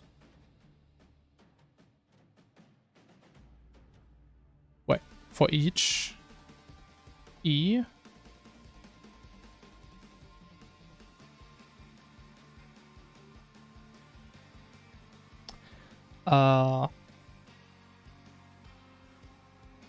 Can I put an if in here? Probably not, right? Can I? I don't know, but do something, no? That would be so good though, because I'm thinking we loop through all with this lambda, right? We say if it is done. What is he doing? I want this. If it's done, then call e.end. Can you stop? I would love if this would work. Mr. GPT. Can we make this work? I would love this. Having another one-liner.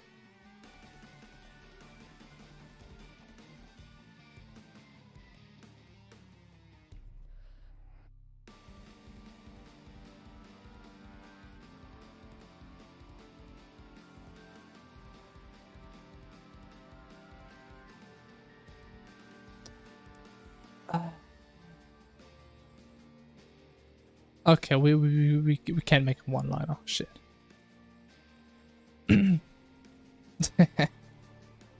Yeah. I mean, what the thing is, if you're not a huge fan of watching tutorials, honestly, same.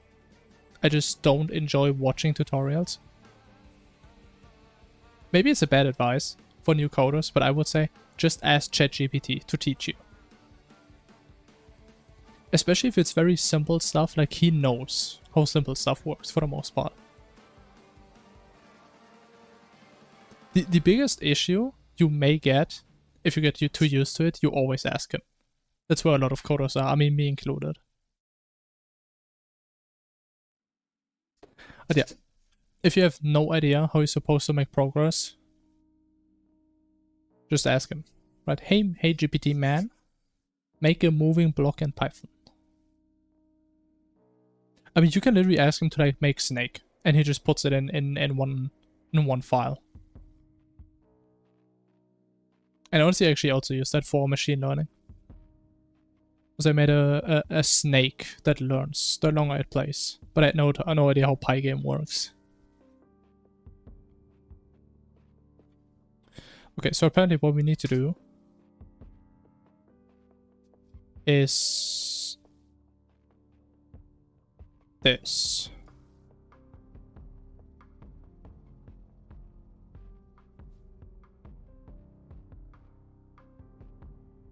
There has to be a cleaner way, man.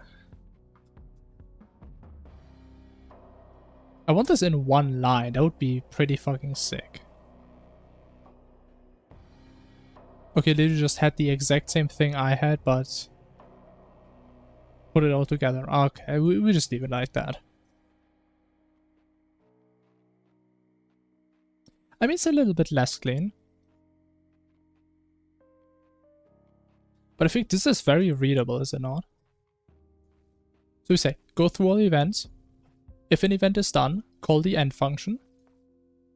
Go through all events. If it is done, remove it. Actually, it's kind of redundant because we go through it twice and look for this, but okay. And then we just update the rest.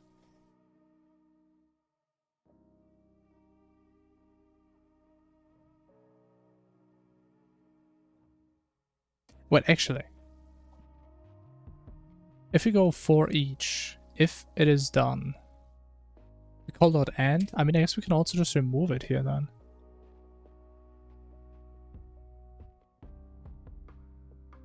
Actually, no, we can't. Because we're in a for each. Okay, whatever. Good enough. Good enough for now. So what was I doing? I forgot. Is the game running? Like, well, what did we do? It is not running. Okay. Okay. Forgot about the massive portal.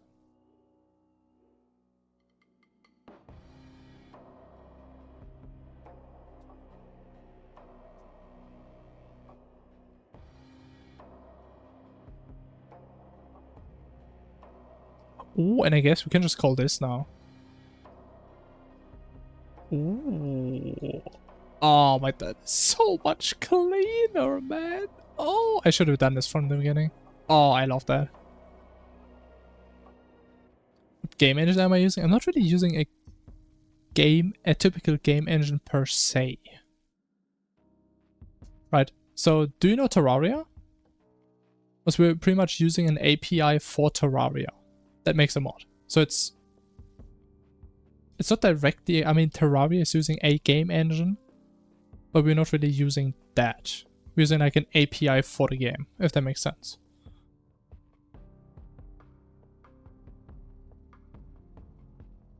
I mean, honestly, I can't even really tell you what Terraria is built on. I think like .NET, but I don't know if that's the engine part or something else. I'm not sure.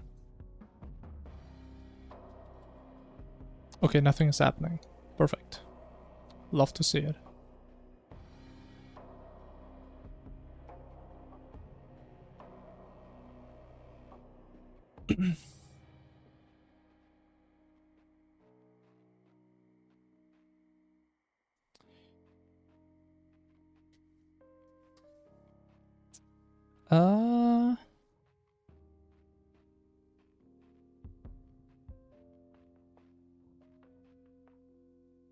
I mean, just to make sure we get here.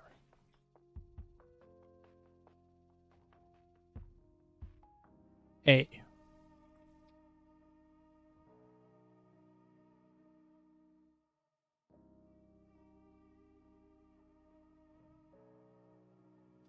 A. Perfect. Honestly, the biggest pain in the ass is going to be what happens if the event is being called while it's still running. That is going to be a nightmare. Oh, you know, actually we can maybe figure this out in the start method. And then say if it's running, just return and don't reset. Yeah, maybe. Okay, so we do this. If it's not active, return. We're not making the animation. I mean, maybe it would be helpful if you want to see an animation to draw the animation. I think that could actually be helpful. Possibly. I've heard. Ooh. Okay. And the thing is, I actually don't know. Does this like go away at some point? I don't think it does.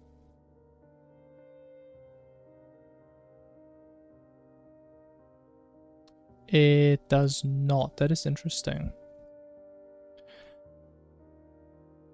Darkness duration. 10 seconds. Time.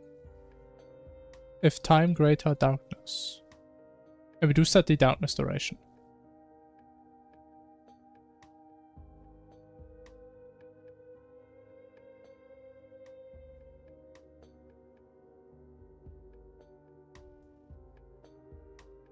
I mean, we waited longer than 10 seconds, did we not? Oh, you know what? The end method. This is where it's gonna carry out. Oh my god. Oh, why did I make this earlier, man? We'll just do this. Just set this to 0 again. Set this to false.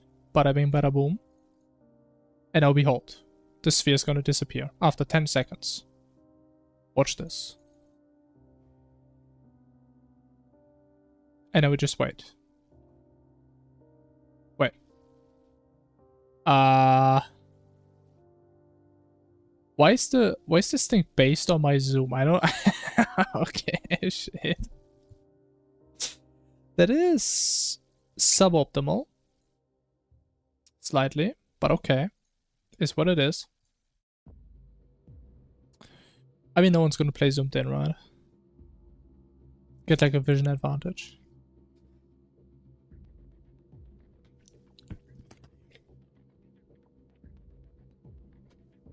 Okay. I mean, first of all, we can definitely set this as a constant.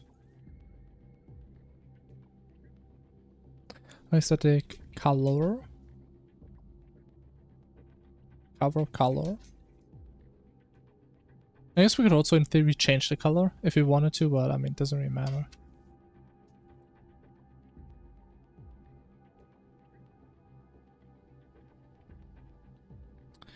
Now, how do we... how do we, like, properly do the interpolation? I mean, I will probably want to have, like, 3 stages. We got at these drawings first. Right, so we want to have...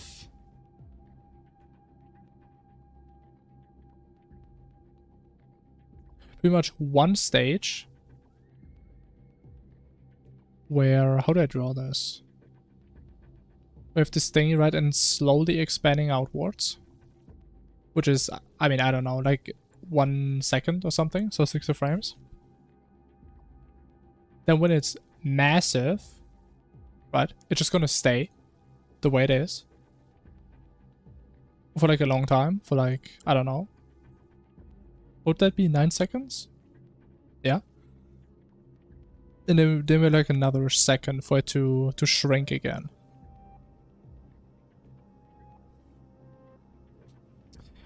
As the plan. I mean, honestly, I could just make the growing and shrinking phase. Oh, you know what? Maybe it's more interesting, actually, if we don't have this phase in the middle. And we say it takes like 5 seconds to grow, and after 5 seconds, it just shrinks for 5 seconds again. Maybe that's more interesting, actually.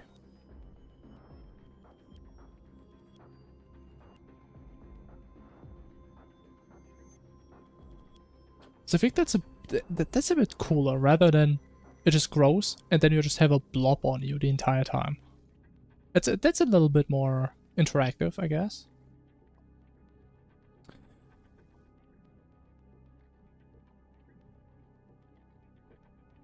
So we need... what do we need? So we have a total duration, which we can just divide by 2. Right, to get the 2 halves.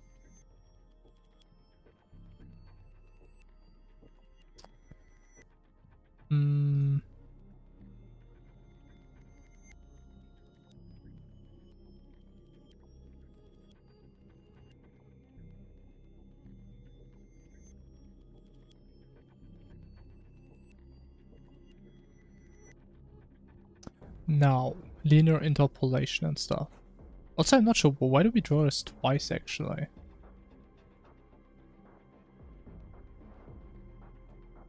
But we didn't even use I. But why would you draw it twice? Am I crazy?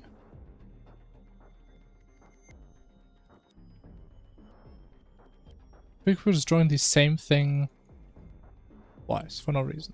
Yeah. Cool. Hey, one less line of code. And the thing is also, we wanna...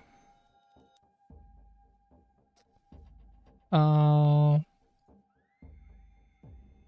do you do this with the texture? I think it's kind of inefficient to load the texture every single frame. But making another method? I mean, you know, maybe you just do it. We'll just say if inverse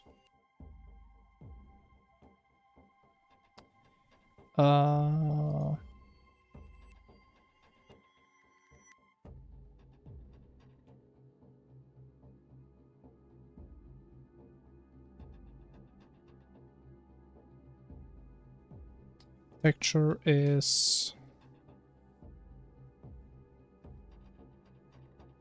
the inverse massive aura.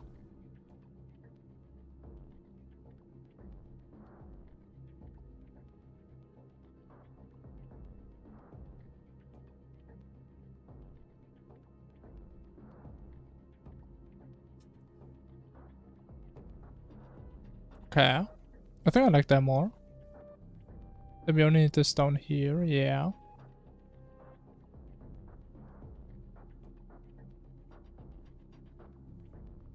Do we need this? Yeah.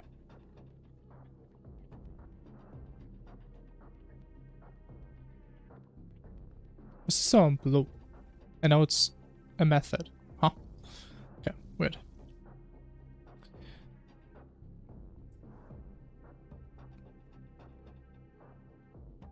Okay, so we should have both cases covered here. That's nice. Image source. Go here.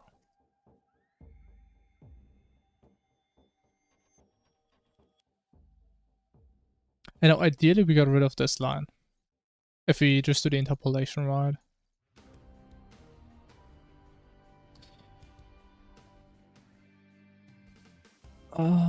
So we need to set the time. I guess we can get rid of this, just call it time. So I actually do need to set the time of this thing.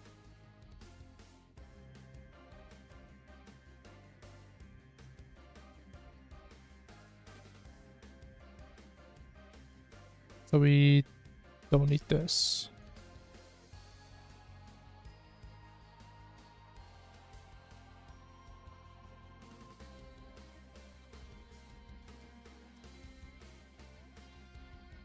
And then we... So we have a scale factor. That makes sense. Sure. Then we need like two different phases. One where it like grows. Actually, it could change based if it's inverse or not, but we'll think about this later. We say if it is... If time is less than... Oh, we actually need to know the total time beforehand. Yeah. So why is this a float? Total time.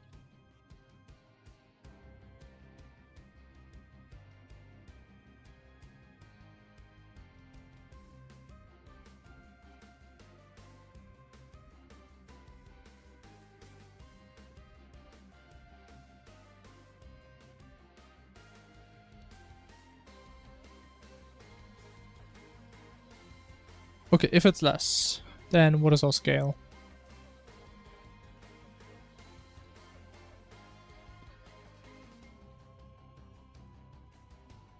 Okay, I honestly need to look at the old code again. That is still a bit confusing. Why did I do this? I did it in, I think in a massive portal. Actually, no, did I do it in a pod in general? I probably did it in general. At least I would hope so. Custom pod. Where is it? I remember it was a beautiful code.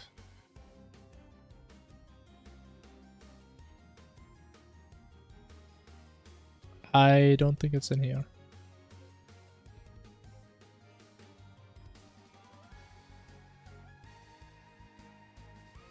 But where is it? Lerp. It was in a... How did I... Oh, it's in AI. Oh, I thought it's in draw. Okay, I need to do something like this.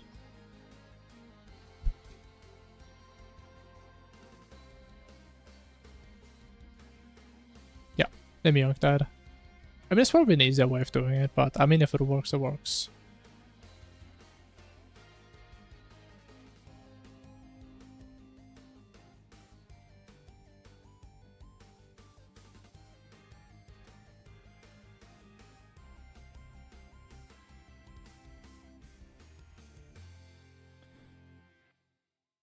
So, if we're in the first half, we go from 0 to some scale, which, I mean, I can't call it radius. I think I have to call it like size or something. Because I don't think I can calculate the radius really. Oh, but actually, wait. Wait, maybe I can. It's like, we have a circle, right? We have a circle. And we know the width of that texture, which should be equal to the height. And I mean, obviously the radius is half of that. So we just wait. So let's say it has a radius of... No, let's say the texture width is 200. And we say render it with radius 500. What do we do?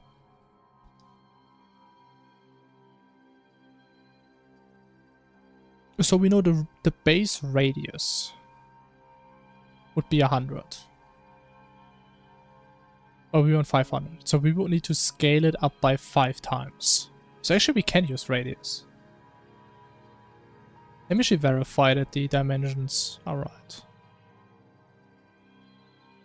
Even though I think this may break with the inverse, because it's like one big clump and there's only like a hole in the middle.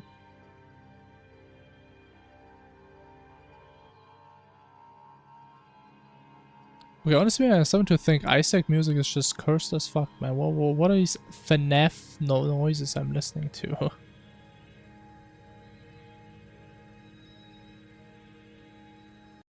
It's up Meat Boy again.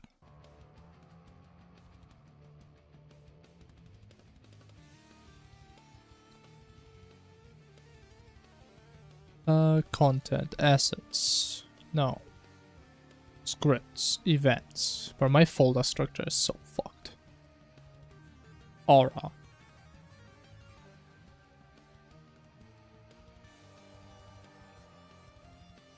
What is that? It's 900 by 900. Okay. Okay, so we can use a radius. Perfect.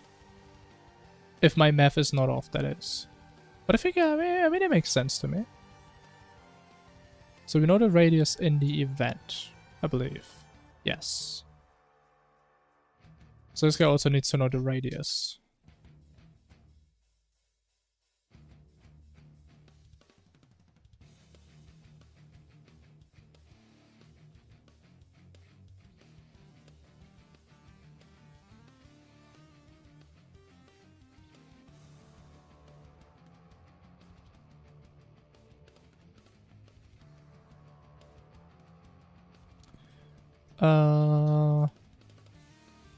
Why doesn't he like that?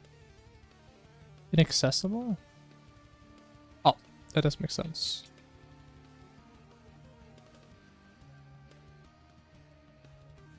Bro, why doesn't my IDE update today, man? It's kind of annoying. Okay, we have the radius. So we start at scale 0.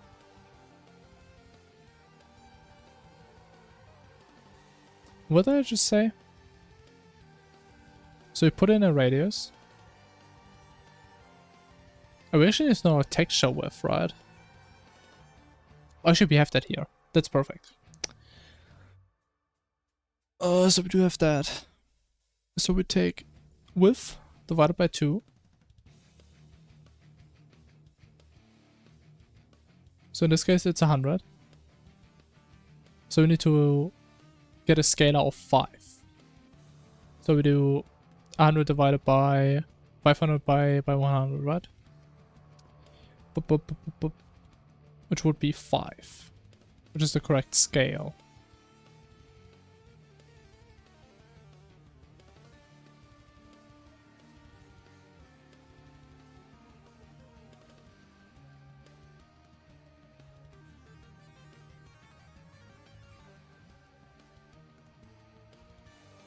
So we do texture, or do we just call it texture radius? That sounds kind of cursed, but I mean, it's kind of what we need. And what did I just say? So we take the radius, the target radius, and we divide by the texture radius, right? Target radius divided by the texture radius. Yeah. And we go from 0 to this. Based on our time, which goes from 0 to this.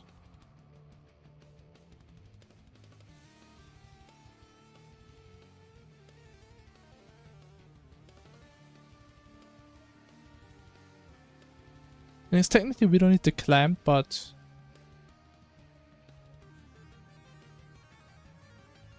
wait a minute.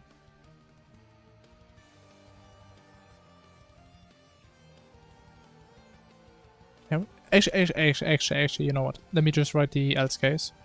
And if you see parallels, we can just merge it somehow. I think that's easier than actually thinking about this right now. It's the reverse, right? Go from here to 0.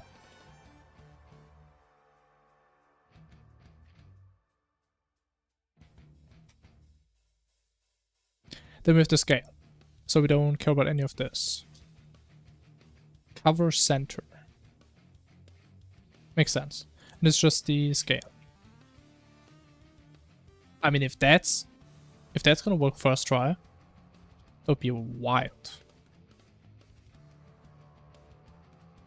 But I mean, I'm a believer. You always believe here. Division by 0. Okay. That is something.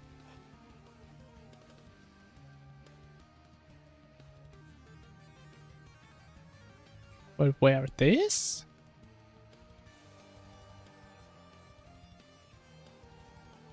But it literally can't be 0.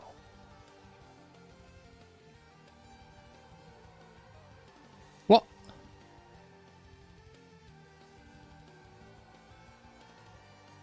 There's no goddamn way.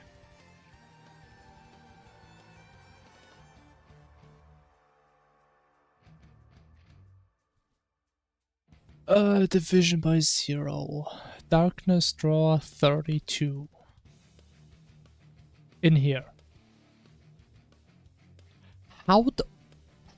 What?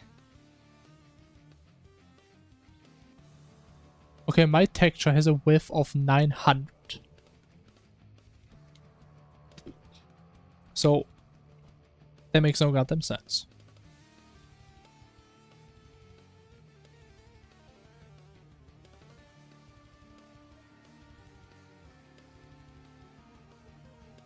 But I also think texture radius has to be such a cursed name.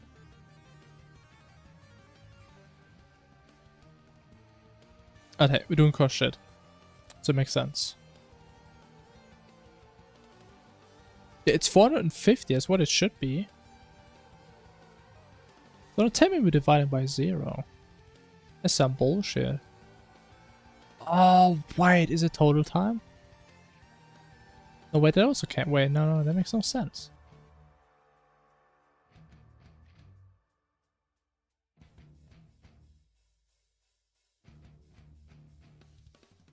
But there is... There is no division by 0. Am I crazy? That really can't happen. No. This game is literally capping.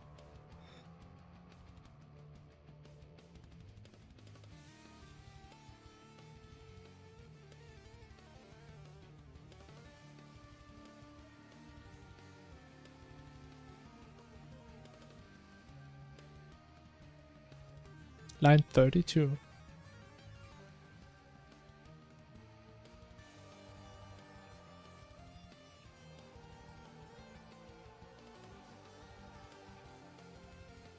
I mean, you're not telling me that it doesn't like this, right? Or this? So there's no division here. But there's some division here, where? So we put in something 0. Actually, no, we put in 0 something. So from is 0. Which means we have t divided by 2. Which both shouldn't be 0. Oh. But time is 0. Oh.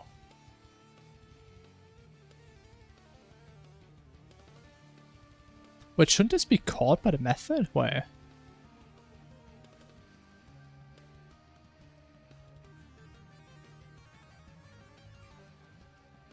I think there's no way this method should ever throw division by 0 now.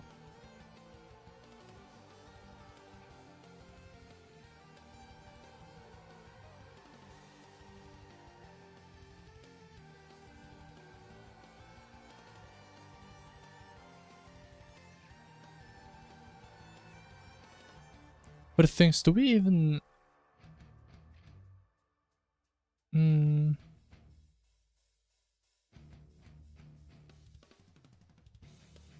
I mean, actually, we don't even need that method call. I mean, we still don't have the same issue, but we actually don't need that. actually,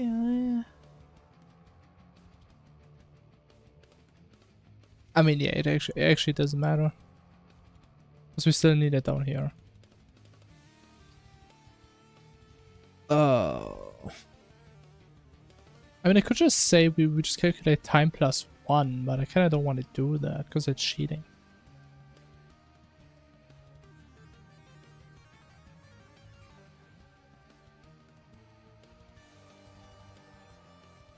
But clamped is true, yeah.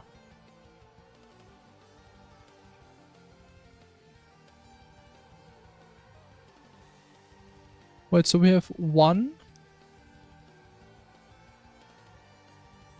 and 3, right? Or 0. In the middle is like 450. So we have 0, 450, 0. Let's see. Is 0 smaller than this? Yes. Right? 0 smaller than 450. Is 0 smaller than 0? No. Is 0 greater than 450? No.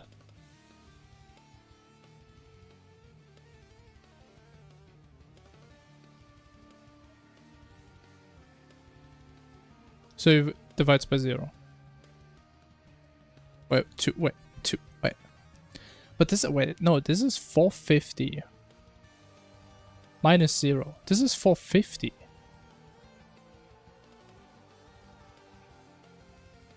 How is he dividing by 0, bro? Wait, 2 minus 4. So it is 2 minus 3. Second minus third.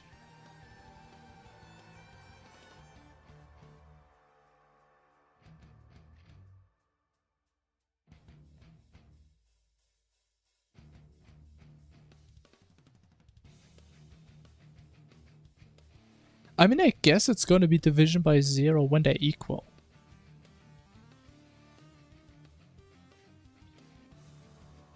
But if you could just have it instantly now.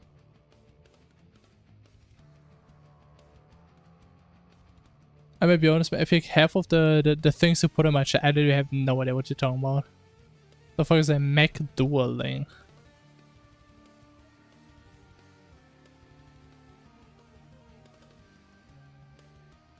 I don't know what that is. It's literally the thing you do in your mod.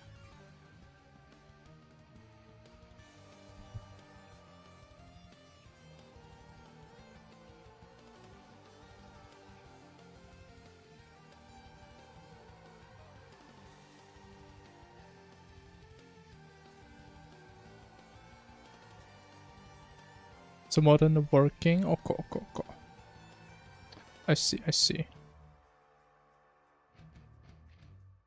So is it going to be an actual boss?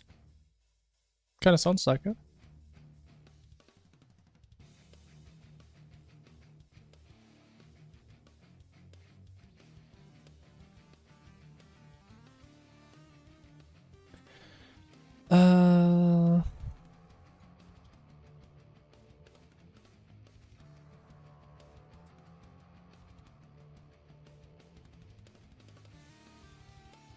Texture radius might be 0. No.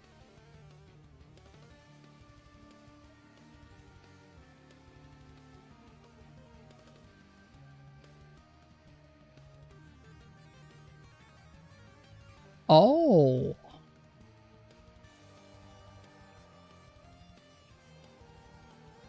This should be total time. That is true. Oh.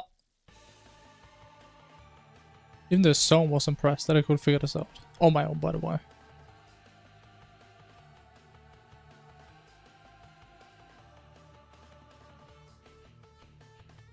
It's a boss rework. Huh? Okay, okay.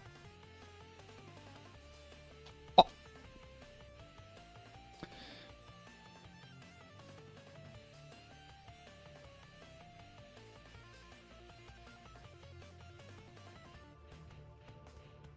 Bro, what am I doing wrong?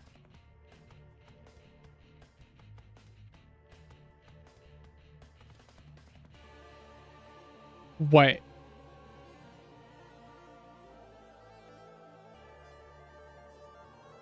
I mean, we are doing an integer division here. Which I guess could be an issue if it's rounding down or something. If the radius is like tiny. Actually, what is the radius? Radius is 100. I mean, that should be doable.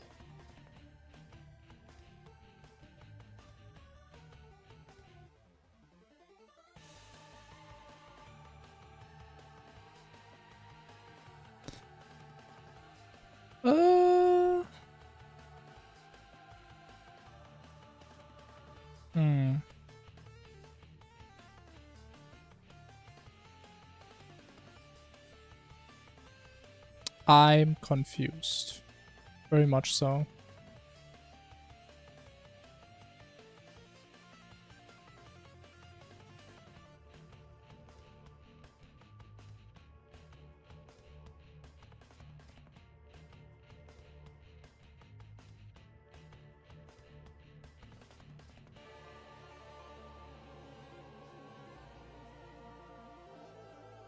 Okay, wait, the thing is though,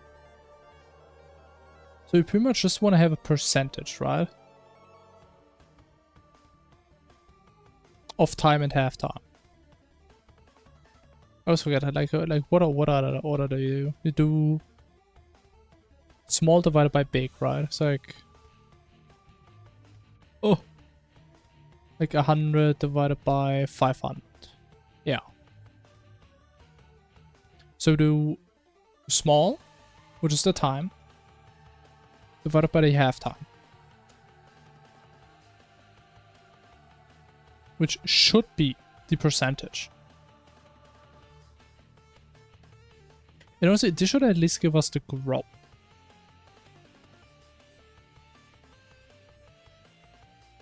And again, there's no way there's a division by 0.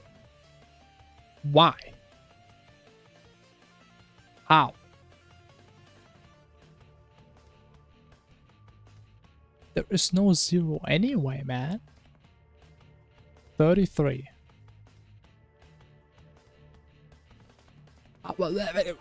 How?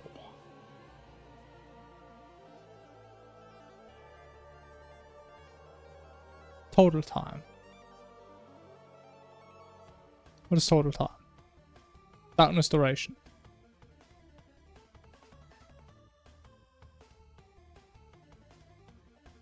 Which is 600.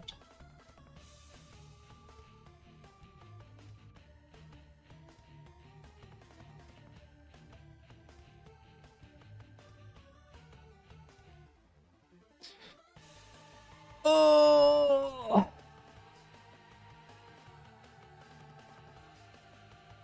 Do we actually need to print every single variable to figure this shit out?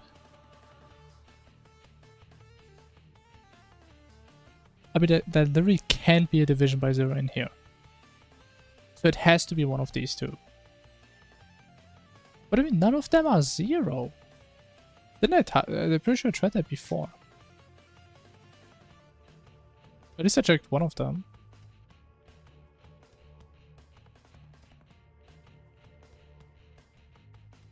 Okay, you know what? Let me also get these as thingies. I don't know, the radius scalar or something.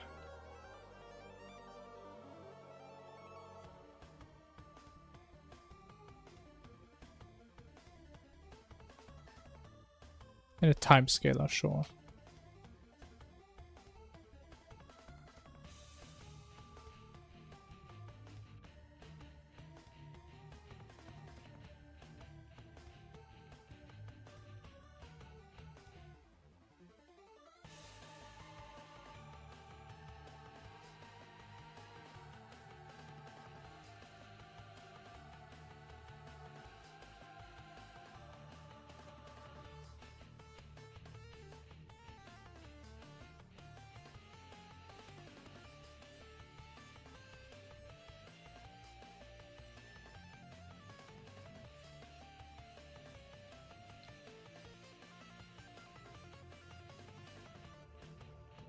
Huh? Oh, wait.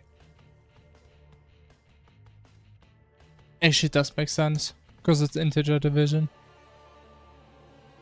Oh, it does make sense, actually.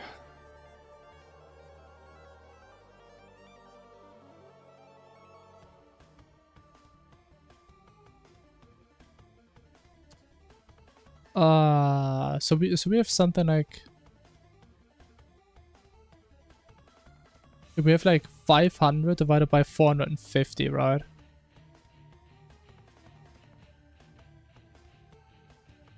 But actually, that would be greater than 1 though. Okay, but I think that's the issue. We need floats here. And it should, I mean, honestly, I think that fixes it. If you also give floats here, just to make sure. Oh my god, fucking integer division, man. And I thought it's no issue, but I'm just stupid. Yeah, I wasn't thinking big enough. But it actually works perfectly. Wow. I mean, look at that. It just slowly grows. And then it goes small again.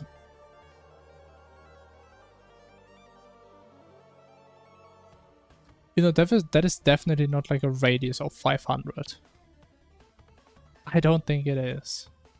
Actually, the radius is 100. Okay, that's fair.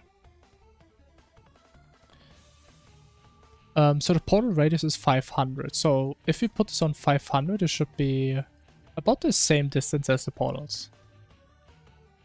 Which I feel like I should be able to know now. Roughly, how far that is.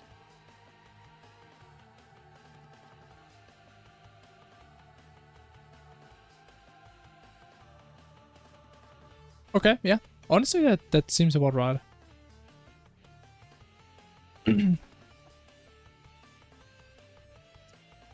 And then we can make this also a bit slower for funsies. And then we're actually getting somewhere. Isn't that wicked? Wait, did I? Man, I keep forgetting if I rebuild my shit or not.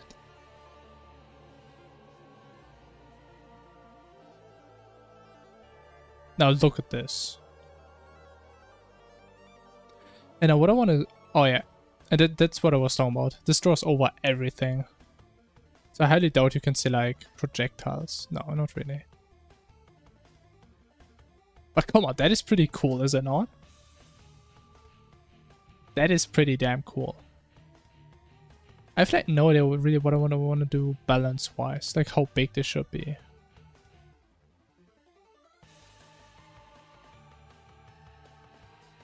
What's like a vanilla boss with a bunch of projectiles? Maybe Plantera?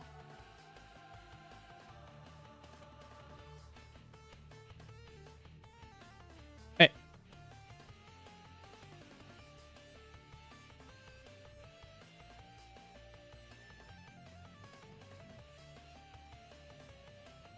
Okay, I'm pretty sure you don't see projectiles. No, you don't. Oh, do you? I don't think you do. Wait. Oh. That is an issue. Let me just throw it in the center.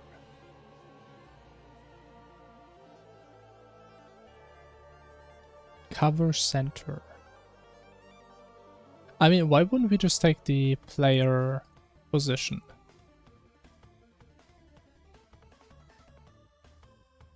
So just do target player center minus main dot screen boss.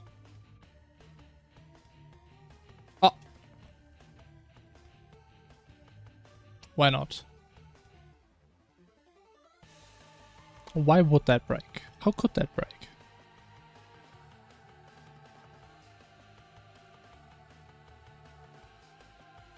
Oh. Why is it there?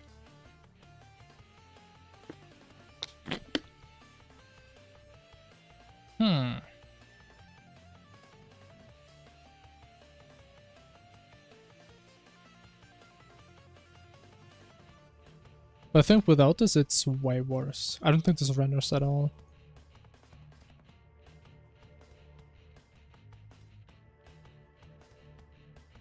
But I mean, how come that doesn't work? That works for like everything. Yeah, it's like nowhere to be seen.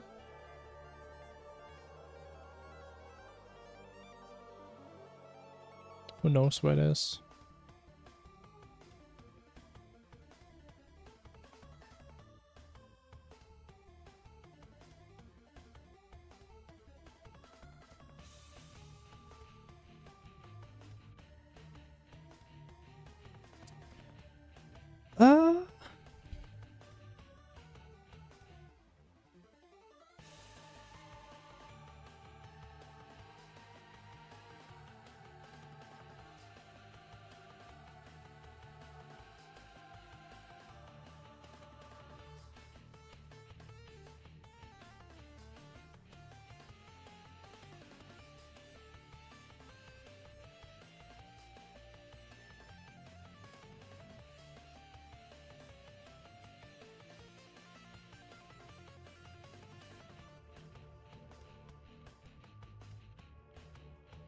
Hmm.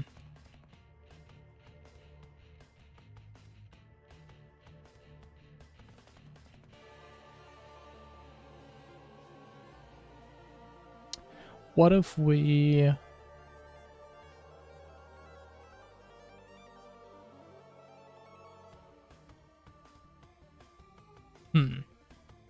What actually, what is this? Texture? Wait. Wait. Why is this here? I have texture size. What is that? Layer depth. Sprite effects.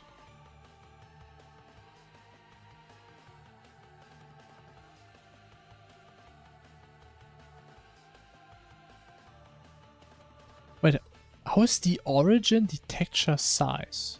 Oh, that's why it's 0.5, so it's in the middle. So this should be even more fucked up then.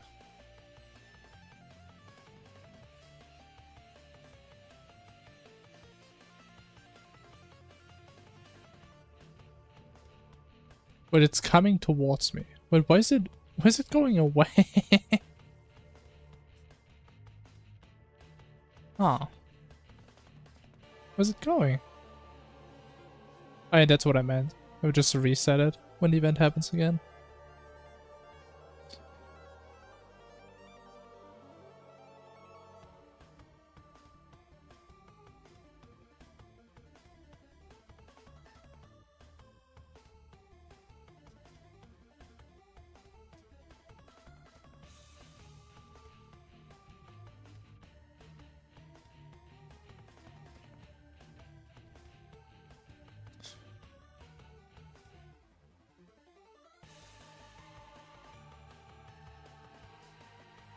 What if we just do this times 0?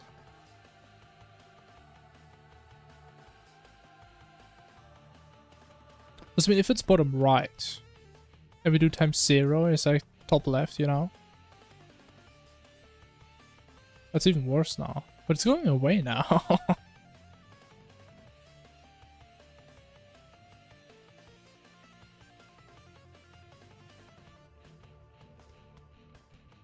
Where's it running from me?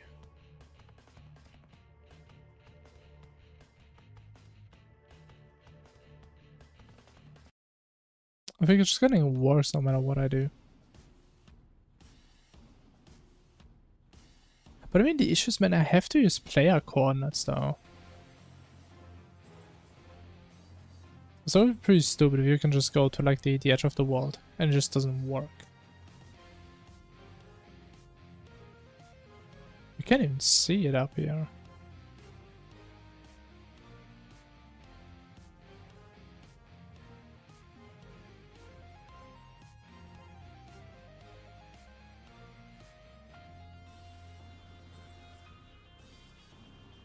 I mean, what does it, bro? I can't tell. Can you like port to the ocean with this thing somehow?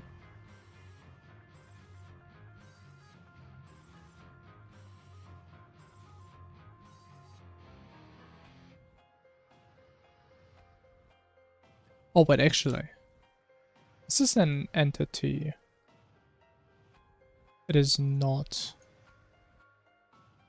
Oh yeah, because it's just in texture. Hmm.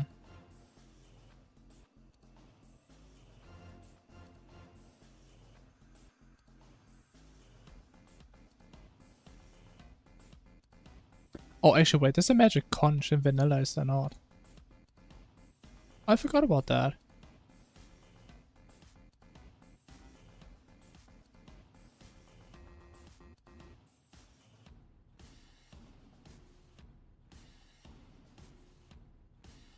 Where does it actually become better when you go to the edge? Fuck.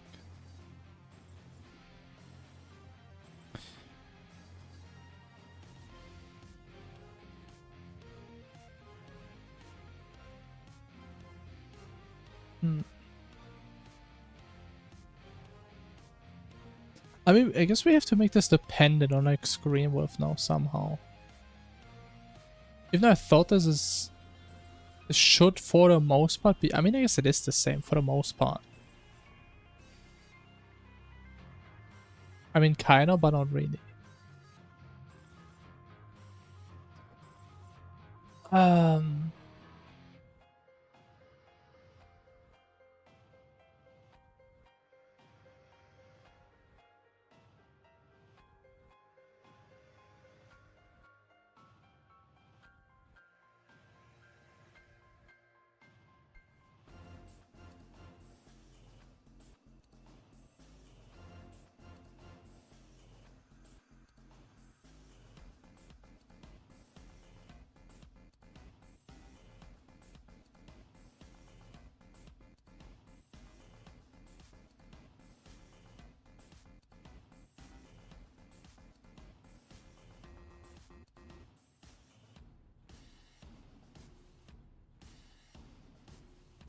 Man, it's kind of triggering, not gonna lie.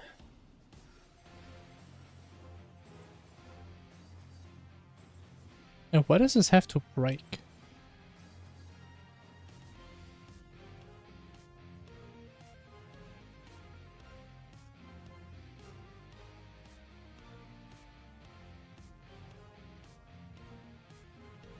Bro, but like I really don't wanna like hardcode the world coordinates and then off-center it when you're like getting close to the edge of the world. That would be so cringe. That would work.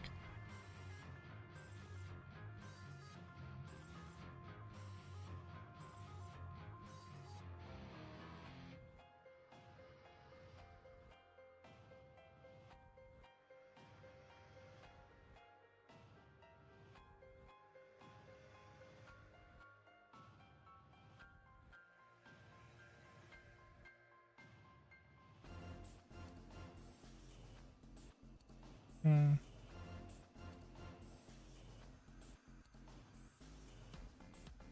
Everyone trying to boot the mod loader about audio. I never had any issues like that, no.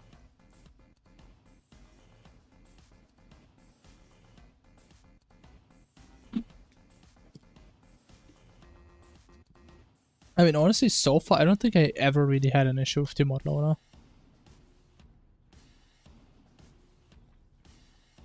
At least when it comes to actually playing mods. In terms of making mods, I mean, I feel like I do everything right. Honestly. But the game has different opinions on that.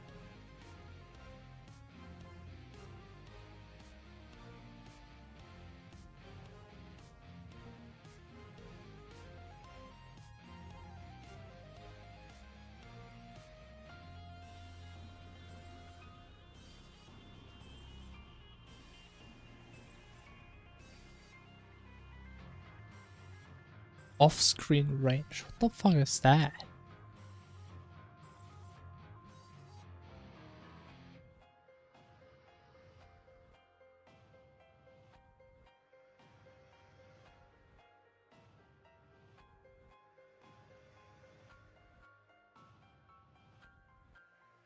I mean, there's something else I guess I'm supposed to do. I just don't see why.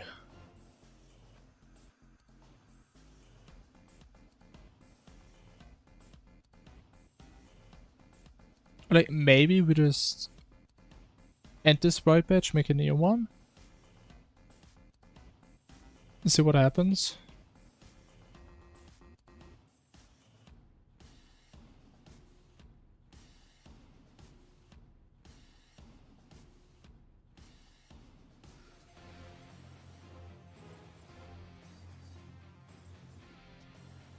Does it mean maybe there's like a slight chance that they have like some super weird parameters on a sprite batch? That's where it's getting fucked up. Probably not though.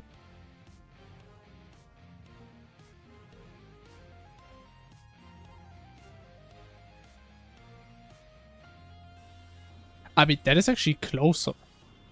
It's still going in the wrong direction.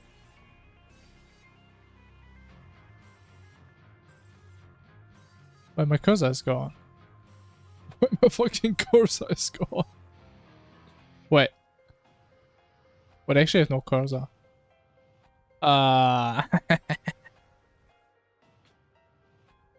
Okay. I don't think we want to do that actually.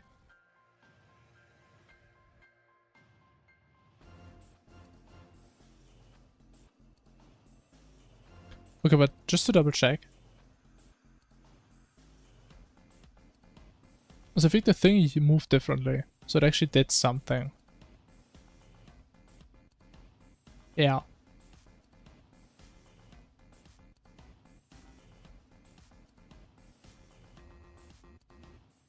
It just doesn't make any sense how it's going into one direction. It should stay on one spot and just go outwards.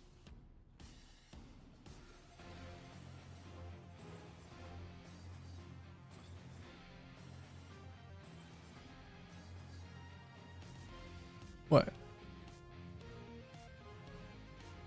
Ah. What is it? What is the second counter do again? Time scaler, that makes sense.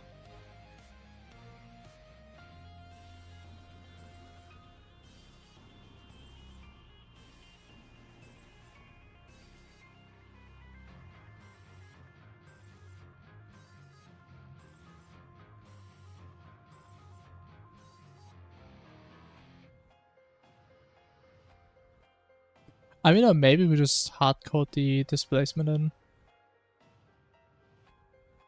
But then again, we kind of need to figure out why it's moving somewhere.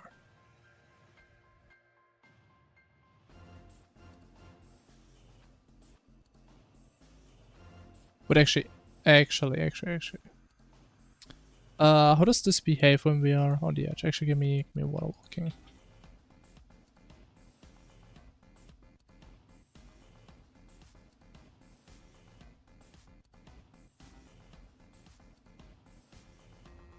It does also get.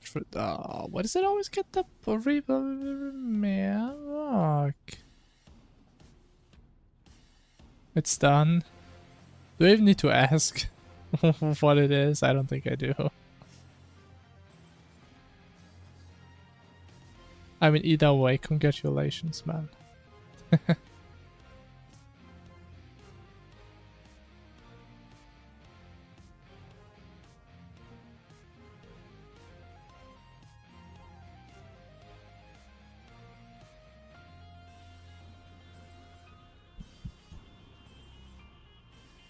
Oh, it's almost done. Okay. Sure. So you're actually doing your own texture pack now, or what?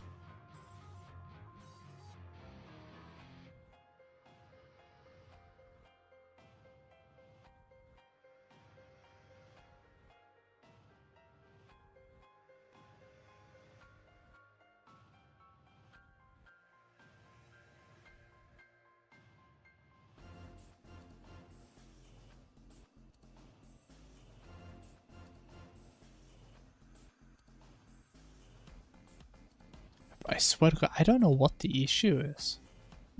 This is so damn weird.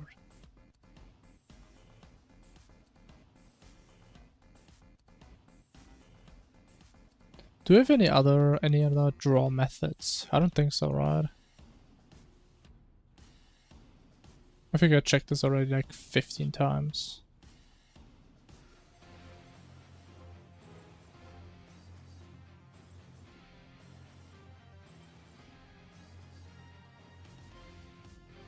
Anywhere where we have a sprite batch. No.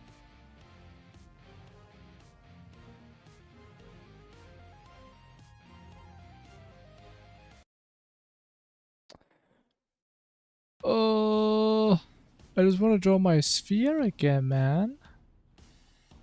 I mean, I guess we just have to use this, but it just breaks so easily.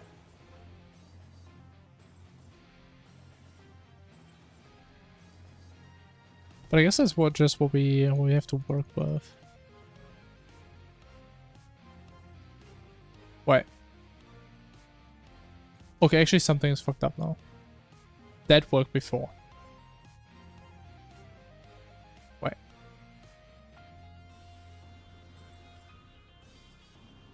Wait a minute. Why is this down there? Wait a minute. That's the origin.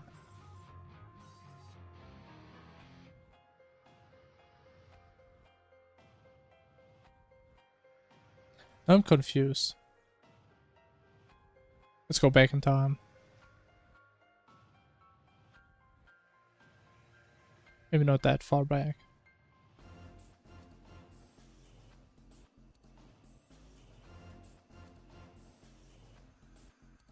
Okay, that's how it used to be. So that should work.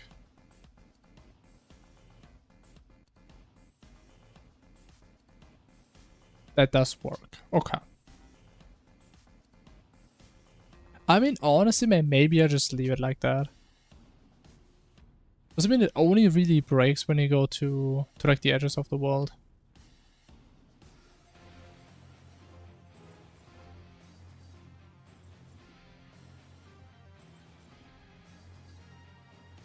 Which is so stupid. Like, that is so upsetting to me. Oh, what?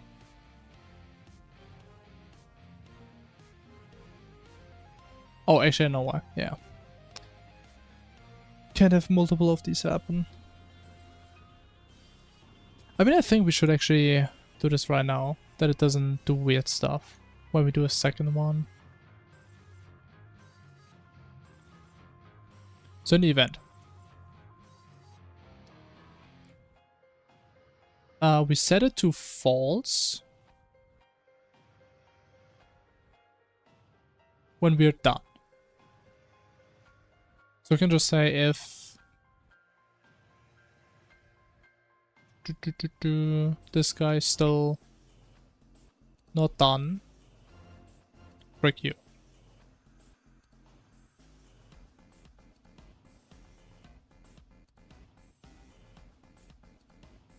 And honestly, it should be at least this arrow fixed. Not really an arrow, but it's just stupid if it happens.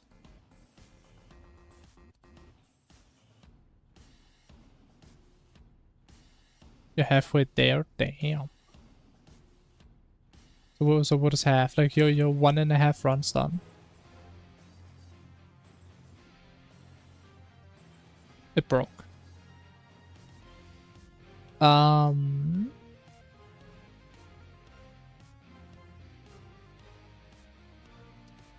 It is the opposite of what it should be. 1.5 done, yeah. Honestly, it still sounds like such an insane thing to do. But like complete the game on 3 different save files. But does it still break?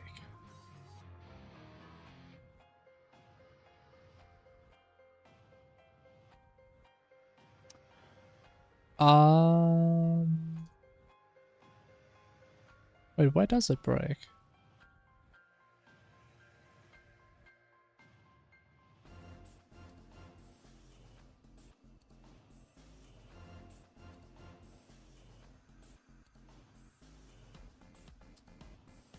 You know what?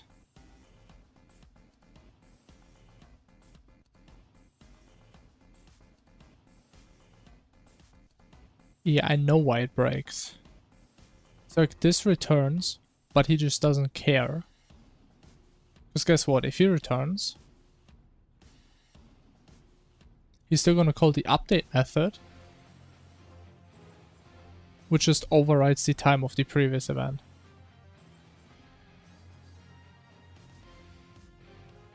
So what we would need to do,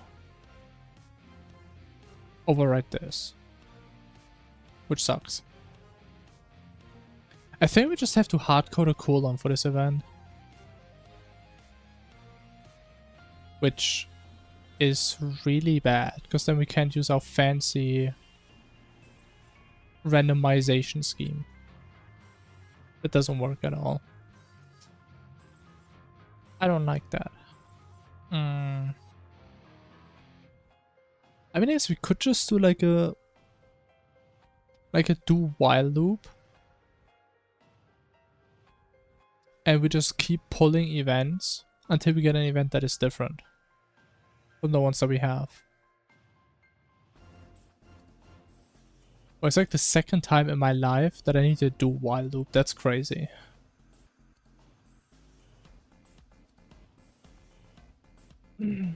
I mean, probably. I mean, you finished it twice. I mean, can do it a third time, right?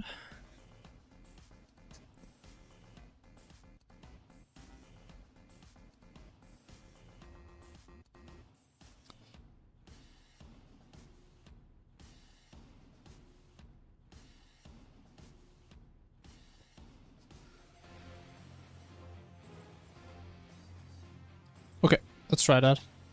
So, we have a new event.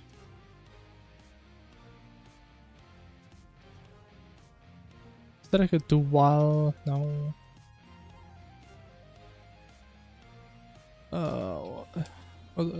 Does that work?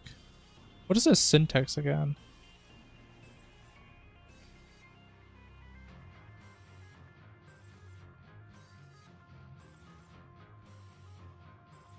Okay, that does work. Fancy.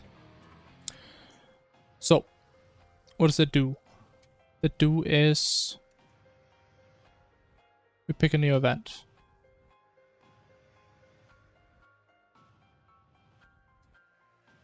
Cool.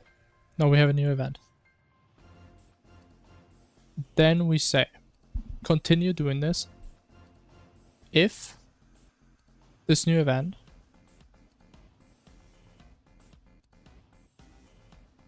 but actually, how do we check if it's in the list? If there's something of the same type in the list? I mean, in Python you can just say is in, I think. I don't think you can do this here, right?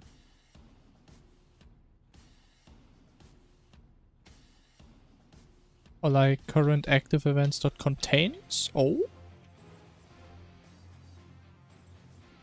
but then he wants a specific item. I just want to know if it's something of the same type.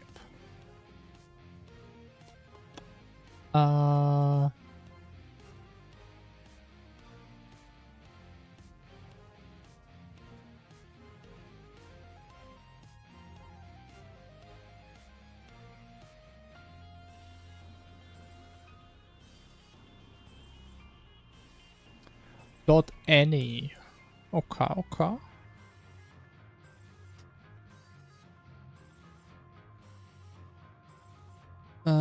Any item is type of new event. I think it should be small now. No?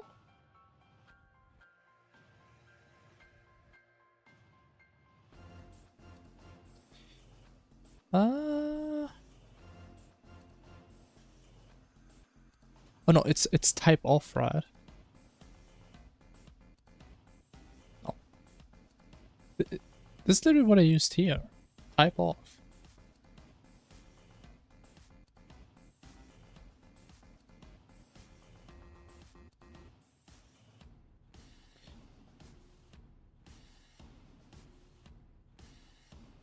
Mr. GPT, man. Please.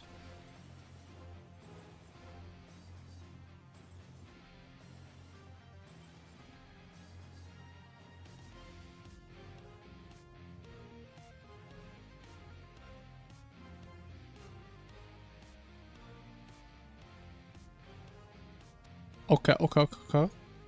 Looks promising. So at e.get type equals new event dot get type.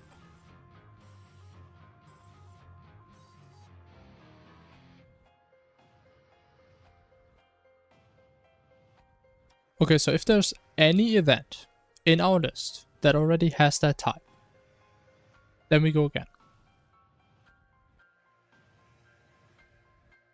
Am I missing a bracket or something? I think I am. Yeah. But I mean, obviously this is gonna break, because if this list has 3 events in it, we cannot get another event. So this is gonna be an infinite loop. But let's just see if we even get there. Actually, did we... we did get rid of this. Okay, sure.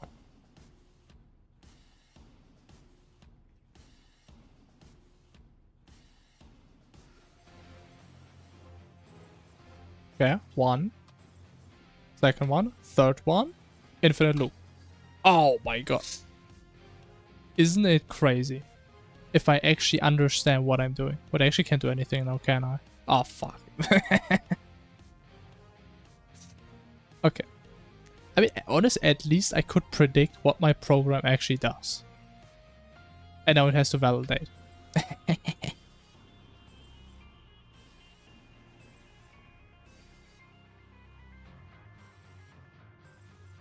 Okay, in the meantime.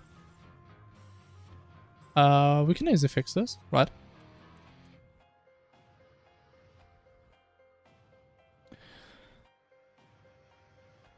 So we pick an event, that's fine. If we get an event that's already in, then this is true. But we also need to consider that event dot types, event types, no, that current active events dot count must be less than event types dot count. Not concat, man.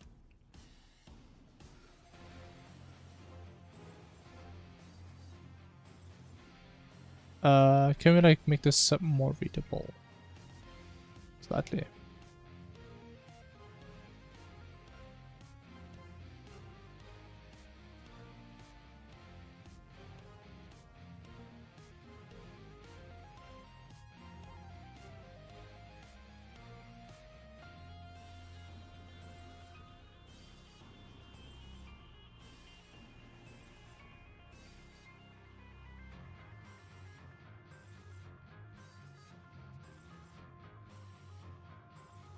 Okay. I feel like I can kind of understand that. You're done? Nice. So have you finally decided? Are you gonna use it now? Or did you actually buy Terraria?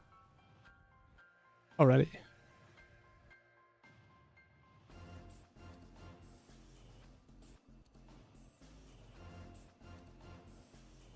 Okay, let's check.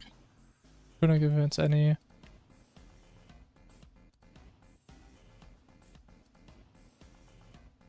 So get the type of all events in this list. Check it if it's the same type as the one that we just picked. Honestly, that's probably a better way of doing this. Because, I mean, imagine worst case scenario. We have 100 events. And in our list we have 99. We would need to go through this loop until we hit this one event. Because it's a random chance every single time. So in terms of runtime complexity, this does become worse with more events. But on the other hand, there's no way we're ever gonna have like 99% of our events in there when we have that many events. So I would say that's fine.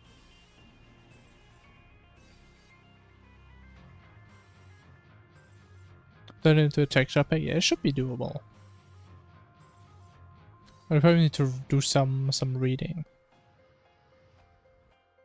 I guess watch some tutorials, I suppose.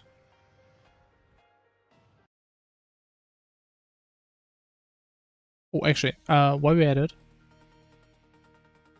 let's do this again. And ideally, the event should happen on their own. Way too fast, but it should happen. Without a crash. There it is. Oh.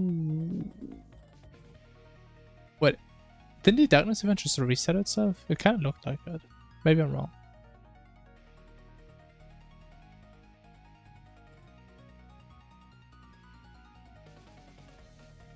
Okay, I mean. There it is. There it is. So we still need to fix the portal texture. Make it look a little bit less scuffed.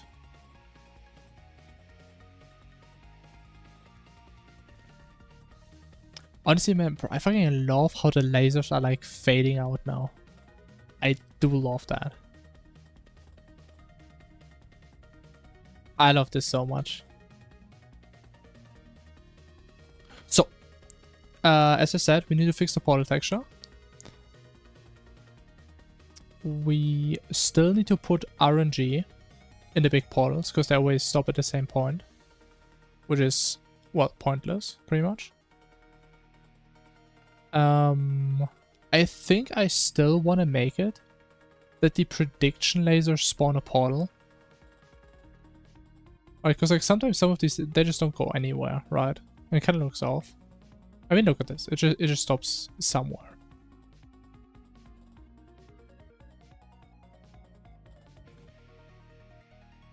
But I just realized, why are they doing 1 damage only?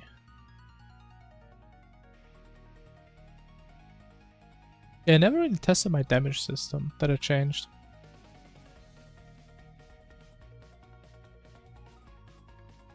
Oh, because I never set them. But I never even set the damage.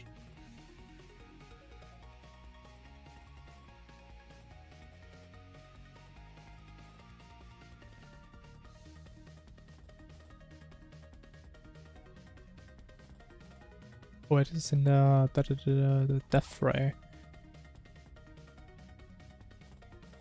So I think I hard-coded it here. Max health. 10%. Doesn't really seem like it's doing that though.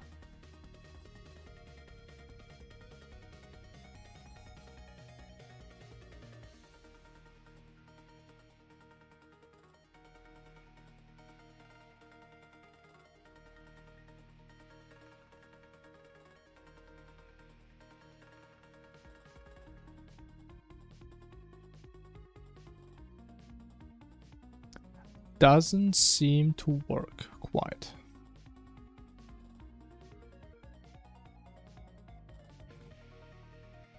Why though?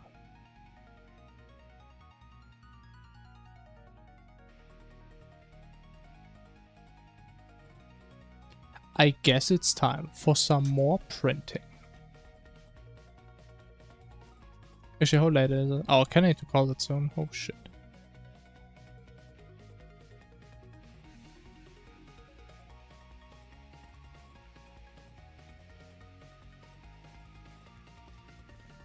Classic ABC print. Very classy.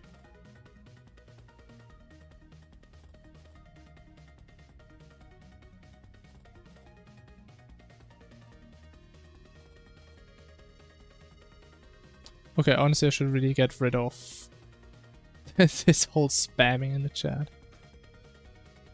Which should be here. Here. Yeah.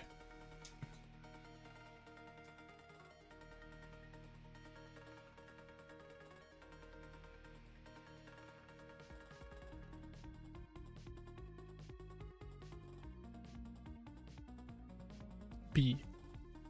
Lot of bees.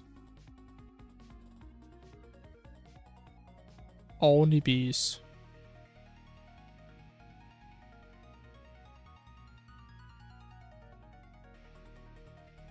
be is max health, as it should be.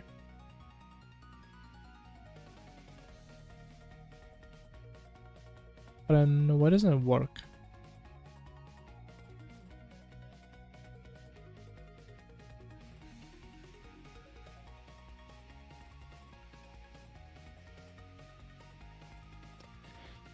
Oh wait, is the issue that we try to set the health to something? Oh. I'm kind of stupid, aren't I? So guess what damage is? Damage is like 0.1, because it's supposed to be like 10%. We cast this into an end, which means that it's just gonna get casted into 0. So we take health times 0 damage. But that's smart. I think it's like the second time to add in casting error like that. Okay, I mean honestly I don't mind these errors. These at least, they at least make sense and they're easy to fix. So I kind of like that. Big fan.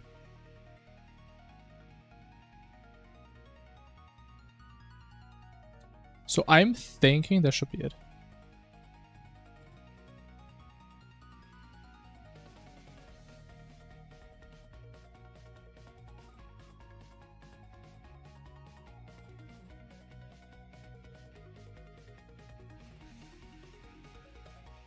Come on. Okay, we lose 40 damage.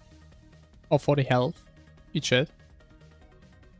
Does that make sense? 40? That's 10%. Yeah, that makes sense.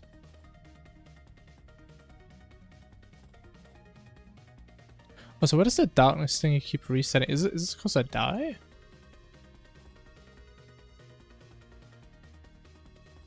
What? What is it reset?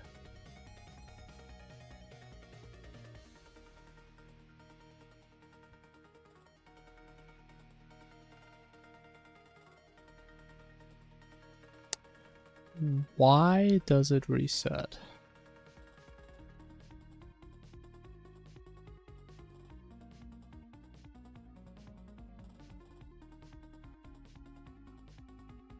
I mean, it kind of sounds like we... I mean, actually, this doesn't matter.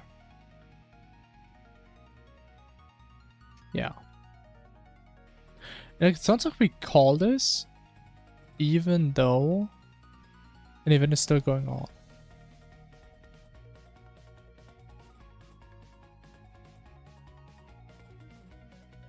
Oh, we say it's done when time is greater darkness.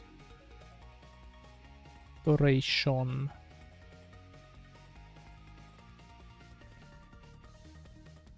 Which makes sense. We give this thing this as total time.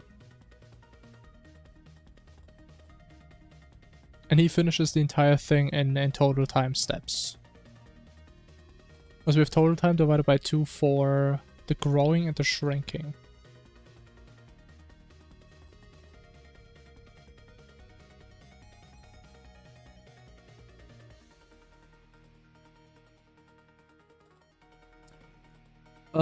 Let me just write more janky print code. How about that?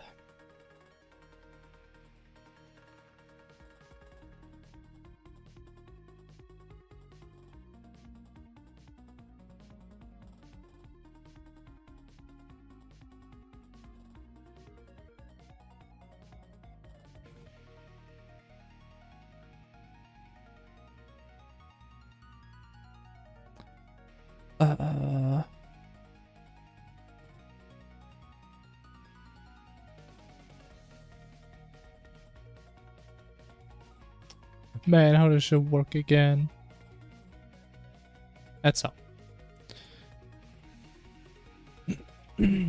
So, if it's darkness, then honestly just print it.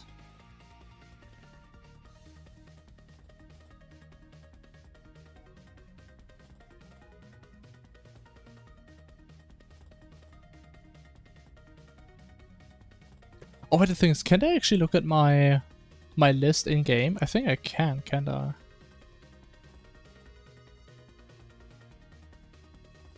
Oh, that's bad. That shouldn't happen. Player editor. Is that like a system editor?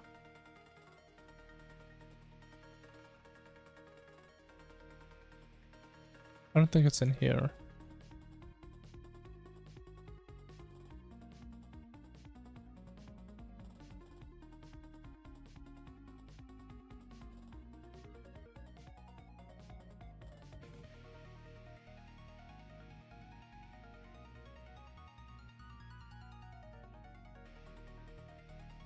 System editor. Ooh.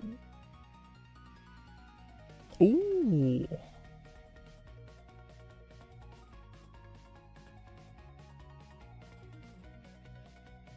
But why does it only show this one though? Like how do I change that?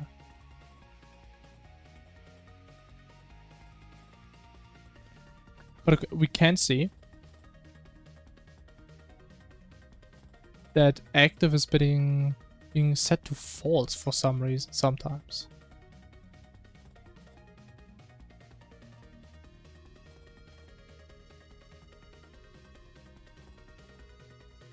Wait, something is just flipping this.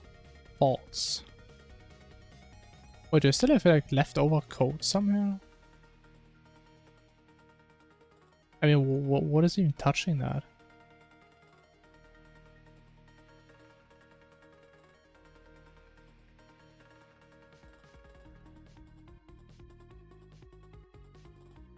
I mean, it's the issue is that we just start multiple.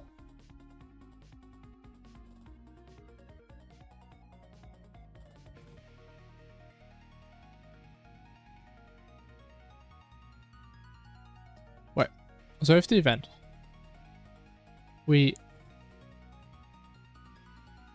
I'm such Dumbo, man. Of course that's what's gonna happen. Oh.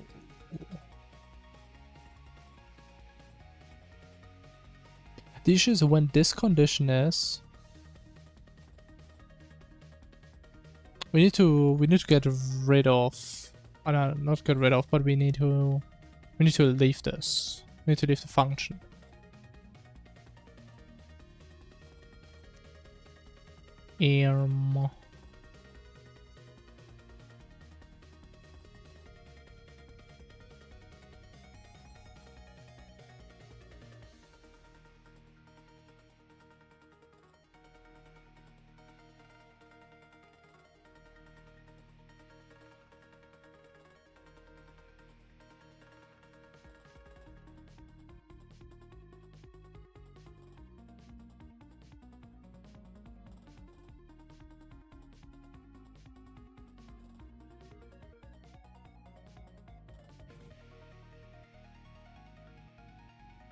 I mean, actually,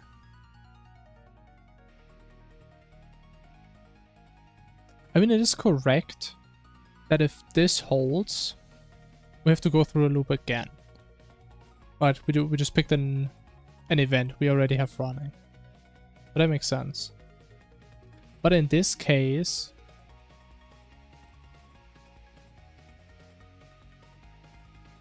wait.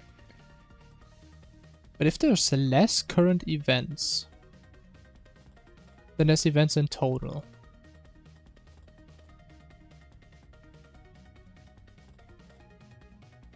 But it should be equal. Wait. Oh, no. It is... Oh, I'm actually confused, man. It's getting late, man. But the thing is that we need something like this. In an if. I'm pretty sure.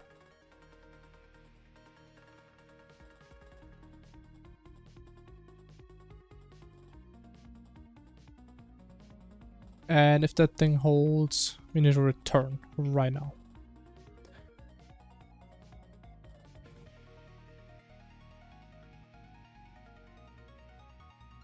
But actually, we can do this trick before, no? But we can. Why am I even doing this here?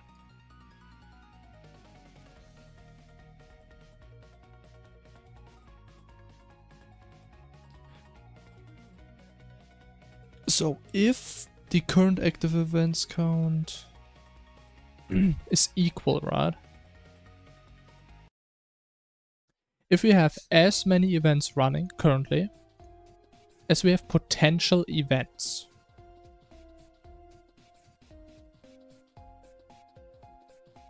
then we get out. Otherwise we do this little while loop.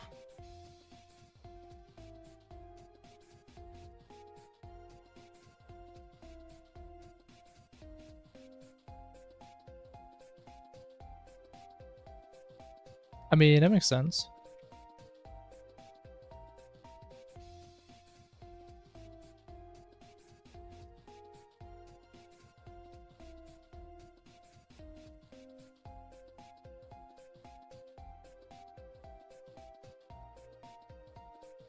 That does look a bit better. Definitely not getting interrupted.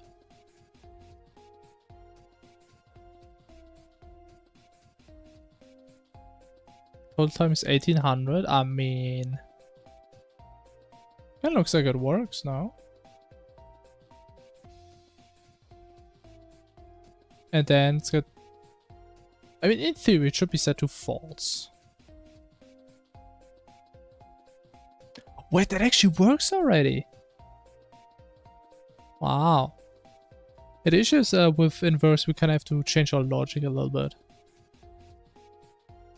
A tiny bit. Because this thing pretty much needs to cover the entire screen. And it needs to go into the player and then out. Oh yeah, I haven't done it yet. It doesn't sound that hard though. Like the most annoying thing about this, I feel like, is figuring out how big this texture needs to be. Because I think this texture is like 5,000 by 5,000 pixels. It's massive. So I hope we can figure this out somehow. But okay, I mean, honestly, I was a bit skeptical in like the first 2 hours if we actually get anything done. I think we got something done. I would say the lasers look better because we changed the sprite batch thingy. So we did that. They actually properly despawn, which looks kind of clean. Portal rotation looks a bit better. Arguably the texture is a little bit worse. But okay, I think it's worth it with the center. We have the darkness thing going on. That's pretty cool. And we have like a proper event system now. Again, very expandable, very cool, very smooth. So I think overall I'm kind of happy with what we did today. Now we still have to like come back to all of these events. And what I kind of want to do, I want to be able to like give each attribute a range of possible values, and it's just going to randomize between them. It's like, for example, for these portals, right? I would love the idea if it, for example, picks like a random speed value between, I don't know, like 2 and 5. And like they could be slow, but they could also be giga fast. Also, we still need to like come back and change the radius. Because I kind of liked when I kept on going in and out. It was kind of cool.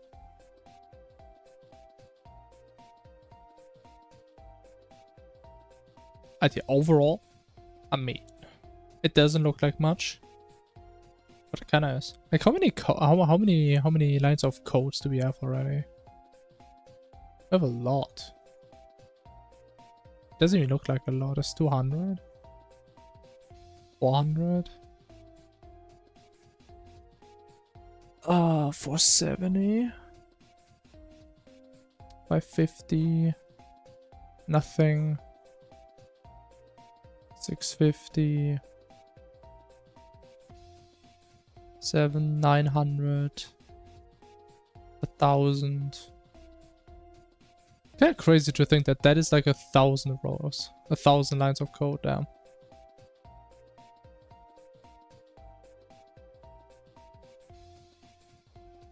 I think it's worth it though. Definitely. I mean, look how fucking clean this is, man.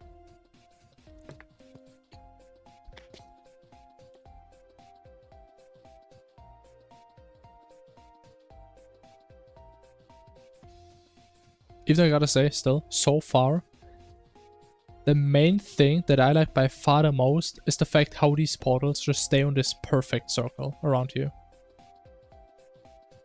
Oh my god, it's so beautiful. Also, why was the rotation so fucked up there? I thought I fixed that. It's not properly aligned with like the laser. Maybe the laser rotation is just wrong.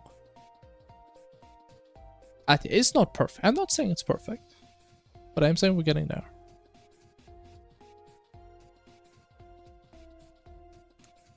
But okay. I think we can call it here after good days of work. So, let me check. Tomorrow is Wednesday. Yeah. Tomorrow is gonna be an early stream. So we're probably gonna start like 2 hours earlier than usual.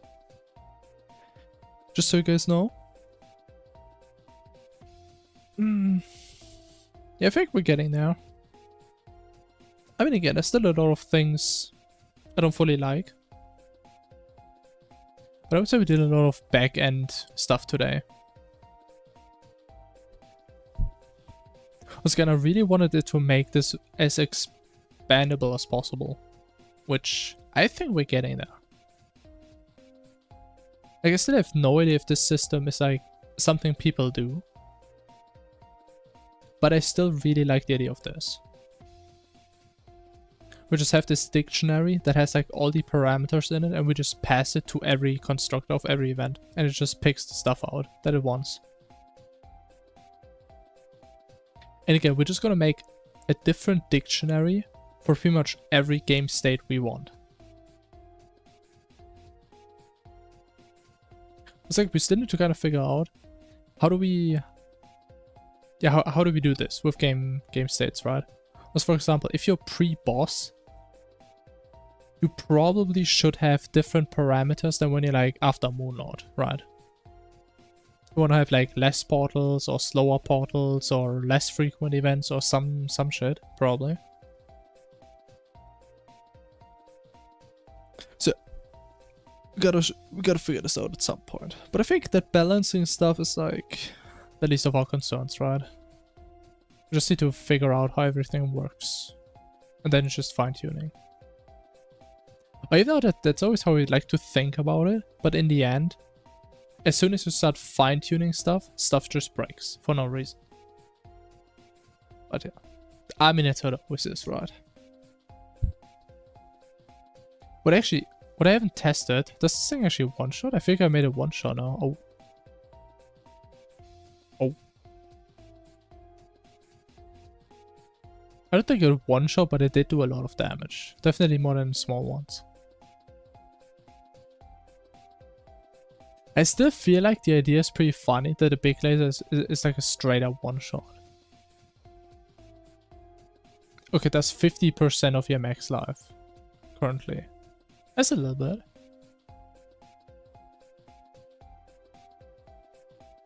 It does 200 damage. God damn. I feel like with the big laser, we need to like make it that the indicator is there for way longer. And also the laser is just gonna come out very slowly. And maybe it's gonna be like red. You know what, let me actually see what happens if we just paint it red.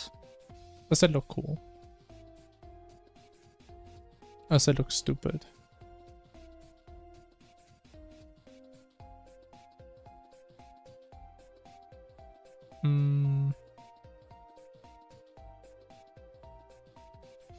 Red.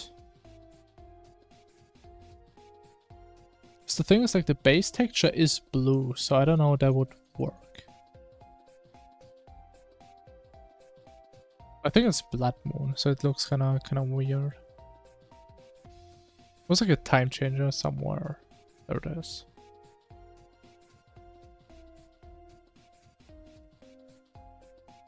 Bro, why is it so dark, man?